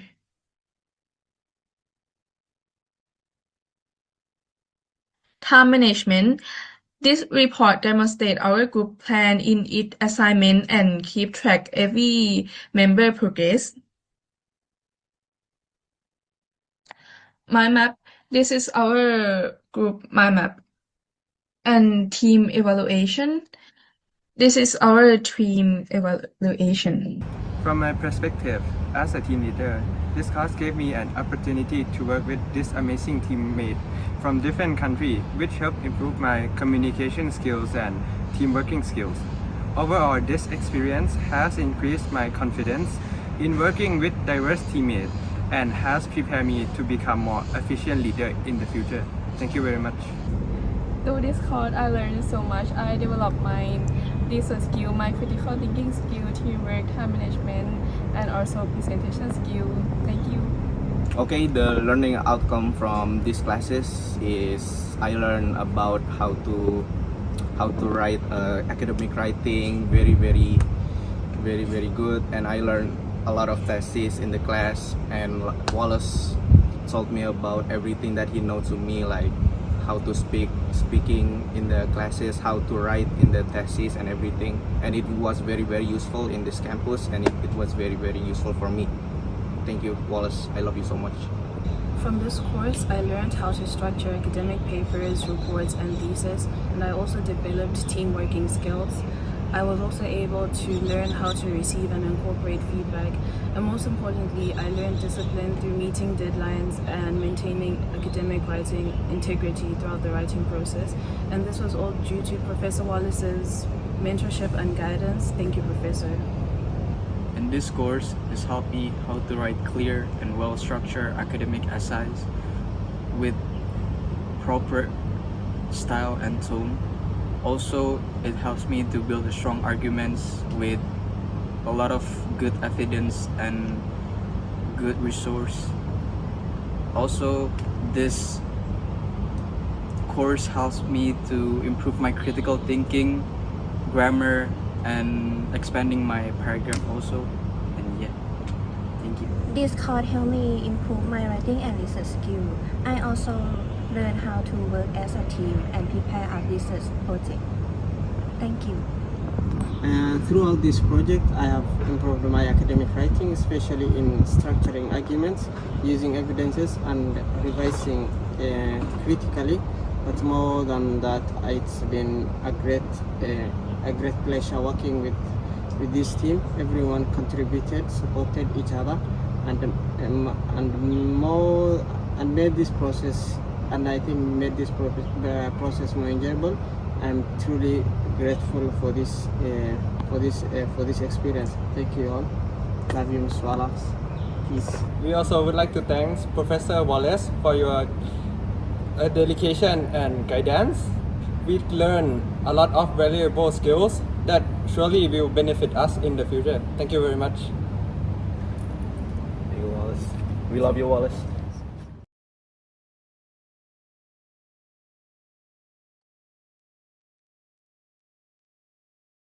Thank you, Group 7. That was incredibly insightful and so relatable. I think most of us have experienced those moments when we are just scrolling and suddenly we are adding things to our cart without even thinking twice. It is fascinating to learn how much thought and strategy goes into the ads and posts we see every day. I really appreciate how Group 7 broke down the different marketing strategies brands use across platforms like Instagram, TikTok, and YouTube. It is not just about posting content, it is about understanding psychology, data, and customer behavior. The way you explain social proof and FOMO really resonated with me because let's be honest, we have all felt the urgency to buy something before it is too late. The research is highly relevant to anyone interested in marketing, business, or simply understanding the digital world we live in. If you enjoyed their presentation, voting is now open. Please take a moment to cast your vote and support Group 7. Our next group covers business operations and organizational strategy. Group 8 presents supply chain management, its role in improving business performance. Behind every successful product is an intricate network of suppliers, logistics, and coordination. Group 8 explores how supply chain strategies improve businesses' performance. Please all welcome Group 8. Good afternoon, everyone. I'm Naim, the team leader of Group 8, and I'm Moroccan, and my major is artificial intelligence. And now, guys, I will list my group to introduce themselves. Hello, everyone. My name is Saeed Ayman Nisar. I'm an undergraduate student of artificial intelligence from Bangladesh and a member of Group 8. Hello, everyone.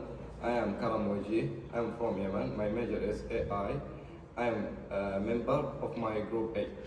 Hi, I'm Ayush Kodal. I'm from Nepal. My major is AI and I'm from Group 8. Hello everyone, I'm Abdulrahman Habibi, a Moroccan student pursuing his international business degree here in NUAA. I'm apart from the Group 8. Hello everyone, my name is Ularmin. I'm from DRC. I am IB student and I am the member of Group 8.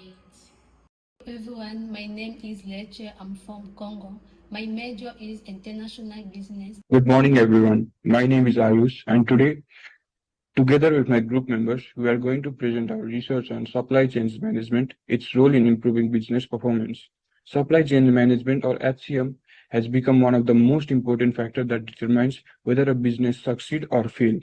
In today's global economy, companies are expected to deliver faster growth, reduce cost, maintain high quality, and satisfy customers.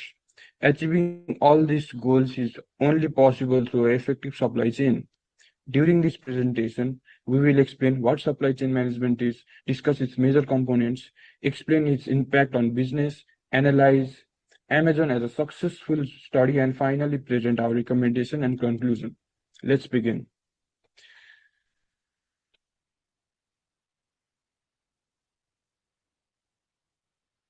Before we start, I would like to introduce to our team members. Our presentation was prepared by Group 8 and each member contributed in different sections of the project. We worked together on researching, analyzing academic resource, preparing the PowerPoint, writing the report, and organizing the presentation. Teamwork allowed us to contribute different ideas and create a comprehensive studies on supply chain management. Now let's look at the structure of today's presentation. Our presentation is divided into many sections. First, I will introduce you the concept of supply chain management and explain the theoretical framework behind it. Next, we will discuss the key component of HCM. After that, my teammate will explain how HCM improves business performance using statistical findings. They will also present Amazon as a successful real-world example, followed by recommendation, risks and our conclusion. Now let's start. So what actually is supply chain management? Supply chain management refers to a coordination and management of all activities involved in producing and delivering product. These activities begin with purchasing raw materials from suppliers, continuing through manufacturing and transportation, and ends when the final product reaches to the customers. However, HCM is much more than simply moving product from one place to another. It's also improved managing information, finance, supplying relationship, inventory, logistic, and customer service. Main objective of HCM is to deliver the right product to the right customers at right time with minimizing cost and maximizing efficiency. Today, supply chain management have become more important than ever. According to recent market review, the global supply chain management market was valued approximately $19.3 billion in 2022, and it's expected to grow to more than $30 billion in 2026. With an annual growth rate of over 11%, several factors have contributed to this rapid growth. First, globalization have connected business across different countries, making supply chains more complex.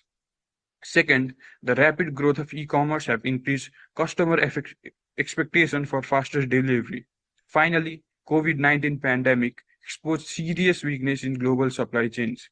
Many companies experience shortage of raw materials, shipping delays, and rising transportation costs. This disruption shows business that supply chains are no longer just an operational activities.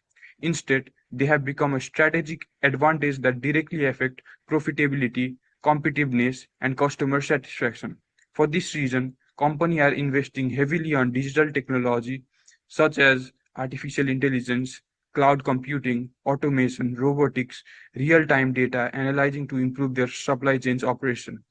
This leads us to the theoretical foundation that explains why effective supply chains management create competition advantage. Our research is based on three important management theories. First, resource-based view, often called as RBW. This theory suggests that company gains a competitive advantage when they possess values, rare difficulty to copy, and non-sustainable resources. In supply chain management, these resources include strong supplier relationship, advanced logistic system, and skilled employee. For example, Amazon logistic network is extremely difficult for competitor to copy, giving the company a significant competitive advantage. Second theory is transaction cost theory. This theory explains how business decide whether to perform their activities or outsource to external suppliers. The decision depends on option minimizing cost and improving efficiency. For example, companies manufacture their own product while other outsourcing production to specialized supplier to reduce expenses. Third theory is agent theory. This theory focuses on relationship between buyers and the supporters. Sometimes supplier may have more information than buyers, creating information asymmetry. Good communication, transparency, and trust and long-term partnership have helped reduce this problem and improve cooperation through supply chain. Together, these three theories explain why effective supply chain management is not only about logistics, but also about creating long-term strategic value. Now, let's examine the main component of the supply chain management. These are the essential components of supply chain management. First is procedure and sourcing. This includes selecting supplier, negotiating contract, and purchasing raw materials and building long-term supplier relationship. Companies no longer choose supplier based on price. Instead, they consider quality, reliable, sustainable, and long-term collaboration. Second component is inventory management. Inventory refers to the product and material that a company stores before they are sold or in production. Managing inventory is efficient in extreme importance because holding too much inventory increases store cost, while holding too less can result in product shortage. Many companies use techniques such as economic order quantity, just-in-time, system management inventory, and safety stock optimization. Research shows that effective inventory management can reduce holding by 20 to 30% while improving the product availability.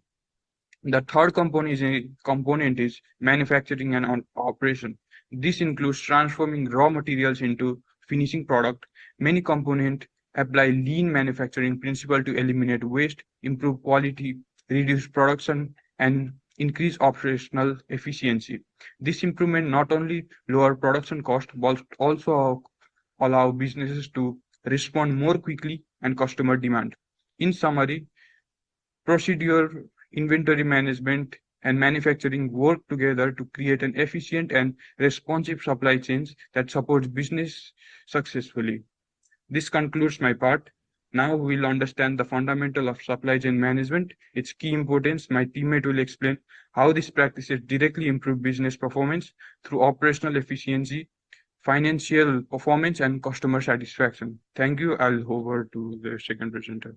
Thank you, Ayush Budel. Now that we understand the fundamentals of supply chain management, I will explain how an effective supply chain directly improves business performance. Supply chain management does much more than more products for suppliers to customers. It has a direct impact on a company's financial results, operational efficiency, and customer satisfaction. Let's look at the first dimension, cost performance. One of the biggest advantages of supply chain management is reducing business costs. Companies can lower expenses by purchasing materials strategically and reducing transportation costs, minimizing waste during production, and optimizing inventory levels. For example, strategic sourcing can reduce procurement costs by 10 to 20%. Lean manufacturing helps companies reduce the production costs by 15 to 25% by eliminating unnecessary activities and improving productivity. Logistics optimization can reduce transportation costs by another 10 to 15%, while better inventory management can lower storage costs by 20 to 30%. So, when these improvements are combined, business become more profitable while maintaining product quality. The second dimension is the operational efficiency. An efficient supply chain helps companies produce and deliver products faster and more accurately. And one important performance indicator in perfect order, the fulfillment. This measures how many customer orders are delivered on time, complete, and without any errors. Okay, research shows that companies with major supply chain systems improve their perfect order fulfillment rate from around 63% to 95%. This means customers receive the correct product at the correct time much more consistently. Another important indicator is cash to cash cycle. This measures the number of days it takes for a company to convert the money spent in inventory into cash received from customers. Companies with advanced supply chain reduce the cycle from 59 or 58 days to only 19 days, allowing them to recover their investments much faster and improve cash flow. The third dimension is customer satisfaction. Today's customers expect fast delivery, accurate orders, and excellent service. If companies fail to meet these expectations, customers can easily switch to competitor. Research shows that 89% of customers are unlikely to buy again after experiencing poor delivery service. On the other hand, companies with efficient supply chain significantly improve customer satisfaction and loyalty. One way to measure customer loyalty is through the Net Promoter Score, and also called NPS. Business with advanced supply chain management increase their NPS by more than 53 points, showing that customers are much more willing to recommend their products and serving to others. In summary, supply chain management creates value by reducing costs, improving operational efficiency, and increasing customer satisfaction, and strengthening long-term business performance. Now let's look at the statistical evidence that supports this finding. Now we go, guys, to the slide 8, and it represents Kate numbers. This slide summarizes some of the most important results from our researches. These numbers compare companies with highly developed supply chain management systems. Now, as stage for companies companies with less developed supply chain, or stage 1 companies, the first result is gross margin with an increases by 16.6 percentage points. Gross margin represents the percentage of revenue that remains after production costs are deducted. A higher gross margin means the company is earning more profit from every product it sells. The second indicator is return on assets, or ROA, which improves by 14.1 percentage points, and the ROA measures how efficiently a company uses its assets to generate profit.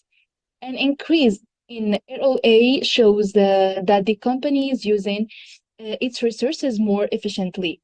The third result is perfect order fulfillment, which improves by 31.7 percentage points. This confirms that companies with better supply chain management deliver products more accurately and more reliably than their competitors. The fourth indicator is the net promoter score, which increases by 53 points.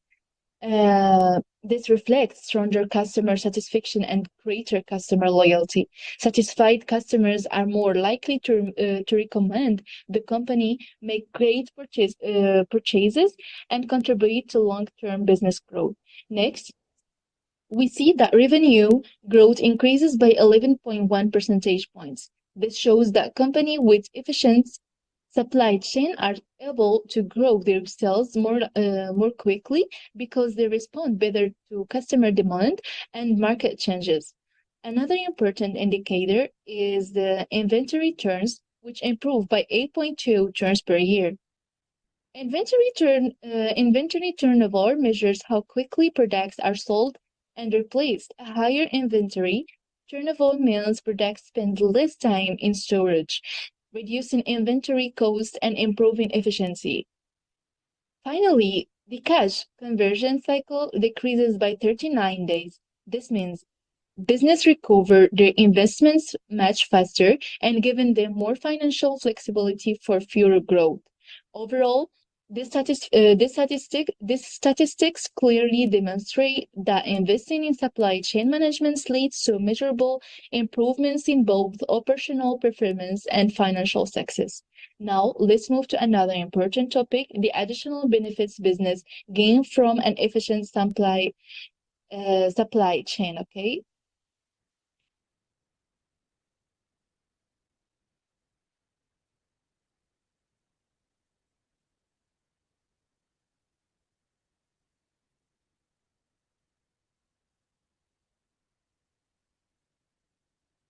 Benefits or effective supply chain. Besides improving financial performance, supply chain management offers several practical benefits that affect the daily operations of every business. The first benefit is lower operational costs. Efficient plan reduces unnecessary transportation, minimizes waste, improves warehouse management, and lowers storage expenses. As a result, businesses spend less money while maintaining high productivity. And the second benefit is improved the product quality, strong relationships with suppliers, and better production processes help companies maintain consistent quality standards. Customers received products that meet their expectations, with the strengthen the company's reputation. And the third benefit is higher customer satisfaction. When products are available, delivered on time, and meet quality standards, customers become more satisfied.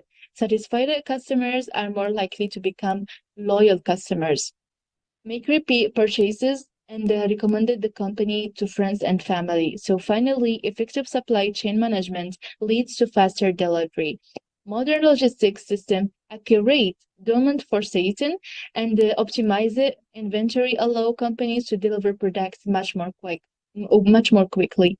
And today, speed has become one of the most important competitive advantages, and especially in industries such as an e-commerce. Customer increasingly expect same-day or next-day delivery, and businesses that can meet these expectations gain a significant advantage over competitors.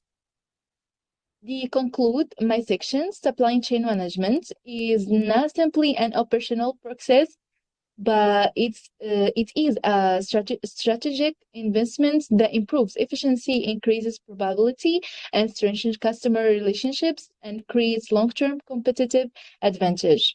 So this brings me to the end of my part. So far, we have seen how supply chain management improves business performance through better financial results and operational efficiency. Now, my teammates will present one of the best real-world examples of supply chain management by discussing Amazon supply chain, the lessons business can learn from it, and its recommendations or for the future improvements. Thank you for the attention, and I will now hand over to the presenter, the third presenter. Now I'll present one of the best real-world examples of excellent supply chain management, Amazon. Amazon is not only the world's largest online retailer, but also one of the world's most advanced supply chain organization. The company's success is not only based on selling products, it's mainly built on efficient technology-driven supply chains that allows Amazon delivers millions of products quickly and accurate every day. Let's look about some impressive fact of Amazon. Today, Amazon generates approximately $570 billion in annual revenue and employs over 1.5 million people worldwide. The company operates over 320 fulfillment centers where products are received, stored, packaged, and shipped. Amazon also has its own cargo known as Amazon Air, with more than 90 aircraft. This allows the company to transport the product between countries and regions much faster that rely on external logistic company. Another remarkable feature is automation. Amazon uses over 75,000 robots in warehouse. This robot moves self-transport products to employee and reduce the time needed to prepare customer order. Instead of worker walking to long distance inside a warehouse, robots bring products directly to them, making it entire process much faster and more reliable. Amazon also have around 230 million Prime members around the world. One of the biggest benefit of Prime membership is fast delivery. Today, approximately 76% of Amazon orders are delivered within 1 or 2 days, demonstrating the company's outstanding logistic capability.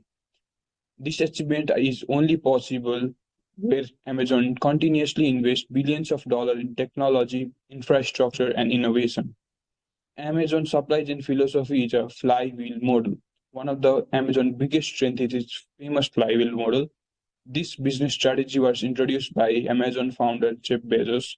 The flywheel works like a continuous cycle. It starts by offering lower price with attracting customers, and customer visit Amazon, more sellers decided to join the platform.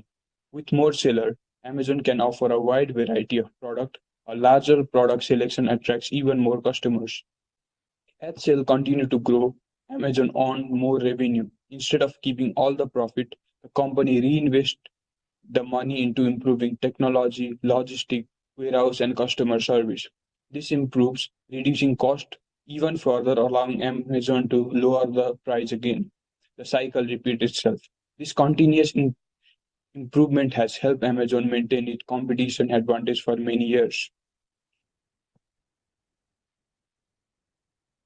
Next, after studying Amazon supply chain management, we identified three important lessons that every business can learn.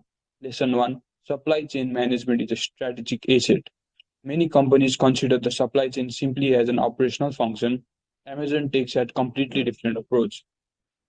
The company sees its supply chain as one of the biggest strategic assets.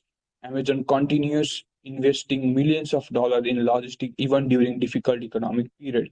Instead of reducing investment, the company's focus is on long-term growth. This strategy have helped Amazon build customer trust and strengthen its market position. Lesson 2.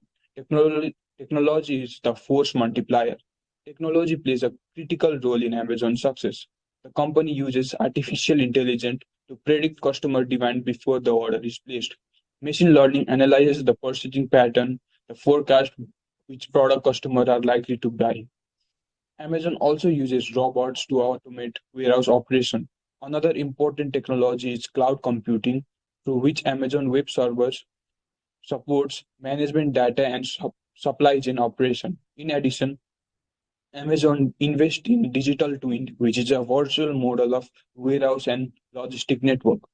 This marketing models allows managers to test different scenarios, improve operation without interrupting real business activity. Technology helps Amazon reduce cost, improve efficiency, minimize error, and deliver faster product.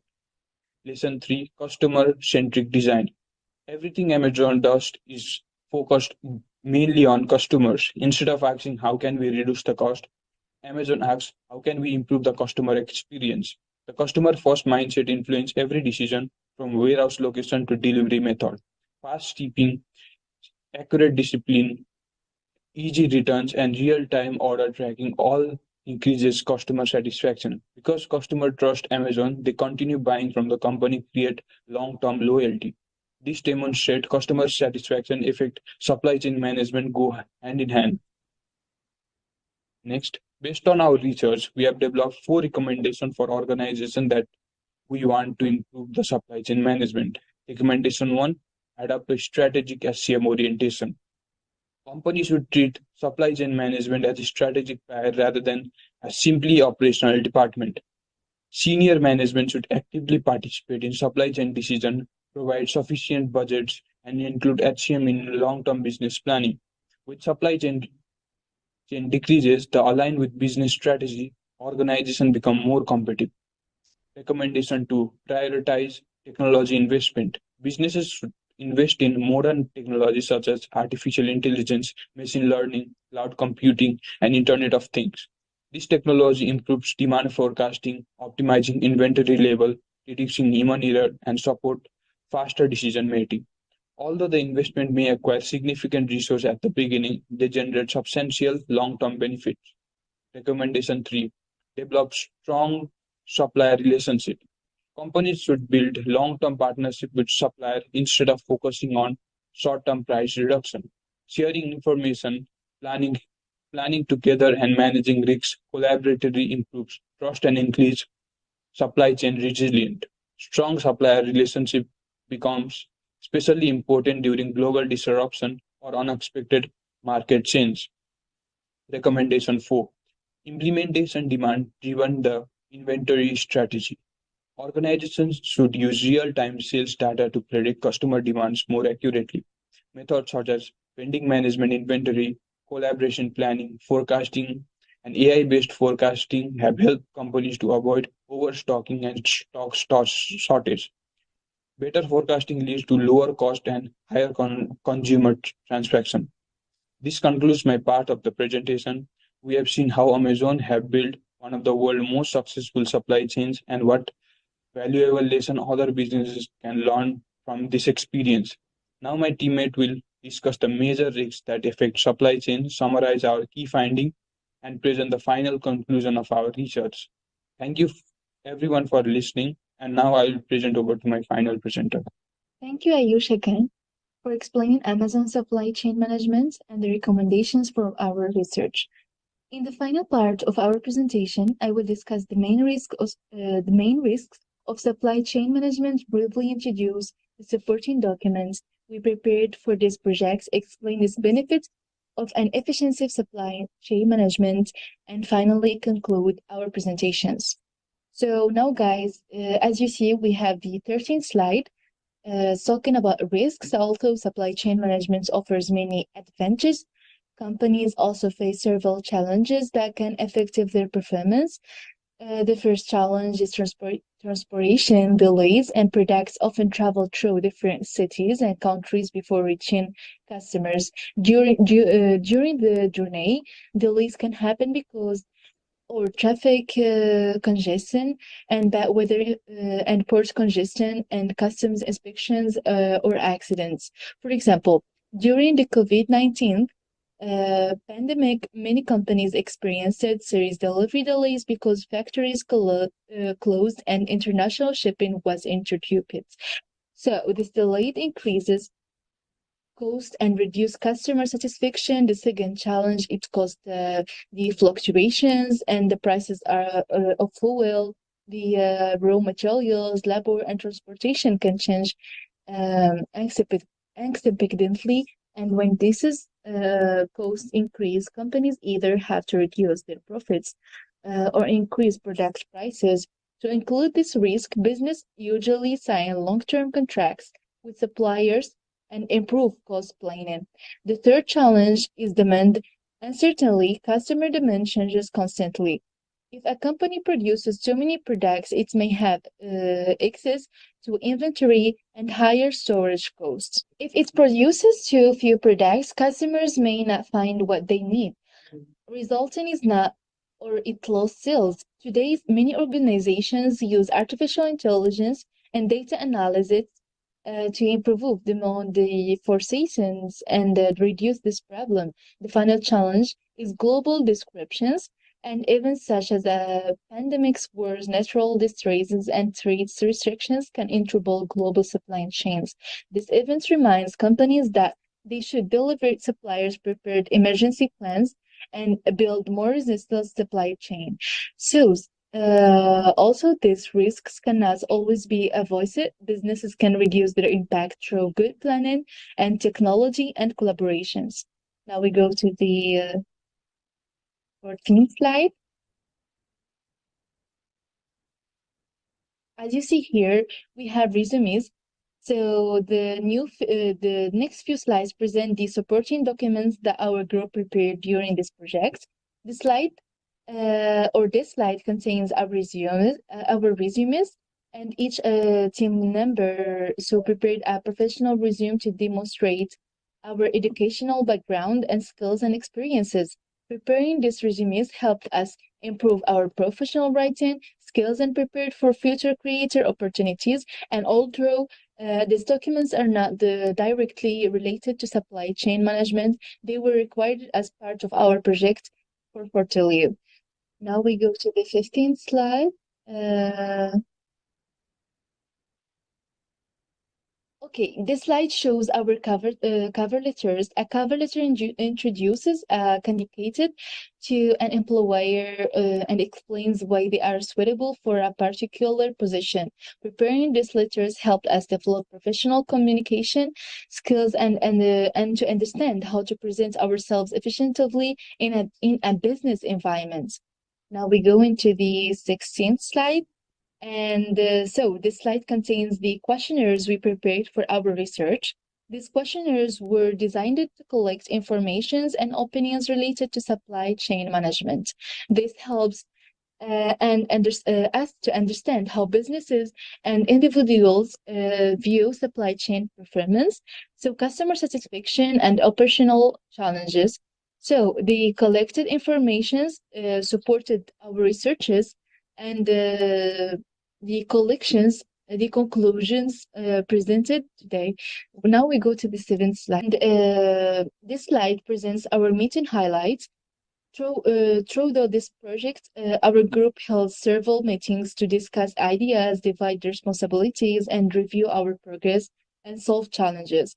Keep meeting records helps us to stay organized and ensure that every member contributed on the project. This meeting also improved our teamwork and communication through the research process and to make everything clear.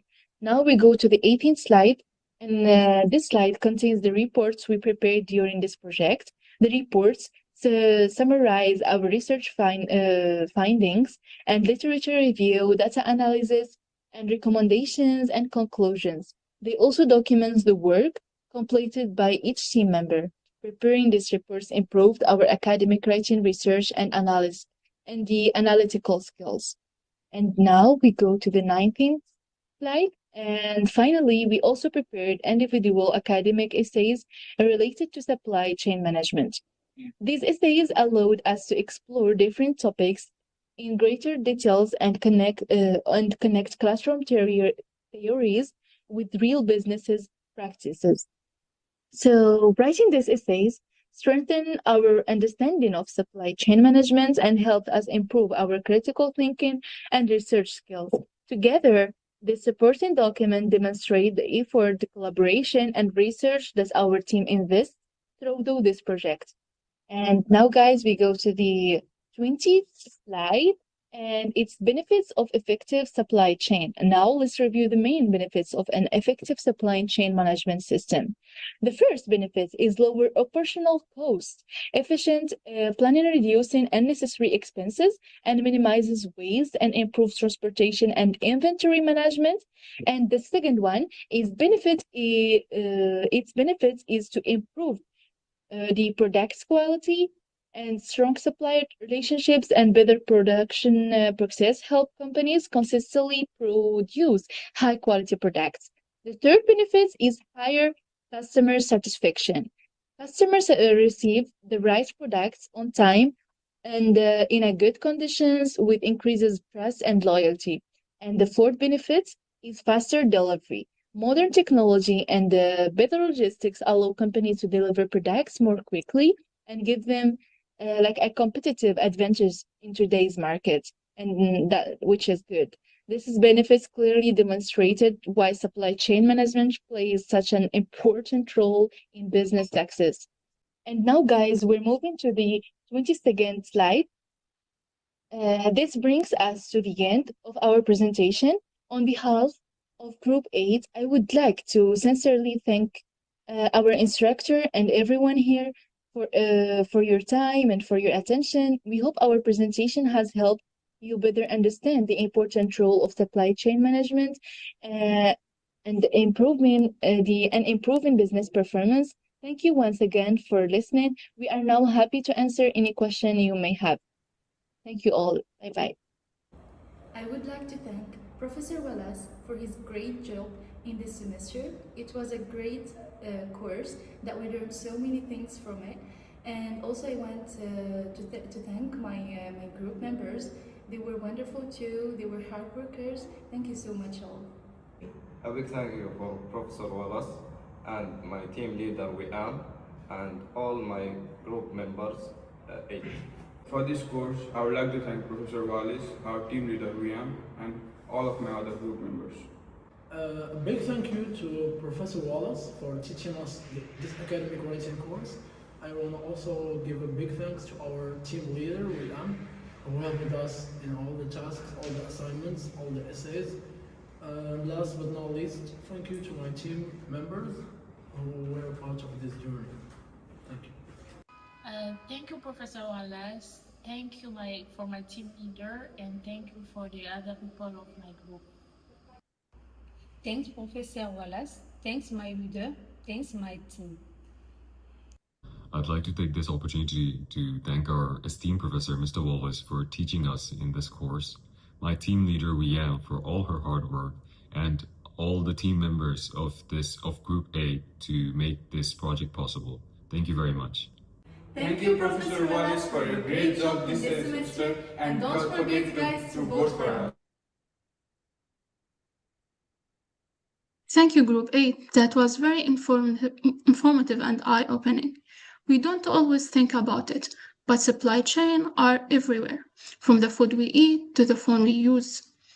Without effective supply chain management, businesses would struggle to deliver products on time, control costs, or maintain quality. I really appreciate how Group 8 explained the concept between supply chain strategy and overall business performance. It is not just about logistics. It is about building strong relationships with suppliers, using technology effectively, and being prepared for unexpected challenges. Your examples of real-world companies really help bring the concept to life.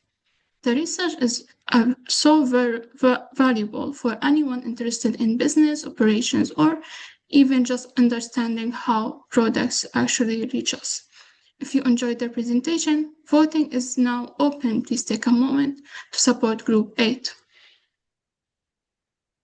It is now time to shift our attention to a topic that has increasingly become critical in today's uncertain global landscape.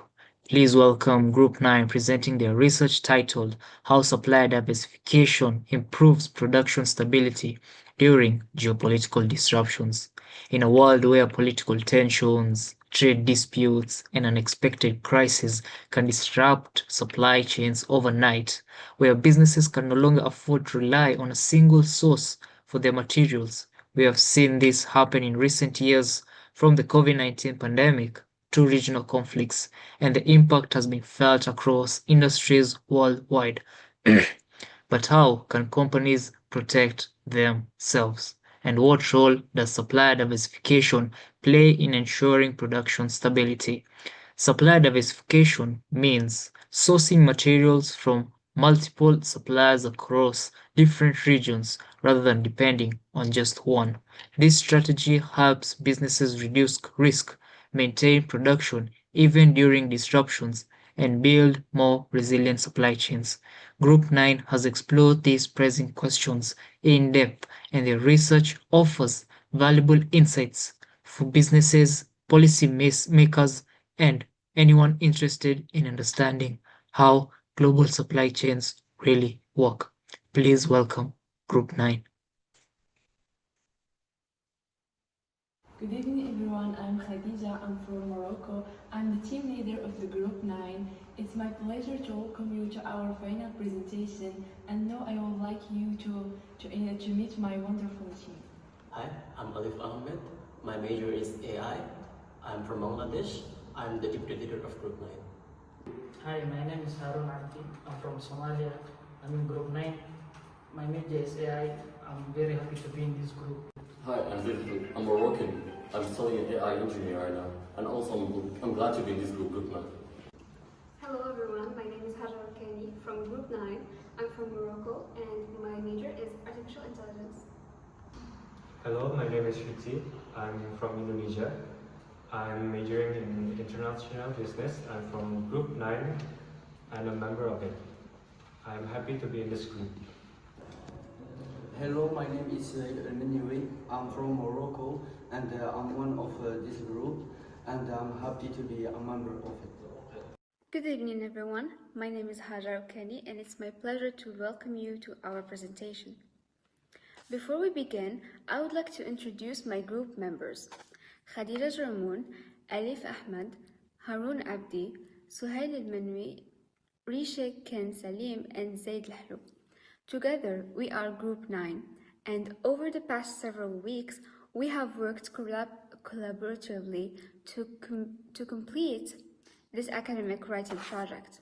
Today, we will be presenting our project entitled How Supplier Diversification Improves Production Stability During Geopolitical Disruptions. We chose this topic because global supply chains have become one of the most important foundations of modern businesses.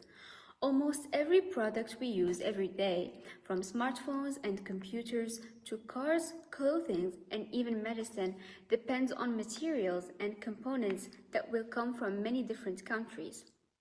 While globalization has made production faster and more efficient, it has also made companies more dependent on suppliers located around the world. As a result, when unexpected geopolitical events occur, businesses can face serious challenges. These challenges affect not only companies, but also customers, governments, and economies worldwide. This makes our topic both relevant and important in today's world. Before discussing our research in detail, let me briefly explain how today's presentation is organized. Our presentation consists of several sections. We will begin with our thesis and research overview, followed by examples of professional academic writing, including resumes, cover letters, We will then present our report and essay writing, followed by our social media content, meeting minutes, and finally our group evaluation. Each section demonstrates different academic and professional writing skills that we developed throughout this course. Now, let's move to the main focus of our research. Our thesis investigates how supplier diversification can improve production stability during geopolitical distributions. But before discussing supplier diversification, it is important to understand what geopolitical distributions actually are. Geopolitical distributions are major political or international events that interfere with trade and business activities between countries. These distributions can take many forms. For example, they include trade wars, economic sanctions, military conflicts, diplomatic tensions, border closures, and even global health emergencies such as COVID-19 pandemic. When these events happen, transportation routes may be interrupted, factories might temporarily close, exports and imports might be restricted, and businesses might struggle to obtain the materials they need. Many companies today operate using global supply chains. Instead of producing everything in one country, they purchase raw materials and components from suppliers located in different parts of the world. This system reduces costs and improves efficiency, but it also creates risks. Imagine a company that depends on only one supplier for a critical component. If that supplier suddenly stops production because of a war, sanctions, or other crisis, the company might have no immediate alternative. Production slows down, customer orders are delayed, financial losses increase, and sometimes entire factories might temporarily stop operating. This is exactly why supplier diversification has become such an important strategy. So what is supplier diversification? Supplier diversification simply means that a company works with multiple suppliers instead of relying on only one.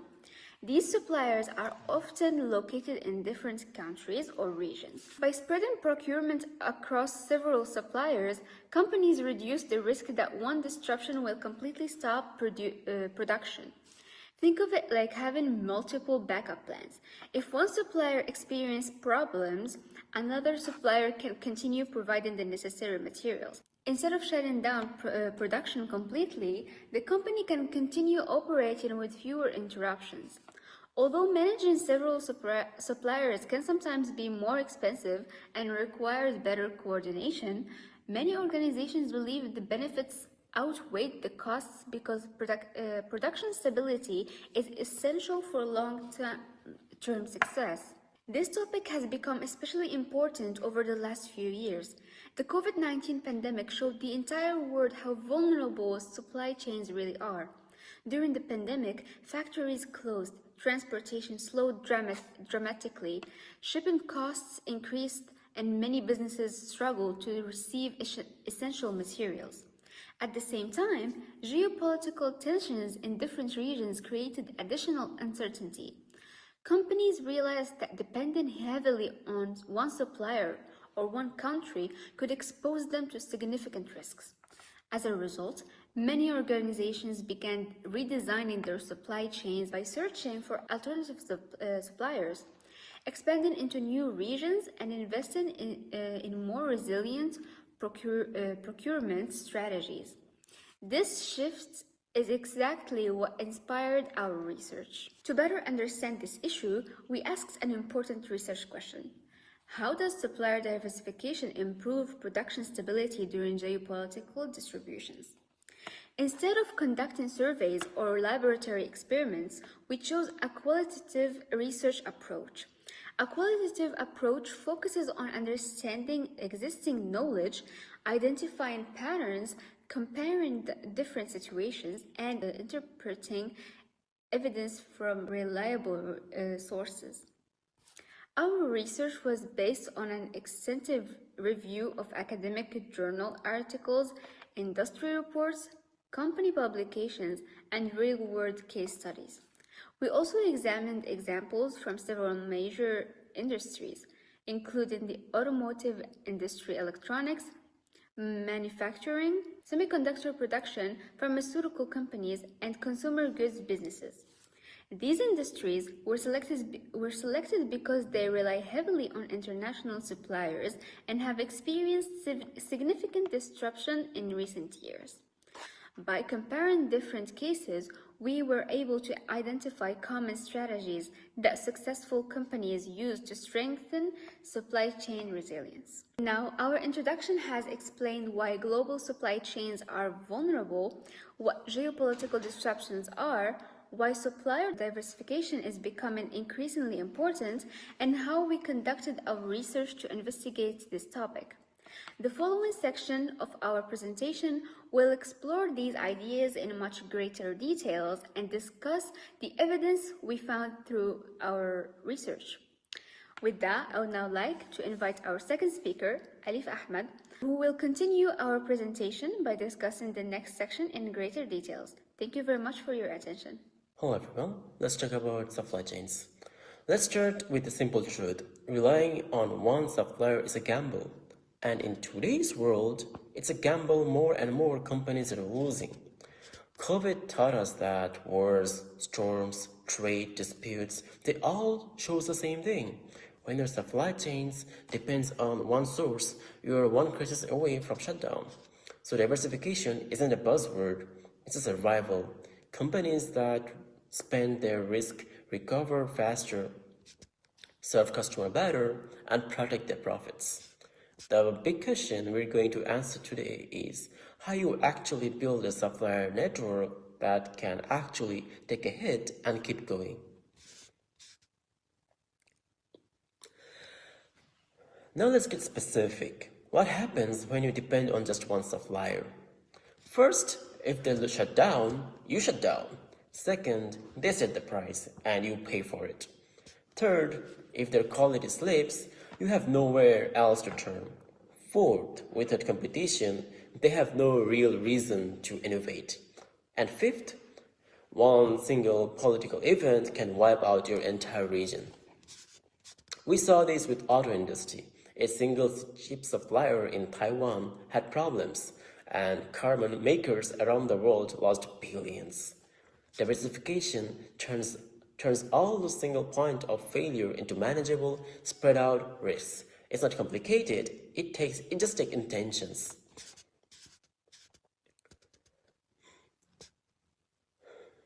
So what are your options? You can use multiple suppliers from same part. You can spread suppliers across different regions. You can build relationships at different level of your supply chain. You can bring your supplier closer to home, or you can develop strong backup partners who can step into when needed. There's no one-size-fits-all. The trick is to find the right combination for your industry and your comfort with risk. Let's talk geography, because politics matters more than ever. Trade war, sanctions, tariff, they can cut out your whole supply chain overnight. We've seen it with US and China tension, the Brexit, and Russia and Ukraine war. The fix? Don't put all your eggs in one country's basket. Have suppliers in different trade zones and different political systems. Map your supplier against political risk and have backup plans ready before something goes wrong, not after. Diversification is one piece of a bigger picture, resilience. Resilience means seeing your whole supply chain, even your supplier's supplier. It means being able to switch fast. It means keeping extra stocks. It means sharing information openly with your partners. And it means being able to quick on your feet when things change. Here's the thing, resilience isn't just about surviving, it's about coming out ahead. When crisis hits, resilience companies keep delivering while others scramble. And that investment usually pays for itself many times over. Technology is what makes all this possible. AI tools can scan news and weather for risk in real time. Blockchain gives you transparency. Digital twin lets you stimulate disaster before they happen. Supply portal keep everyone connected.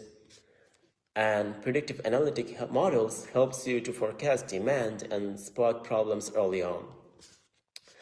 Tech turns diversification from a static plan into living, breathing capacity. You're not just prepared, you're proactive.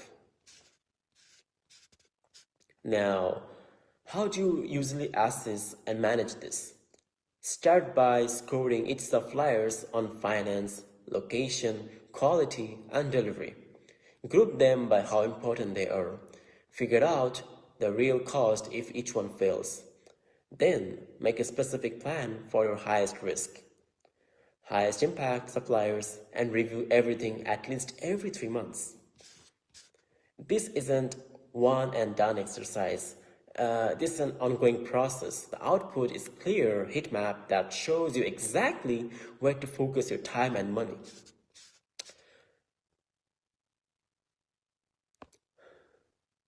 Finally, let's talk about actions. In the next 6 months, assess your risk, find your single source weak spot, and start qualifying for backup suppliers.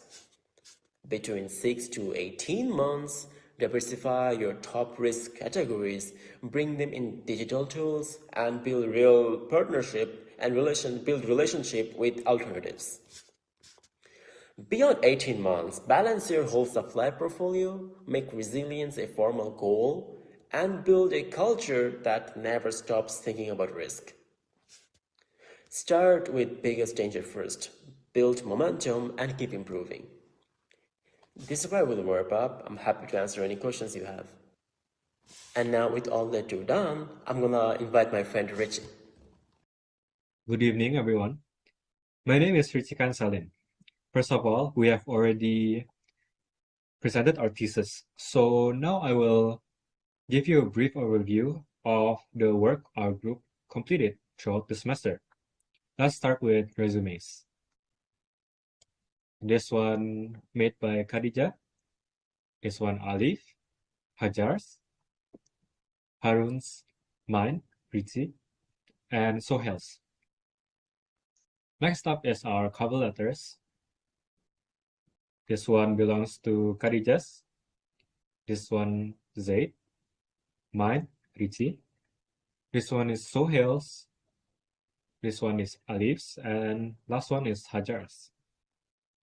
Next up is our report, where each member completed a report. This one is about the progress report made by Alif's. This one is about the feasibility report made by Hajar and Sohail. This one is the incident report made by Harun. The investigative report made by me, Hichi. And lastly, our trip report made by Khadija.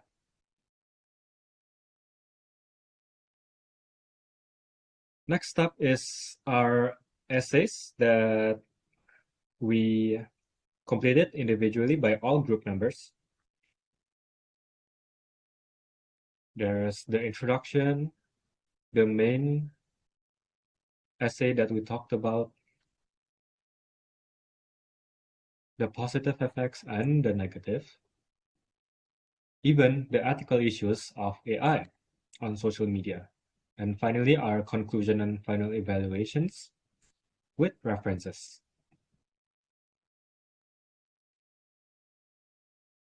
Next up is our social media, where each member created social media content as part of our course assignments, where we post from blogs, TikTok, Facebook, Twitter, and Instagram.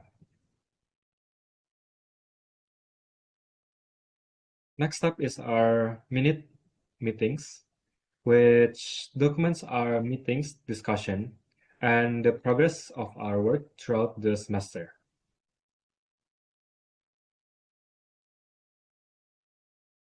Lastly, our evaluation. These evaluations summarize each member's contribution and performance throughout the project. First up is our team leader, Khadija, where she demonstrated excellent leadership and organizational skills throughout the project. She coordinated meetings, distributed tasks, monitored the team's progress, communicated with the instructor, and ensured that all assignments were completed on time. She also contributed significantly to the research and final presentation preparation. Next up is Alif, where he is a deputy leader in the group. He actively participated in the project and completed the assigned task responsibly. He attended meetings, cooperated with team members, and submitted his work on time.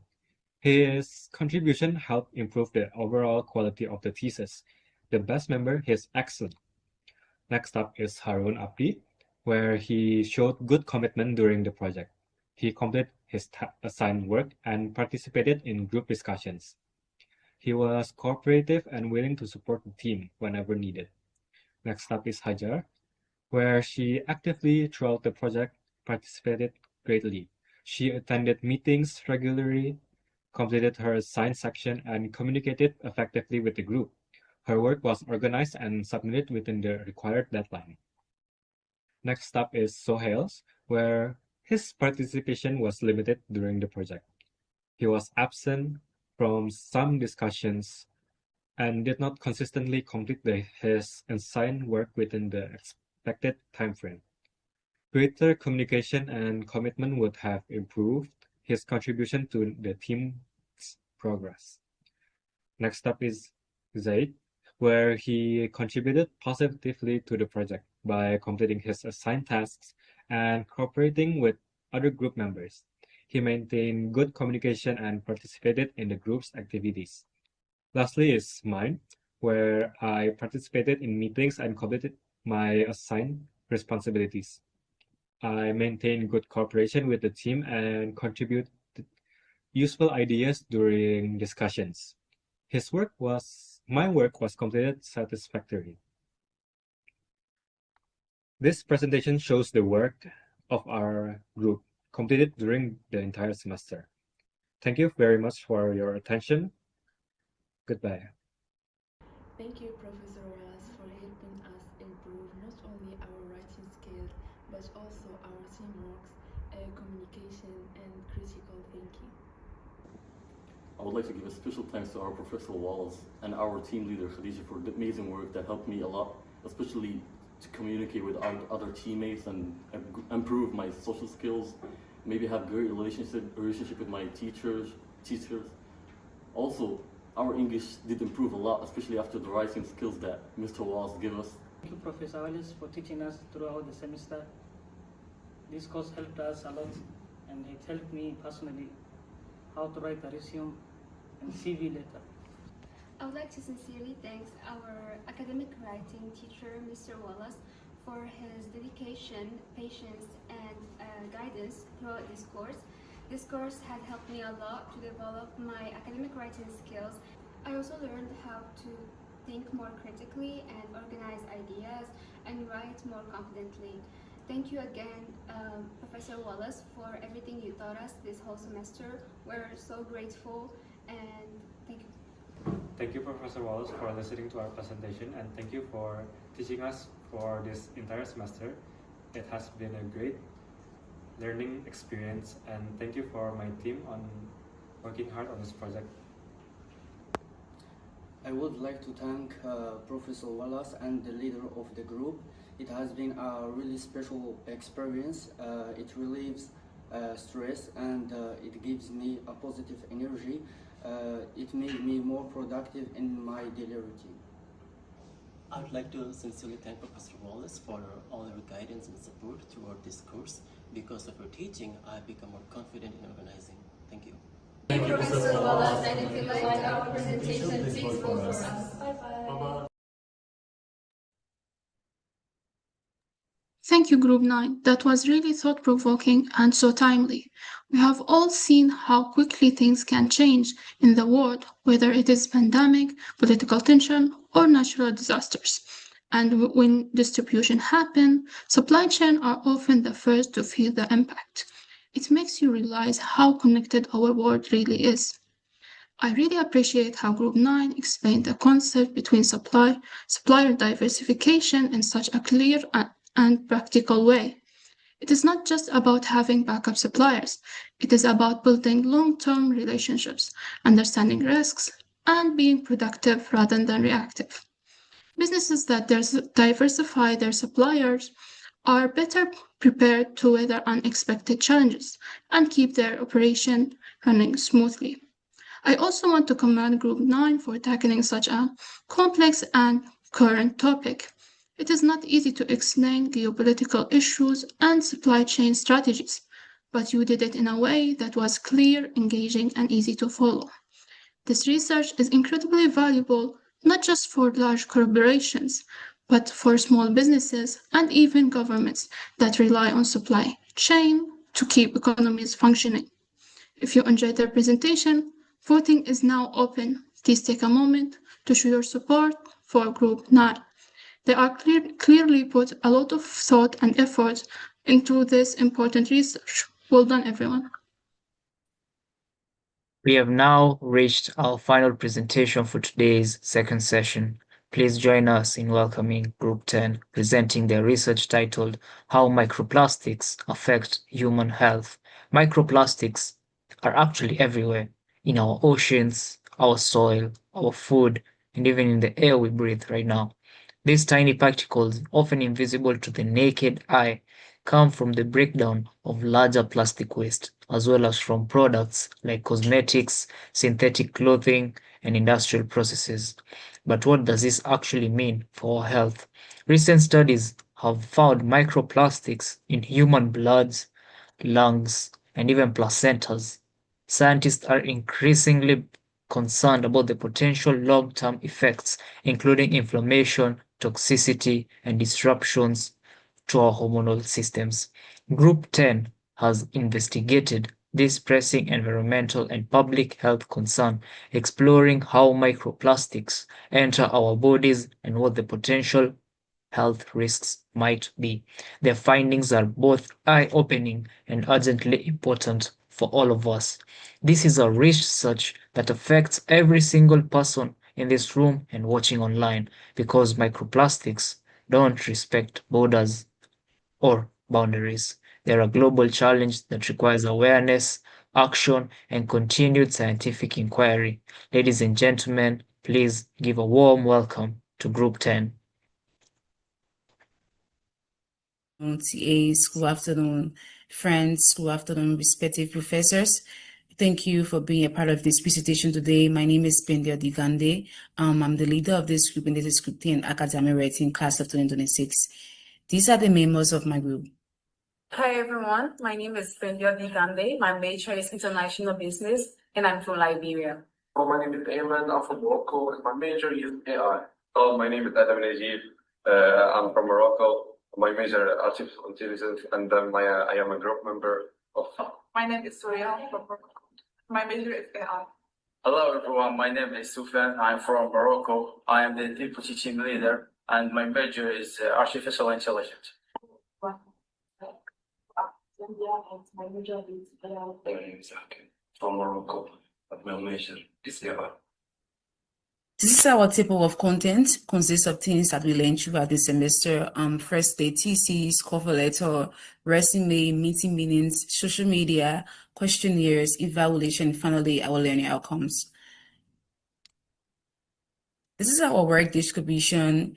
This shows how everyone participated fully into this project, and this is our thesis topic, how microplastic affects human health. But firstly, let's watch this video explaining more about this topic. Hi, Dr. Verma here from Toronto, heart surgeon. What does a plastic bottle have to do with a heart? Well, it turns out we're surrounded by plastic everywhere. Plastic bottles, plastic covers, car tires, our clothing, they constantly produce small amounts of microplastic or micro nanoplastic particles. And these particles actually look something like this. These particles actually are small, fine particles that we can't see with the naked eye. We ingest them, we inhale them, and actually they can have deleterious effects on the heart.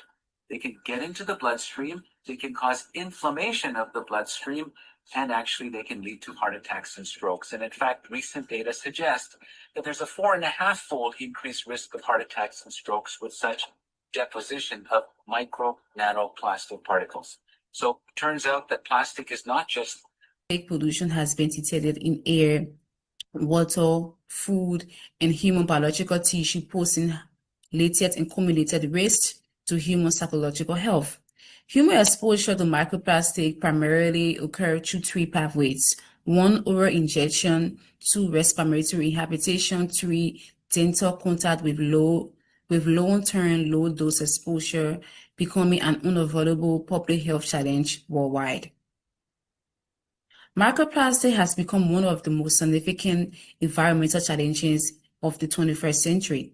As the doctor said, microplastic are smaller particles. They are smaller than 5 millimeters in size, and because of that, they are accumulated in our water, air, soil, and food source, making human exposure almost unavoidable.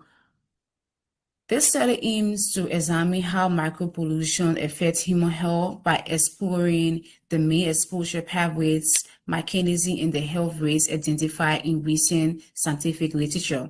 By analyzing current research findings and seek to increase awareness of this emerging environmental and public health issue, and emphasize the importance of reducing plastic pollution for future generations. And now I'm going to call on my friend to give you more information about this topic. So about the literature review, the primary concern regarding microplastics lies in their physical and chemical properties.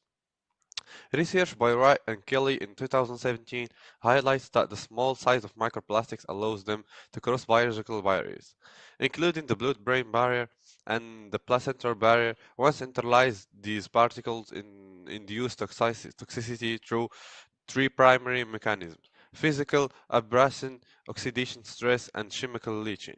Physical presence within tissues can trigger chronic inflammatory responses. Studies have shown that macrophages often fail to fully engulf larger microplastic particles, leading which results in the continuous release of chromosomal enzyme and reactive oxygen species.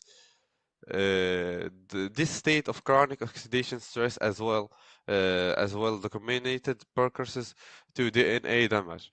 Cellular synthesis and the initiation of oncogene pathways.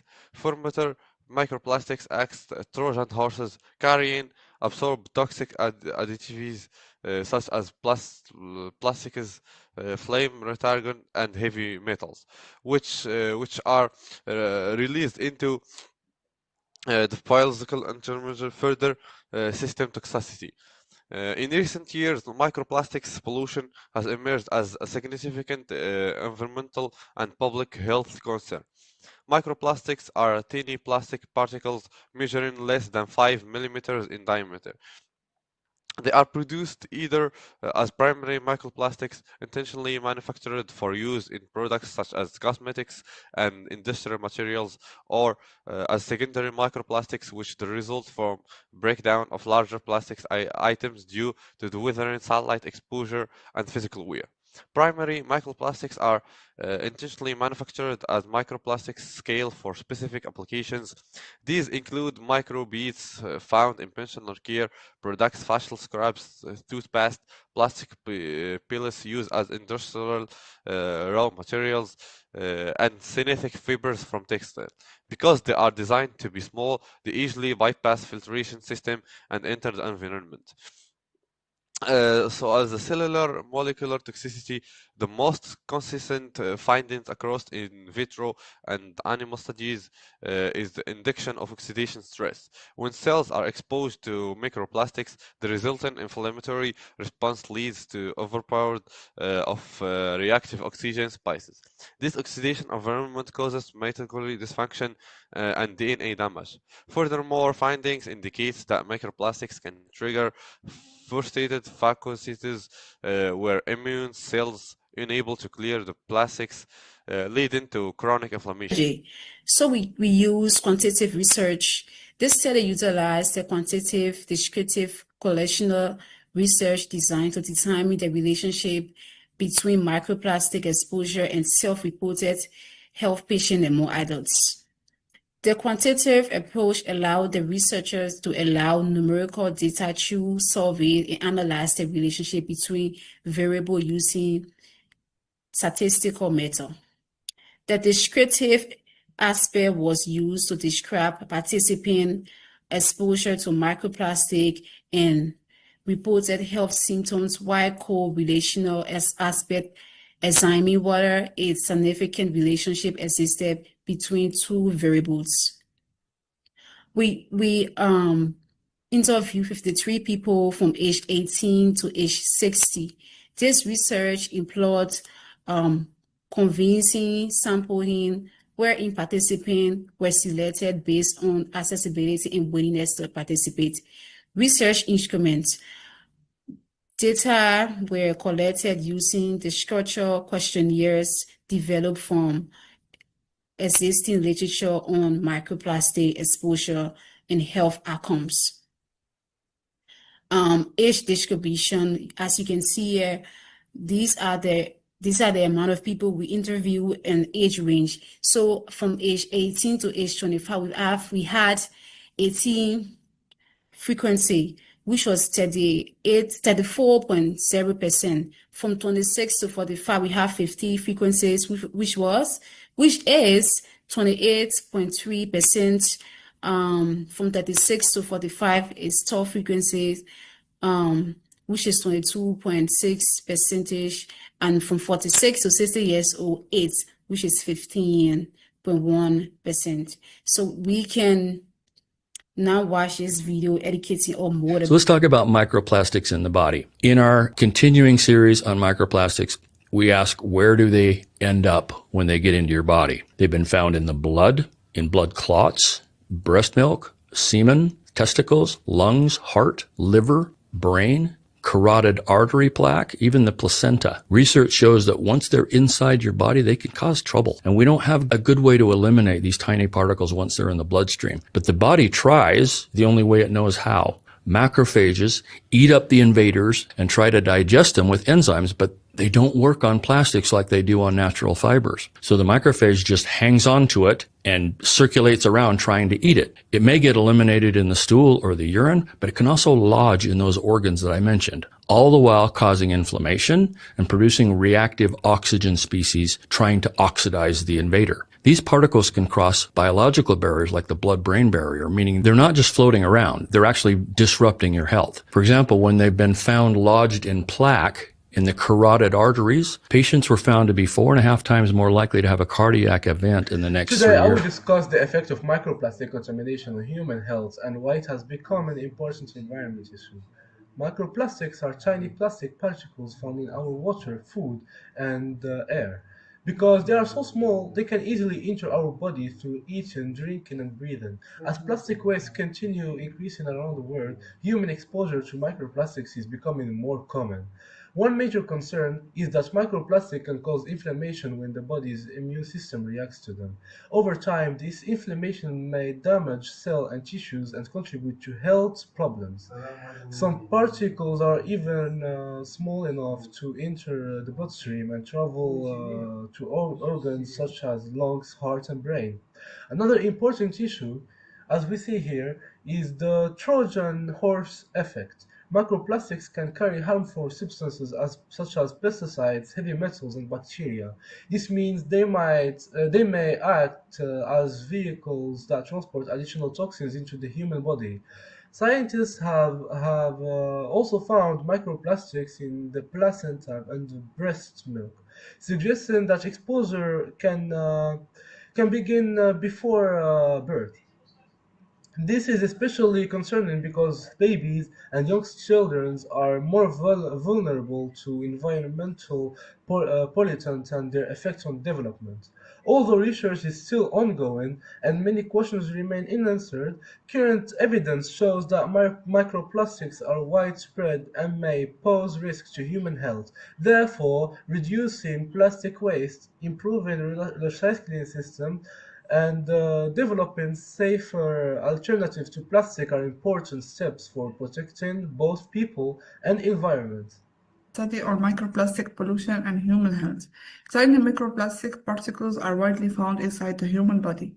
They travel through our blood and reach many important organs. People take in these plastics in three common ways: eating polluted food, drinking contaminated water, and breathing small plastic fibers in the air. Scientific laboratory studies prove that these particles cause long-term inflammation inside our bodies. They also carry harmful chemical materials and slowly damage our digestive system and hormone system and heart by little by little.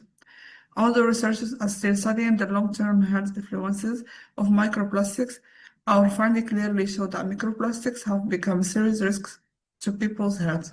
If we cut down on single-use plastic products and shop eco-friendly materials, we can slow down the buildup of microplastics inside our bodies.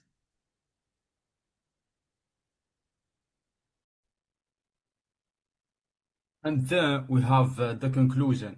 And let's get started with this video. What if I told you we're not just drinking the water in these bottles, but tiny particles of plastic too? Researchers have found that 1 liter of bottled water contains around 250,000 tiny pieces of plastic. See, most of these bottles are made from polyethylene terephthalate, also known as PET. And over time, especially when exposed to heat or sunlight, they start breaking down, shedding these tiny pieces of plastic right into the water. This plastic is also commonly used for food packaging, so technically we're eating it too.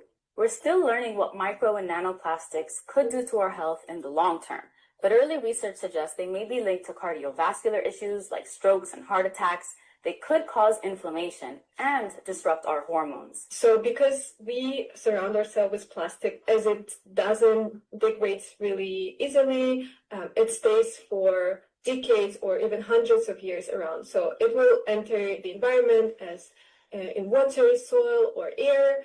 And as it enters the environment, it will eventually enter the human food chain. So that's how we ingest microplastics. So how can we cut down the amount of plastics in our body? Keep plastic bottles out of the heat. Don't leave them in your car or under direct sunlight. Switch to safer alternatives like glass or stainless steel bottles. Limit plastic for food storage. Opt for glass or silicone containers instead. And if you must use plastic, avoid microwaving it to prevent chemical leaching. Microplastics are literally everywhere, but Yeah, like as a summary, we can say the microplastic pollution is becoming a serious threat to the human health. The thin plastic practically can enter our bodies through the food we eat, the water we drink, and the air we breathe.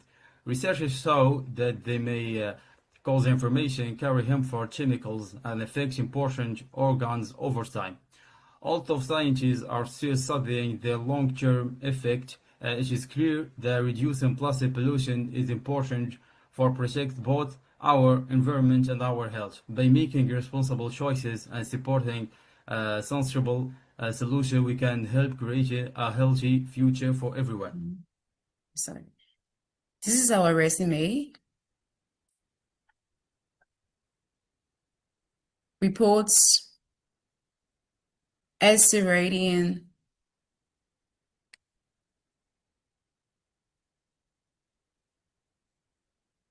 theses, social media, which was very fun and educating.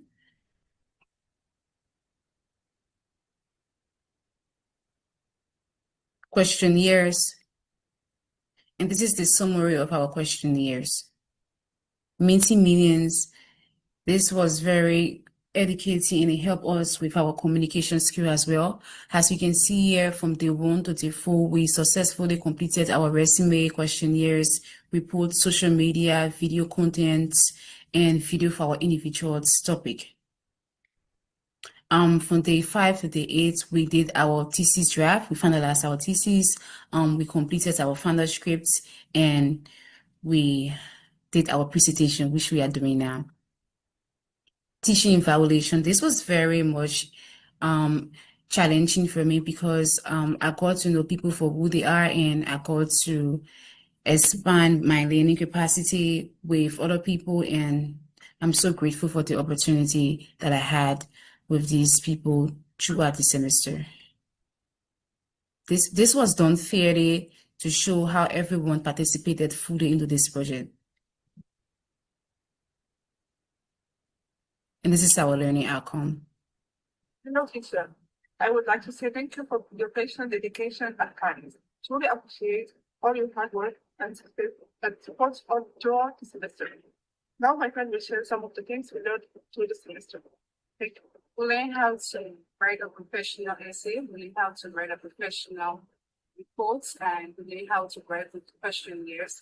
And most importantly, we learn how to communicate with each other effectively. And I want to say thank you for giving us this opportunity to expand our learning capacity. Thank you, Professor Lannis. Thank you. Thank you all. Thank you. Thank you so much.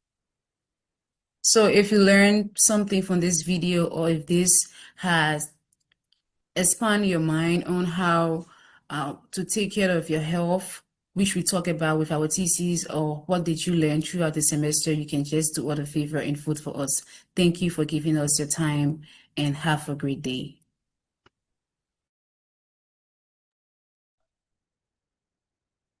Thank you, Group 10. That was eye-opening and so important for us to understand. I think we all know that plastic pollution is a problem, but I don't think many of us realize just how deeply it affects our own bodies. Learning that microplastics have been found in human blood, lungs, and even placentas is truly alarming. It makes you stop and think about it. The choices we make every day, from the products we buy to the packaging we throw away. I really appreciate how Group 10 explained the different ways microplastics enter our bodies, through the food we eat, the water we drink, and even the air we breathe. It is not just an environmental issue anymore, it is a human health issue. The way you connected everyday habits to long-term health consequences was both powerful and memorable. I also want to commend Group 10 for tackling such an important and complex topic. You presented in a way that was clear, engaging, and easy to understand, which is not easy to do with a subject this specific. If you enjoyed the presentation, voting is now open for the final time. Please take a moment and cast your vote and show your support for Group 10. They have worked incredibly hard on this important research, and they deserve our appreciation. And to Group 10, thank you for such a powerful and memorable presentation to close out session 2. Thank you all presenters, professors, judges, and everyone watching online. Today's research covered topics from social media to supply chain to microplastics, different topics, one shared goal: to learn and create a better future. And for our presenters, after all those late nights and endless edits, take a moment to relax. Your keyboards have been through a lot. You made it through. Well done, everyone. Today was a wonderful display of hard work and academic spirit. Thank you to everyone who has made this session a success. Now we pass on the stage to our next host. Thank you and enjoy the rest of the competition. We will give a warm welcome to our next hosts, Amy and Rashid, who will lead us through the rest of today's incredible presentations. Thank you everyone for your presence today at the Nuaa Academic Writing Presentation Competition 2026. Thank you again, everyone, for your presence today at the NUAA Academic Writing Presentation Competition 2026. We will have a second session tomorrow at the same time. Please tune in, and I wish you a happy evening. Thank you. Thank you so much, Nusiba and Dave, for your wonderful hosting, and wish you a happy evening. All the presenters was great. It's awesome. Thank you so much. See you tomorrow. Have a good night. Have a big evening festival. You worked very hard. Thank you. Bye-bye. Thank you.